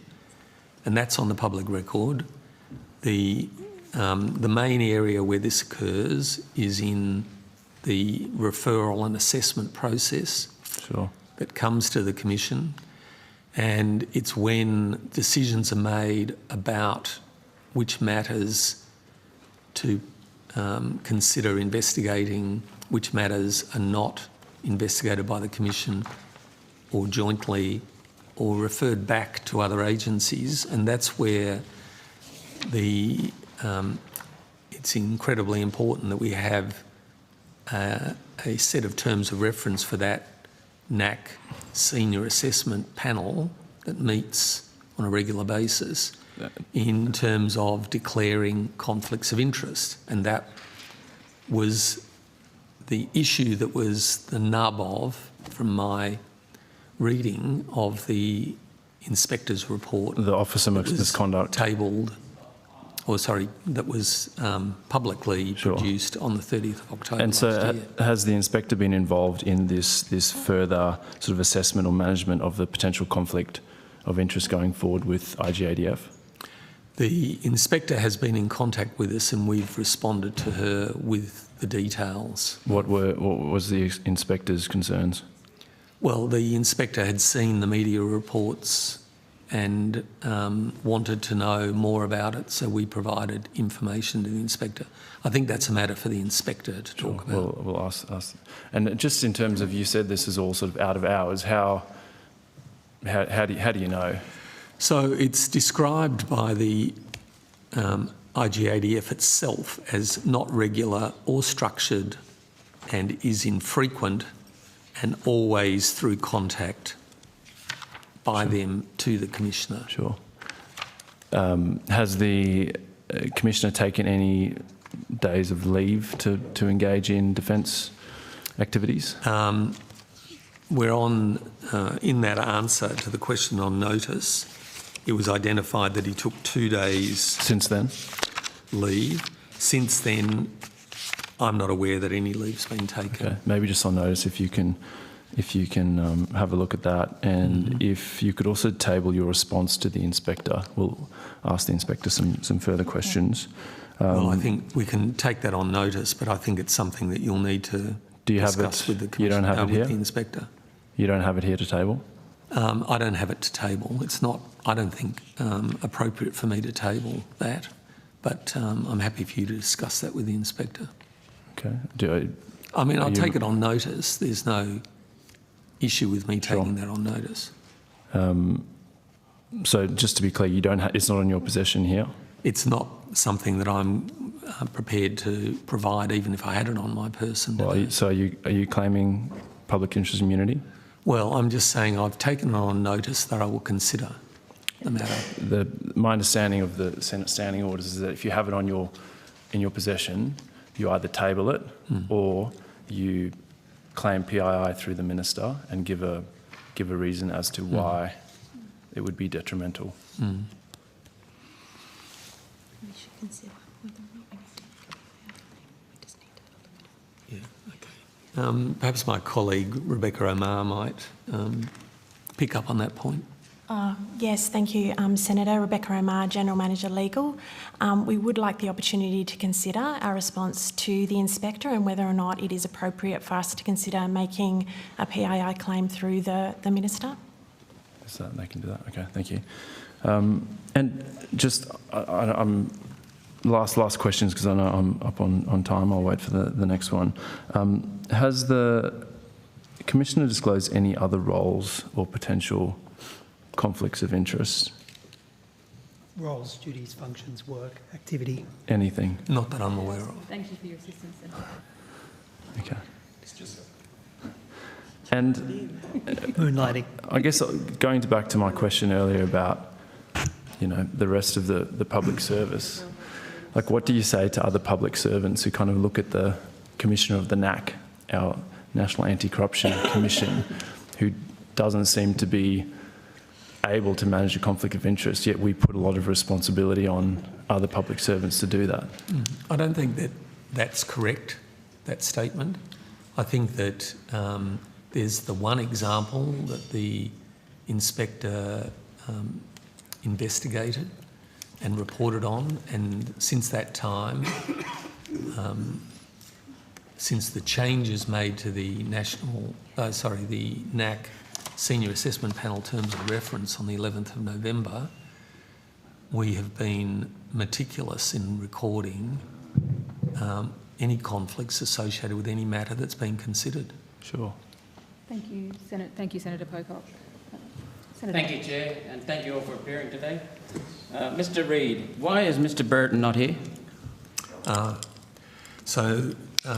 Mr. Brereton is not the accountable authority for the Commission. I'm the accountable authority. Okay. Who pays his salary? The government. The government or taxpayers? Well, it comes through the appropriation bills and gets allocated to, as do all employee expenses. So isn't the taxpayer entitled to hear what he's saying? Well, the difference between the predecessor organisation that existed before the NAC, where the Commissioner, Jala Hinchcliffe, appeared, she wore the hat of both Commissioner and accountable authority. But I think what you'll find is that where there's an accountable authority, they're the individuals that so are as expected the head of to the Act, he's not the accountable authority. Estimates committees. So as the head of the NAC, he's not the accountable authority. That's correct. Okay. I am. Well, As you'd be the taking a lot of my CEO questions on notice then, I assume. Yeah. Mr. Burton has been Commissioner since inception of NAC? That's correct. Thank you.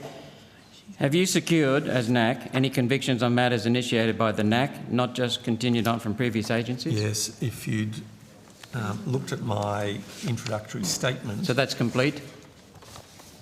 If you looked at my introductory statement, I had made reference to the fact that the Commission had its first conviction resulting from a NAC-initiated investigation, which we referred to as Operation Pelican, concerning the former Executive Procurement Manager at Western Sydney Airport seeking a secret commission for facilitating the award of a contract.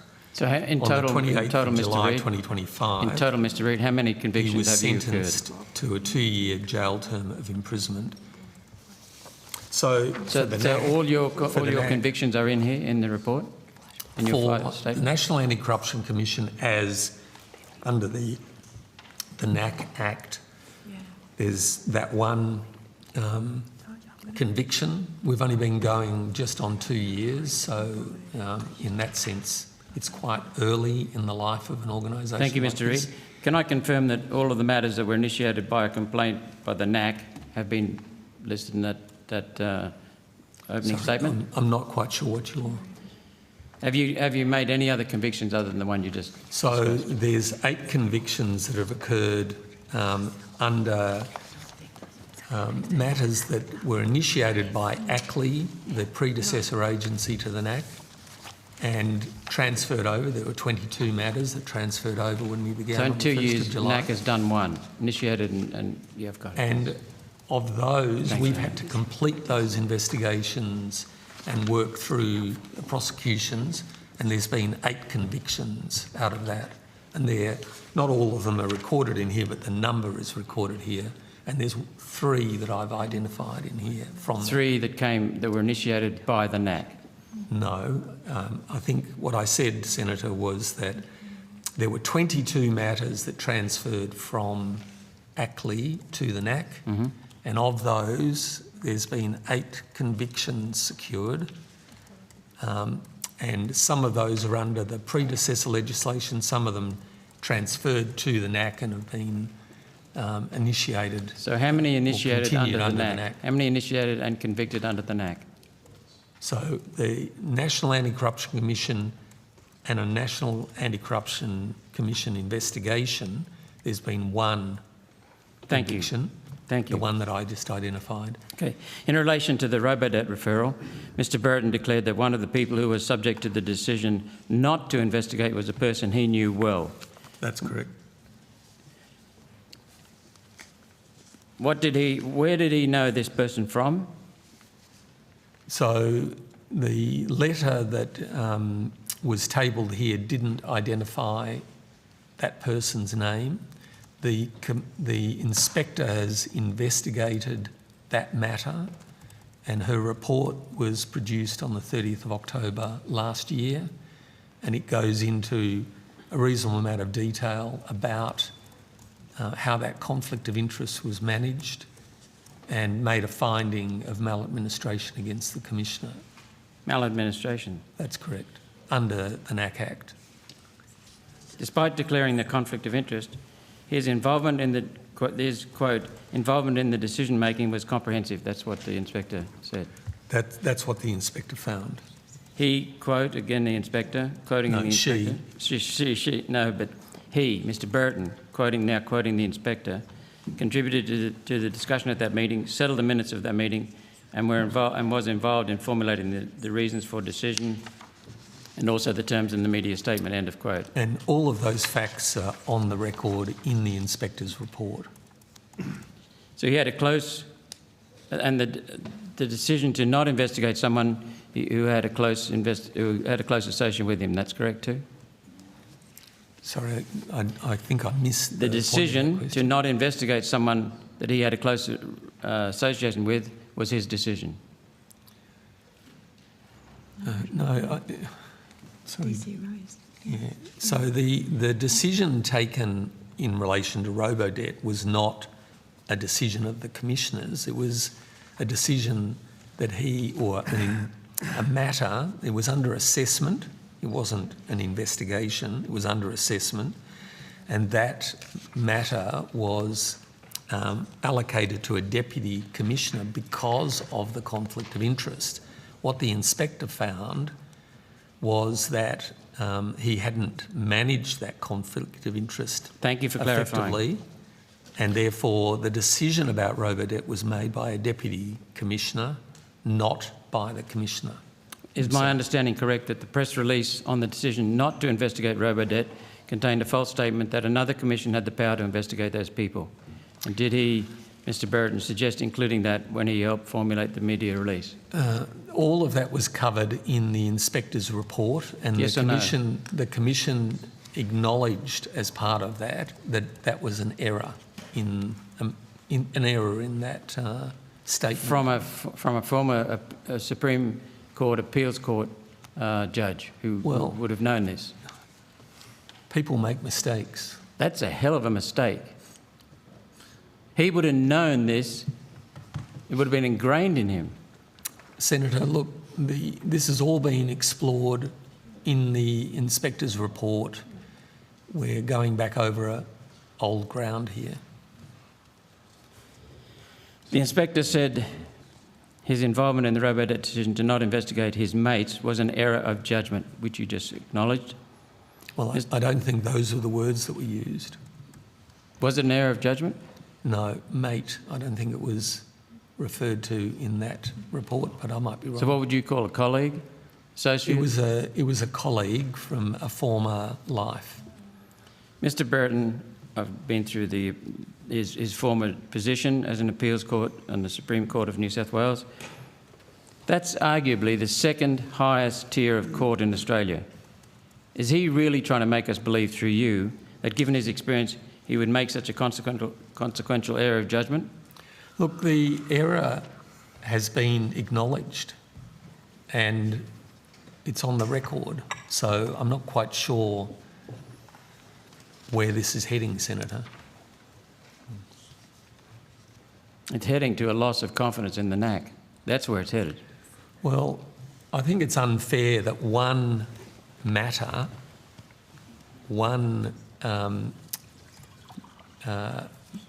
aspect of the work of the Commission, one of the first decisions that were announced about an assessment as distinct to an investigation, somehow undermines the NAC for the rest of time. It's a pretty serious issue. Sorry, Rebecca, did you... When Mr. Brereton wrote his Afghanistan inquiry report, he declared that command responsibility and accountability for war crimes allegations does not extend to senior officers and headquarters, Joint Task Force 633 and Joint Operations Centre. Did he know any of those officers well? Or did he have a close association Senator, with any of those officers? That report was produced before the National Anti-Corruption Commission began, and therefore I'm not in a position to be able to tell you. Do you know? About, I can't Do you advise know? you on that. Do you know? No, I don't. Could you take it on notice to ask Mr. Brereton, please? Well, I'm not sure. Is it relevant? Yes, it is, because it's going to the Commissioner's fitness for the job of heading up the NAC and establishing whether there's a pattern of behaviour here. There seems to be a pattern of behaviour from what I can tell. So my colleague Rebecca Omar. Thank you, Philip.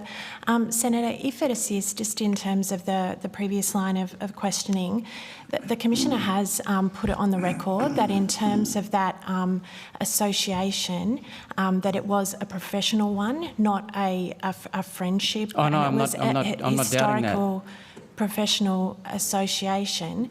And just in terms of the reasoning in terms of how it came to be that error of judgment occurred, that those referrals came to us in the third day of our operation as the Commission, and the Commissioner has explained that he maintained involvement, not decision-making, but involvement because it raised issues in terms of the breadth of corrupt conduct under the Act. So that was the reasoning, and he declared on multiple occasions in terms of what the conflict was. He stated how he was going to manage it, and another deputy was the decision maker for the referrals.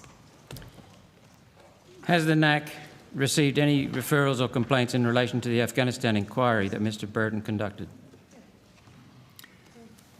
I think, yeah, it's not something that I'm actually going to be able to answer here. Could you take it on notice, please? Yeah.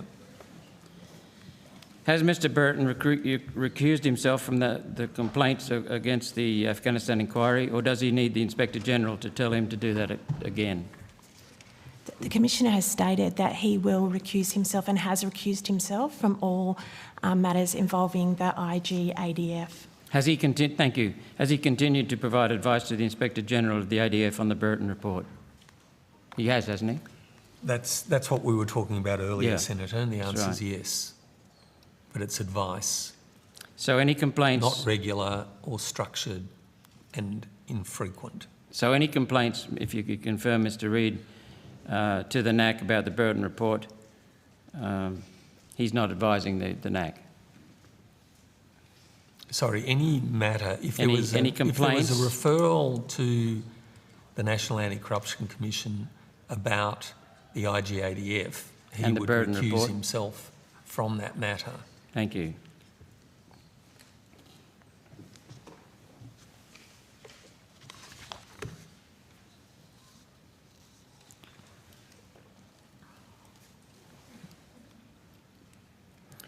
Since being established in July 2023, the NAC has spent north of $140 million of taxpayer funds with more powers and more staff. This time, the NAC has concluded 1 prosecution. Correct me if I'm wrong, 10 historical investigations from the Australian Law Commission, Australian Commission for Law Enforcement Integrity, and 2 NAC-initiated simple investigations, 1 conviction. Is that correct? Look, at the moment, the 140 million? The Commission has 38 corruption investigations underway, and 12 of those are joint investigations. We've got 33 preliminary investigations, which are part of the assessment process. We've finalised 10 investigations, 9 when it became clear that corrupt conduct would not be found, and 1 where a corruption finding was made and a report provided to the Minister, which is one of the matters that I put in my opening address here. We've assessed 5,103 referrals. That's 84% of the 6,055 that have come in.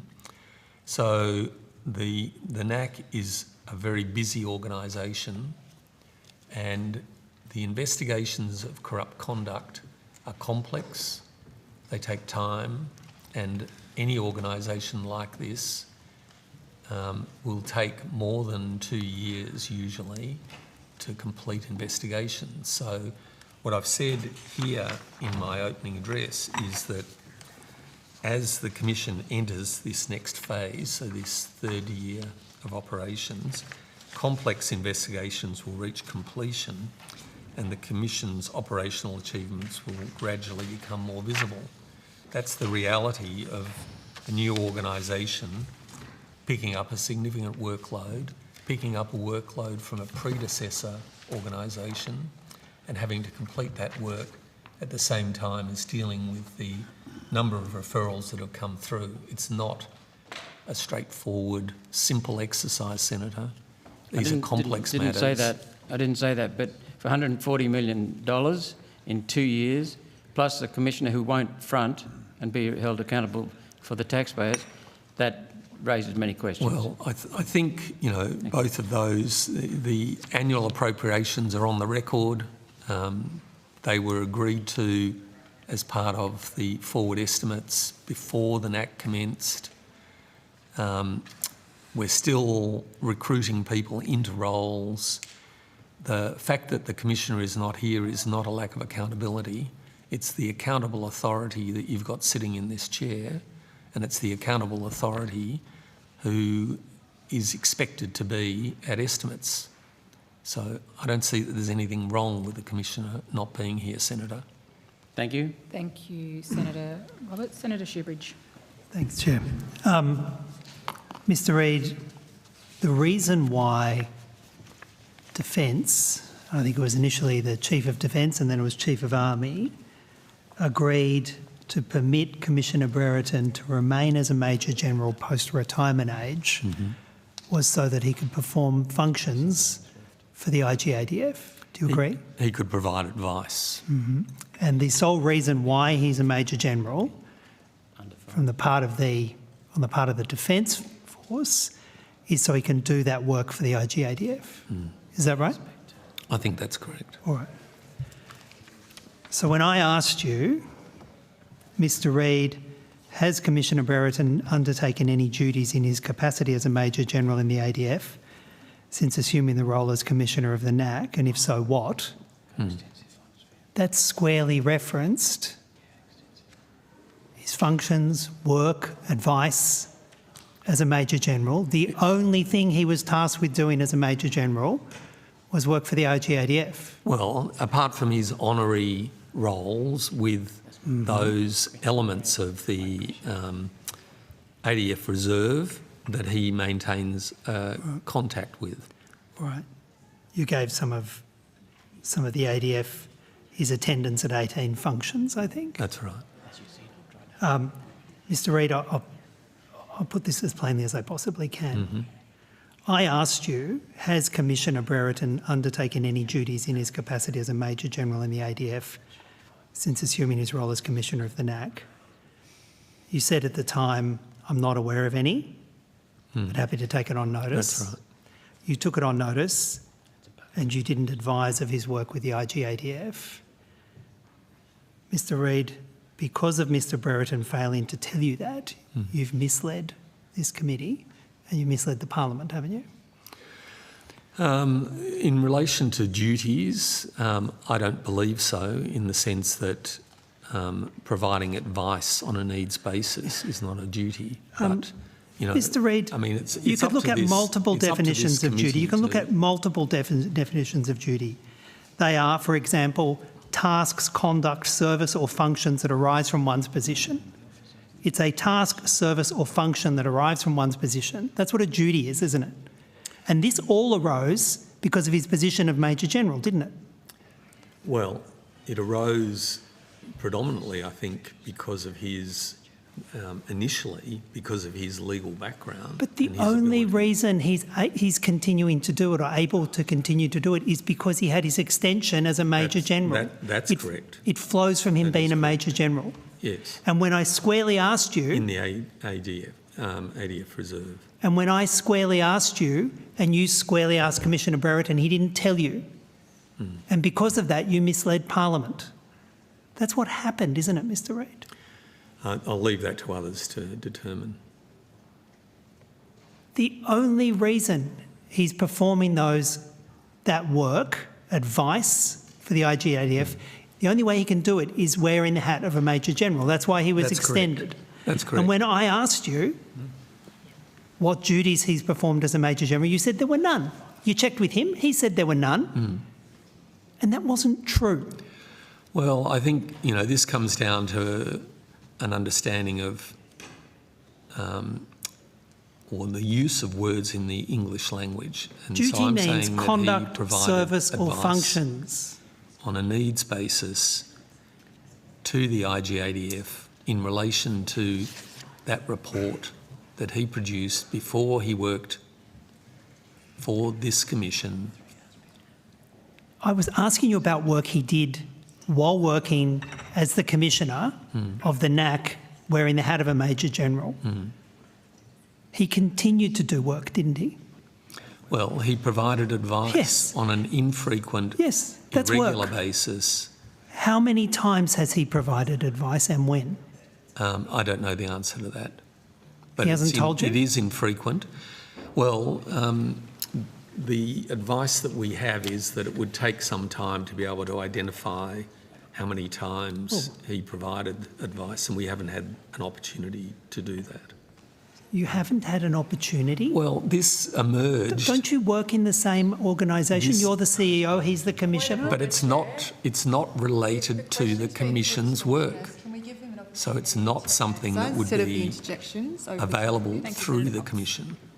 No, that's why you have to ask him, and that's why he has to tell you the truth. And so far, he hasn't told you the truth. No, that's not correct. He's advised that he would have to look through other records, and it would take some time. Because there's so much advice? I don't know. I think it's because it's occurred over a period of time, as you've identified, through these age extensions. Well, you can't say on the one hand it's infrequent and rare, But on the other hand, it may be so extensive and there may be so many instances of it that it would be an unfair burden to ask him to tell us. And those two things don't sit together, Mr Reid. That's certainly not the advice that I've been given. It's certainly not the advice that the IGADF has given. Well, I'm going to ask you to provide on the record how many occasions and on what dates has Commissioner Brereton provided advice to the IGADF since his appointment as NAC Commissioner? You say it's infrequent. Let's see. Yep. Okay. Will you provide that on notice? Yes, I'll take that on notice. Just doing a quick check-in, Senator Shoebridge. In time. Yes, I have one more other aspect. Thank you very much.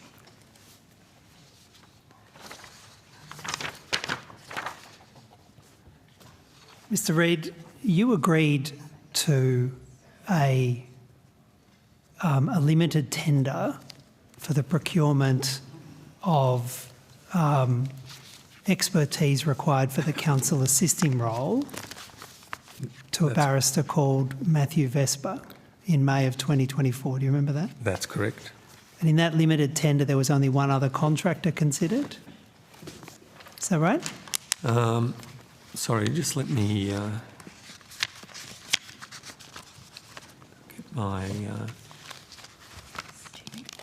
notes in relation to that.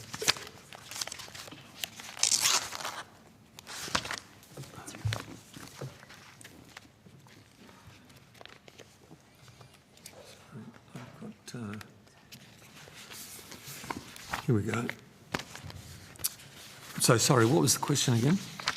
There was only one other contractor considered as part of the limited tender.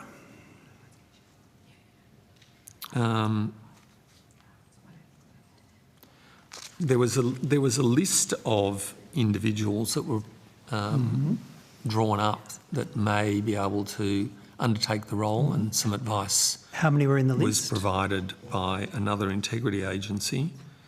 I'm not sure what the number of individuals were for that. Let me just check. And while you're checking that, Commissioner Brereton was consulted and provided names to that list. Is that right? So it's a normal process, from my experience, from a former organisation, the New South Wales ICAC, that the Commissioner will have a say about who they would consider may be able to undertake this work. Did Commissioner Brereton provide names to the list, or at least one name? Yes. And I'll be clear, did Commissioner... So sorry? Yeah, Rebecca Omar is probably got a He better provided the understanding. name of Matthew Vesper, is that right? Senator, if it assists, I was involved in this process. This occurred very early in the Commission's life, and we were looking at potential counsel who had inquiry hearing experience, and so inquiries were made with other anti-corruption commissions in terms of people who had experience. Then in terms of the Commissioner was conducting the particular hearing, so he was consulted in terms of potential counsel, and he mentioned a number of people with that experience, but ultimately in terms of who was chosen for that particular engagement, it was myself who had a list that was put together that was then put to the case officer who was involved with that matter to then be approved by the CEO, because under our Act there's a requirement that the CEO engages external counsel, and the CEO is also advised that he wants to be the PGPA delegate for council engagement as well. And the list you provided to the CEO had Mr Matthew Vesper and one other on it, is that right? No, what happened was there was a number of people who were on that list, and then inquiries were made in terms of availability.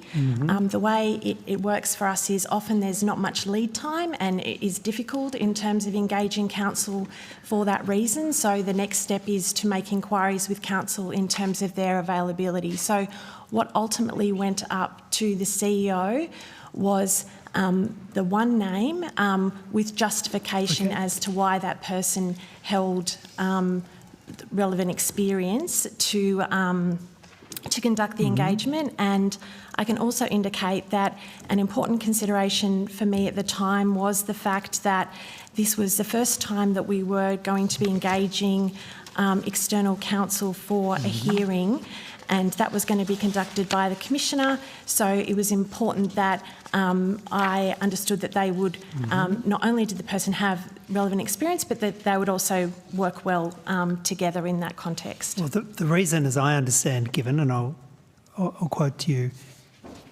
the reason that was given for having the limited tender with only one name on it was expertise required for the council assisting role. That was your advice to the CEO as to why there was a limited tender, because there was expertise required for the council assisting role. Is that right? Senator, I can't recall if that was specifically covered in the minute recommending to the CEO that that person be engaged. And the name Matthew Vesper came from Commissioner Brereton, didn't it? That's correct. Did Commissioner Brereton tell you that he had prior associations with Mr Vesper? Yes, he indicated that he had, that Mr Vesper had inquiry experience. Did he indicate that he'd publicly acknowledged Mr Vesper in his valedictory speech when he left the Supreme Court in May of 2023? No. Did he indicate a friendship with Mr Vesper? No. Did he indicate any prior associations with Mr Vesper to you?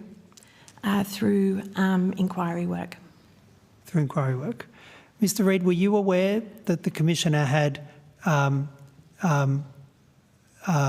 publicly acknowledged Mr Vesper in his valedictory speech when he left the Supreme Court in May of 2023? No. Do you think that would be relevant? Well, it depends, I suppose, on what was said in that valedictory speech. You see, there are hundreds of barristers who have performed work as counsel assisting various integrity agencies and similar work around the country, aren't there, Mr Reid? There'd be hundreds. Potentially. Yep. And the National Anti-Corruption Commission, which is meant to have the highest possible threshold for integrity and process, decides to just pick one on a limited tender who just happens to be somebody who Commissioner Brereton had positively endorsed in his valedictory speech and had associations with before. That's what's happened, isn't it?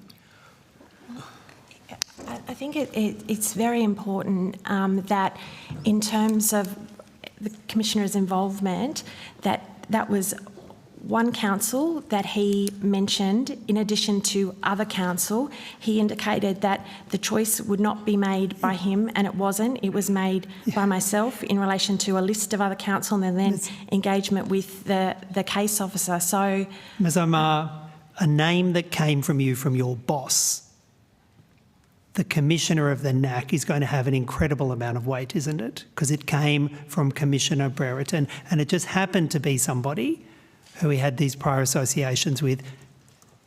That's the truth of it. It's not a neutral recommendation. It comes with a huge amount of organisational clout when it comes from the Commissioner, doesn't it? No, that's not the case at all. And the decision that I made was based upon the fact that this person had inquiry experience, and also being concerned that for our very first hearing using external counsel, that we could be assured that the Commissioner would work well together with that particular counsel. And it wasn't just one name, it was other names that the Commissioner also put forward as well.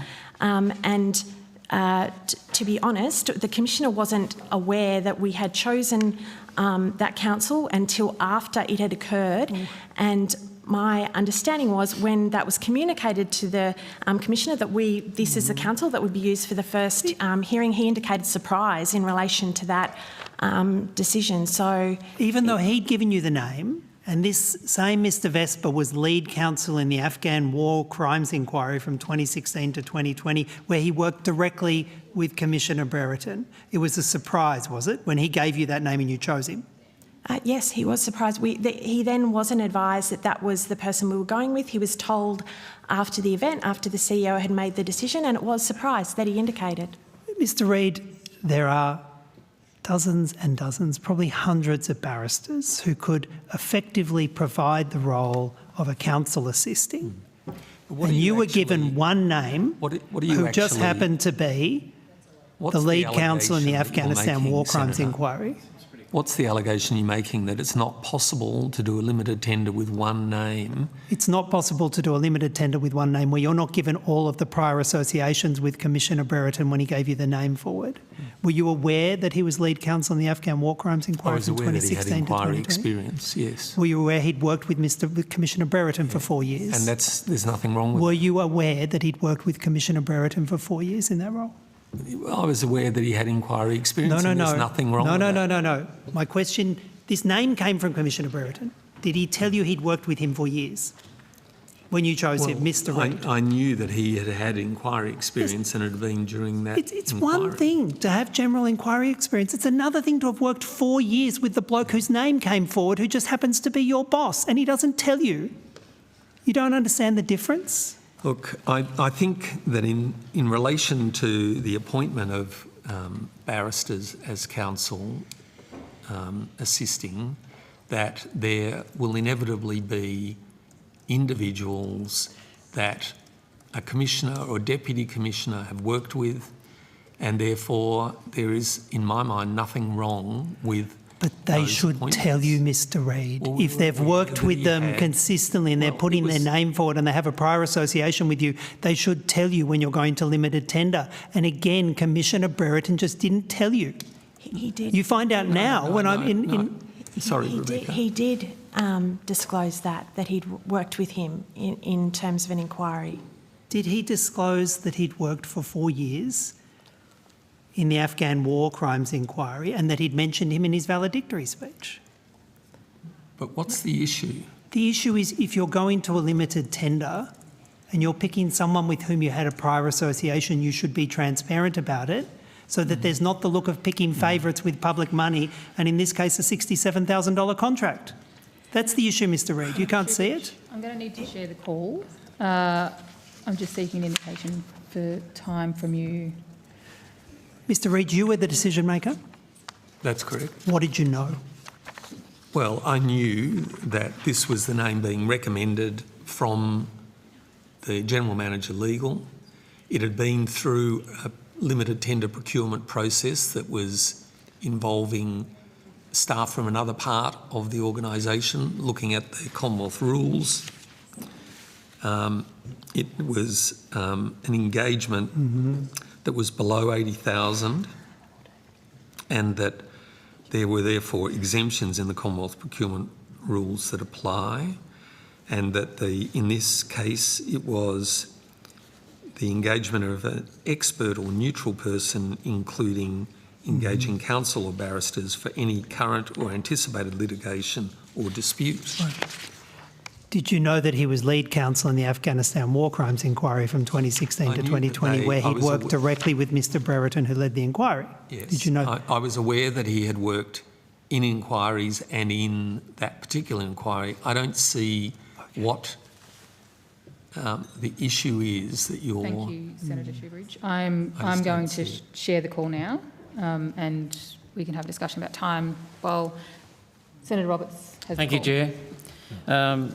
Why is the NAC, Mr Reid, refusing to engage with complainants in either preliminary investigations or corruption investigations who have critical information which can help the NAC fulfil its mission? One person whose permission has been given us to raise his name is John Adams, in his referral of the Prime Minister and ASIC officials. Why haven't you talked to him?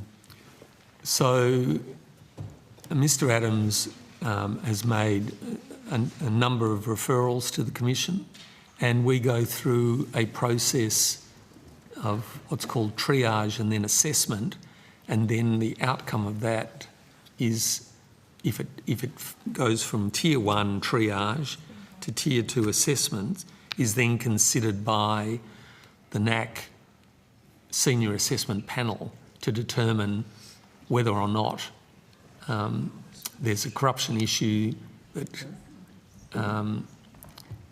could be investigated. Can you make that decision without So what consulting the happens is complainant? that people make referrals, we assess them, we decide whether or not we're going to proceed with any further work.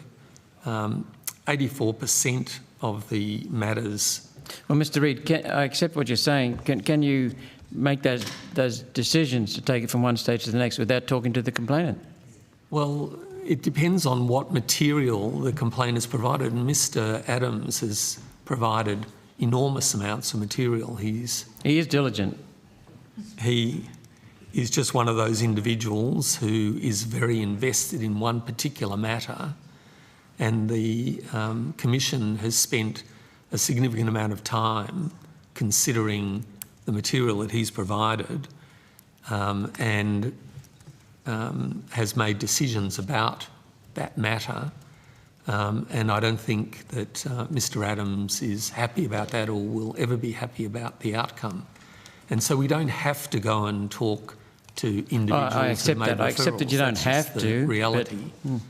Has the NAC, Mr. Reid, served any legal notices on the current Prime Minister of Australia? 6,055 referrals that we've received since our inception, and it's just not possible that you're going to talk to all of them, and in many ways there's no requirement to.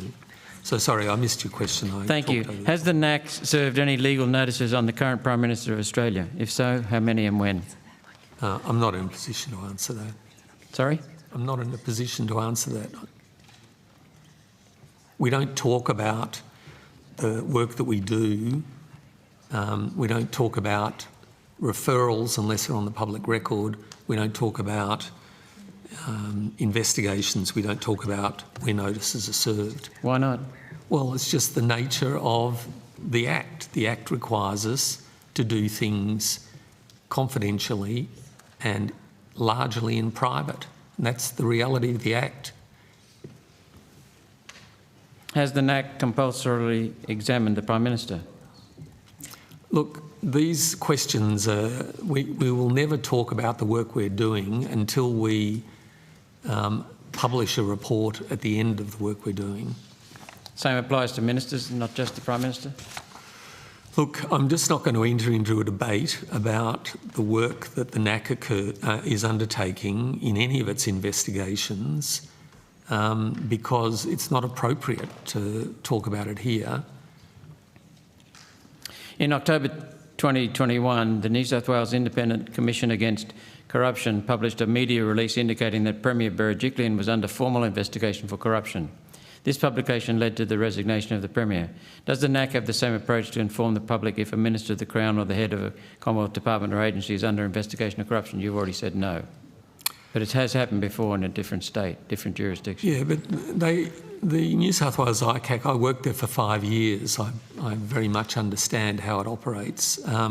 Has a different legislative base, a different approach.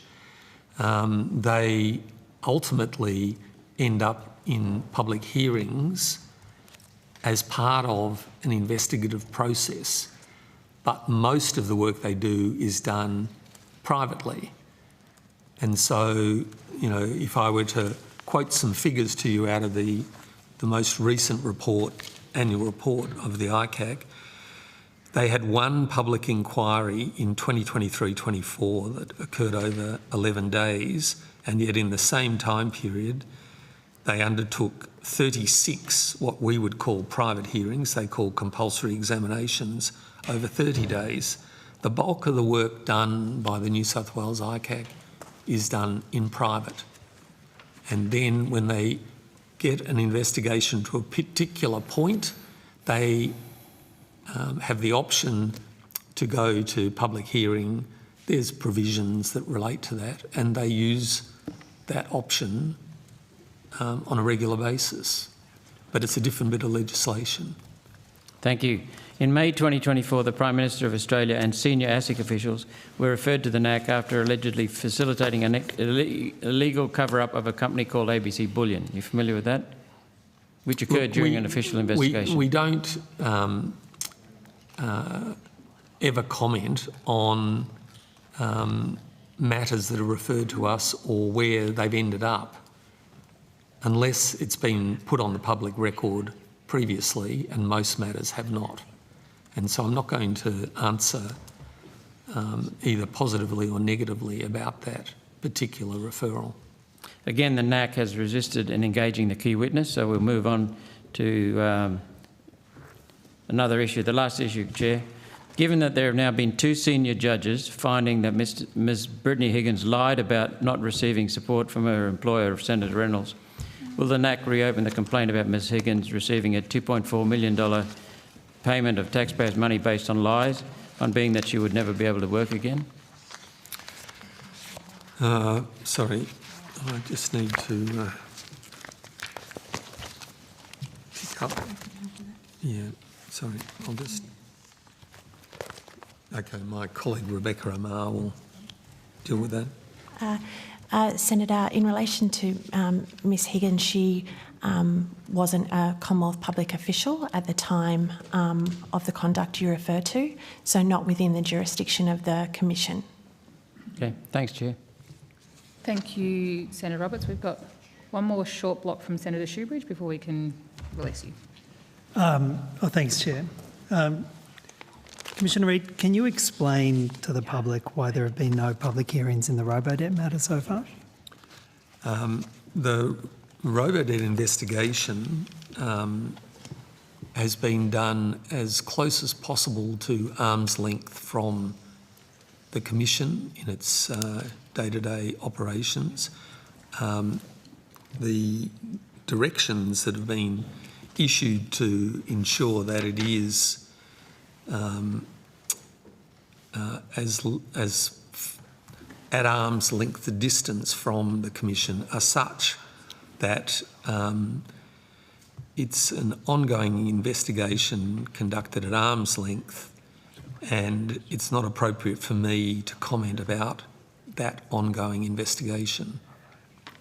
Well, you say it's been done at arm's length. Who's undertaking it? So we announced on the 1st of July in our update that the investigation is being undertaken by Deputy Commissioner Kylie Kilgour, who was not one of the Deputy Commissioners or Commissioner associated with the original Robodebt decision. And I'm assuming that she is supported by Mr Geoffrey Nettle as her chief advisor, and there's also counsel assisting and solicitors that are not NAC employees. So what is the current arrangement for Mr Nettle? So Mr Nettle has been extended until the 28th of February 2026 from the 31st of December 2025 at the request of the Deputy Commissioner presiding over the matter. To the end of February of next year? That's correct. And what is the current cost of that contract? So Mr Nettle, so the total, sorry, I'll just get my notes here so that I've got the information in front of me. So the contract value, the total value that's on AusTender is 1.138 million. All right, and that's 1.138 million that you're having to the end of the contract. Yep, that you're having to spend on Mr Nettle because of the failure of the Commissioner to deal with the conflict of interest as identified by the Inspector. That's why that 1.138 million is being spent, isn't it? We agreed to a recommendation made by the Inspector that the matter be reconsidered. We took...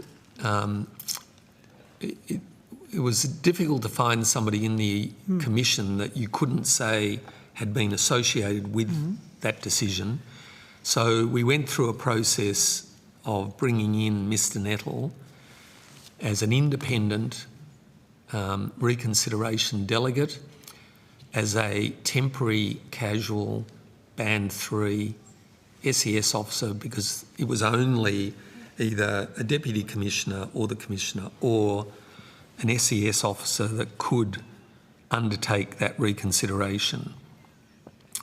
So as a result of that, he delivered his decision, which was that we would investigate. So as a result of that, we're investigating. Yes, but the only reason you've had to enter a $1.138 million contract with Mr Nettle is because Commissioner Brereton failed to properly deal with a conflict of interest as identified by the inspector. That has turned out to be at least a $1.138 million mistake by Commissioner Brereton, hasn't it? Well, if we had decided to investigate to begin with, which we didn't, the Deputy Commissioner at the time... You wouldn't have had to employ Mr Nettle and you'd be $1.138 million better off. So, you know, I think we just have to live with fact. And the fact is that we agreed to reconsider the matter without knowing what the outcome of that reconsideration would be. The outcome was investigate, and therefore the Commission is investigating. Has there been any review of the fact that the NAC has so mishandled the robo-debt inquiry and so eroded trust in public confidence about that, that meets the exceptional circumstances test for public hearings, to try and have some restoration of faith in the NAC's handling of this? I wouldn't agree with your build-up to that question, in the sense that this was one matter which we received very early on, which was a significant task for us. It's been the subject of the inspector's report. We agreed to a recommendation. The inspector didn't find bias by the Commissioner and made no findings against the Deputy Commissioner that made the decision. It was all about the issue of how the Commissioner had handled the conflict of interest that he was on the record having made. Mr Reid, they're the facts. Mr Reid, if with that history, the inspector having to come in and right the ship, a royal commission, a reference from a royal commission, if that doesn't meet exceptional circumstances for the robo-debt inquiry, what will meet exceptional circumstances for public hearings? These are matters that the presiding Commissioner or Deputy Commissioner need to consider as part of any investigation, and at this point, for the NAC investigations that are not the robo-debt investigation, which, as I said, is as far as possible removed from the day-to-day work of the Commission. We haven't got to that point, but I'm not making any Does that involve physical removal? Are there separate premises, Mr Reid? Is there physical removal? Are there separate premises? So the people that are working on it are predominantly Melbourne-based and not in the offices of the NAC. Some of them are, but the majority of them are not, and they're under strict direction from me as to what they're able to do or not able to do. Mr Reid, I have had multiple members of the public, key stakeholders, contact my office about the fact that they put complaints into the NAC and they hear nothing for up to 2 or plus years, nothing at all. An initial acknowledgement, then nothing. How is it that you don't have a process for regularly updating complainants about where matters are at? Well, because the radio silence is just creating so much distrust. Thanks, Senator Shoebridge. So That's a question. the referral process we have refined has best we can. In the last financial year, we finalised 1,733 referral assessments in less than 90 days, which produced an outcome of 86.5% against our KPI Mr. of Reid, 80%. my question is about your communicating back to people who put complaints in. Radio silence. Yeah. Well, Nothing. The processes can I of the just Commission... signal that this is the last response before we go to the dinner break? The processes of the Commission follow the Act. We don't, unless we need further information from referrers, maintain contact with referrers until there's an outcome. And that's the reality. And it takes time for some of these complex assessments. It takes time for the complex investigations. And that's my final word. Thank you very much, Mr. Reid. Thank you, Senator Shoebridge. It now means we're in a position to release the National Anti-Corruption Commission. Thank you very much for your time this evening. We will now suspend for the dinner break and return at 7:15 p.m.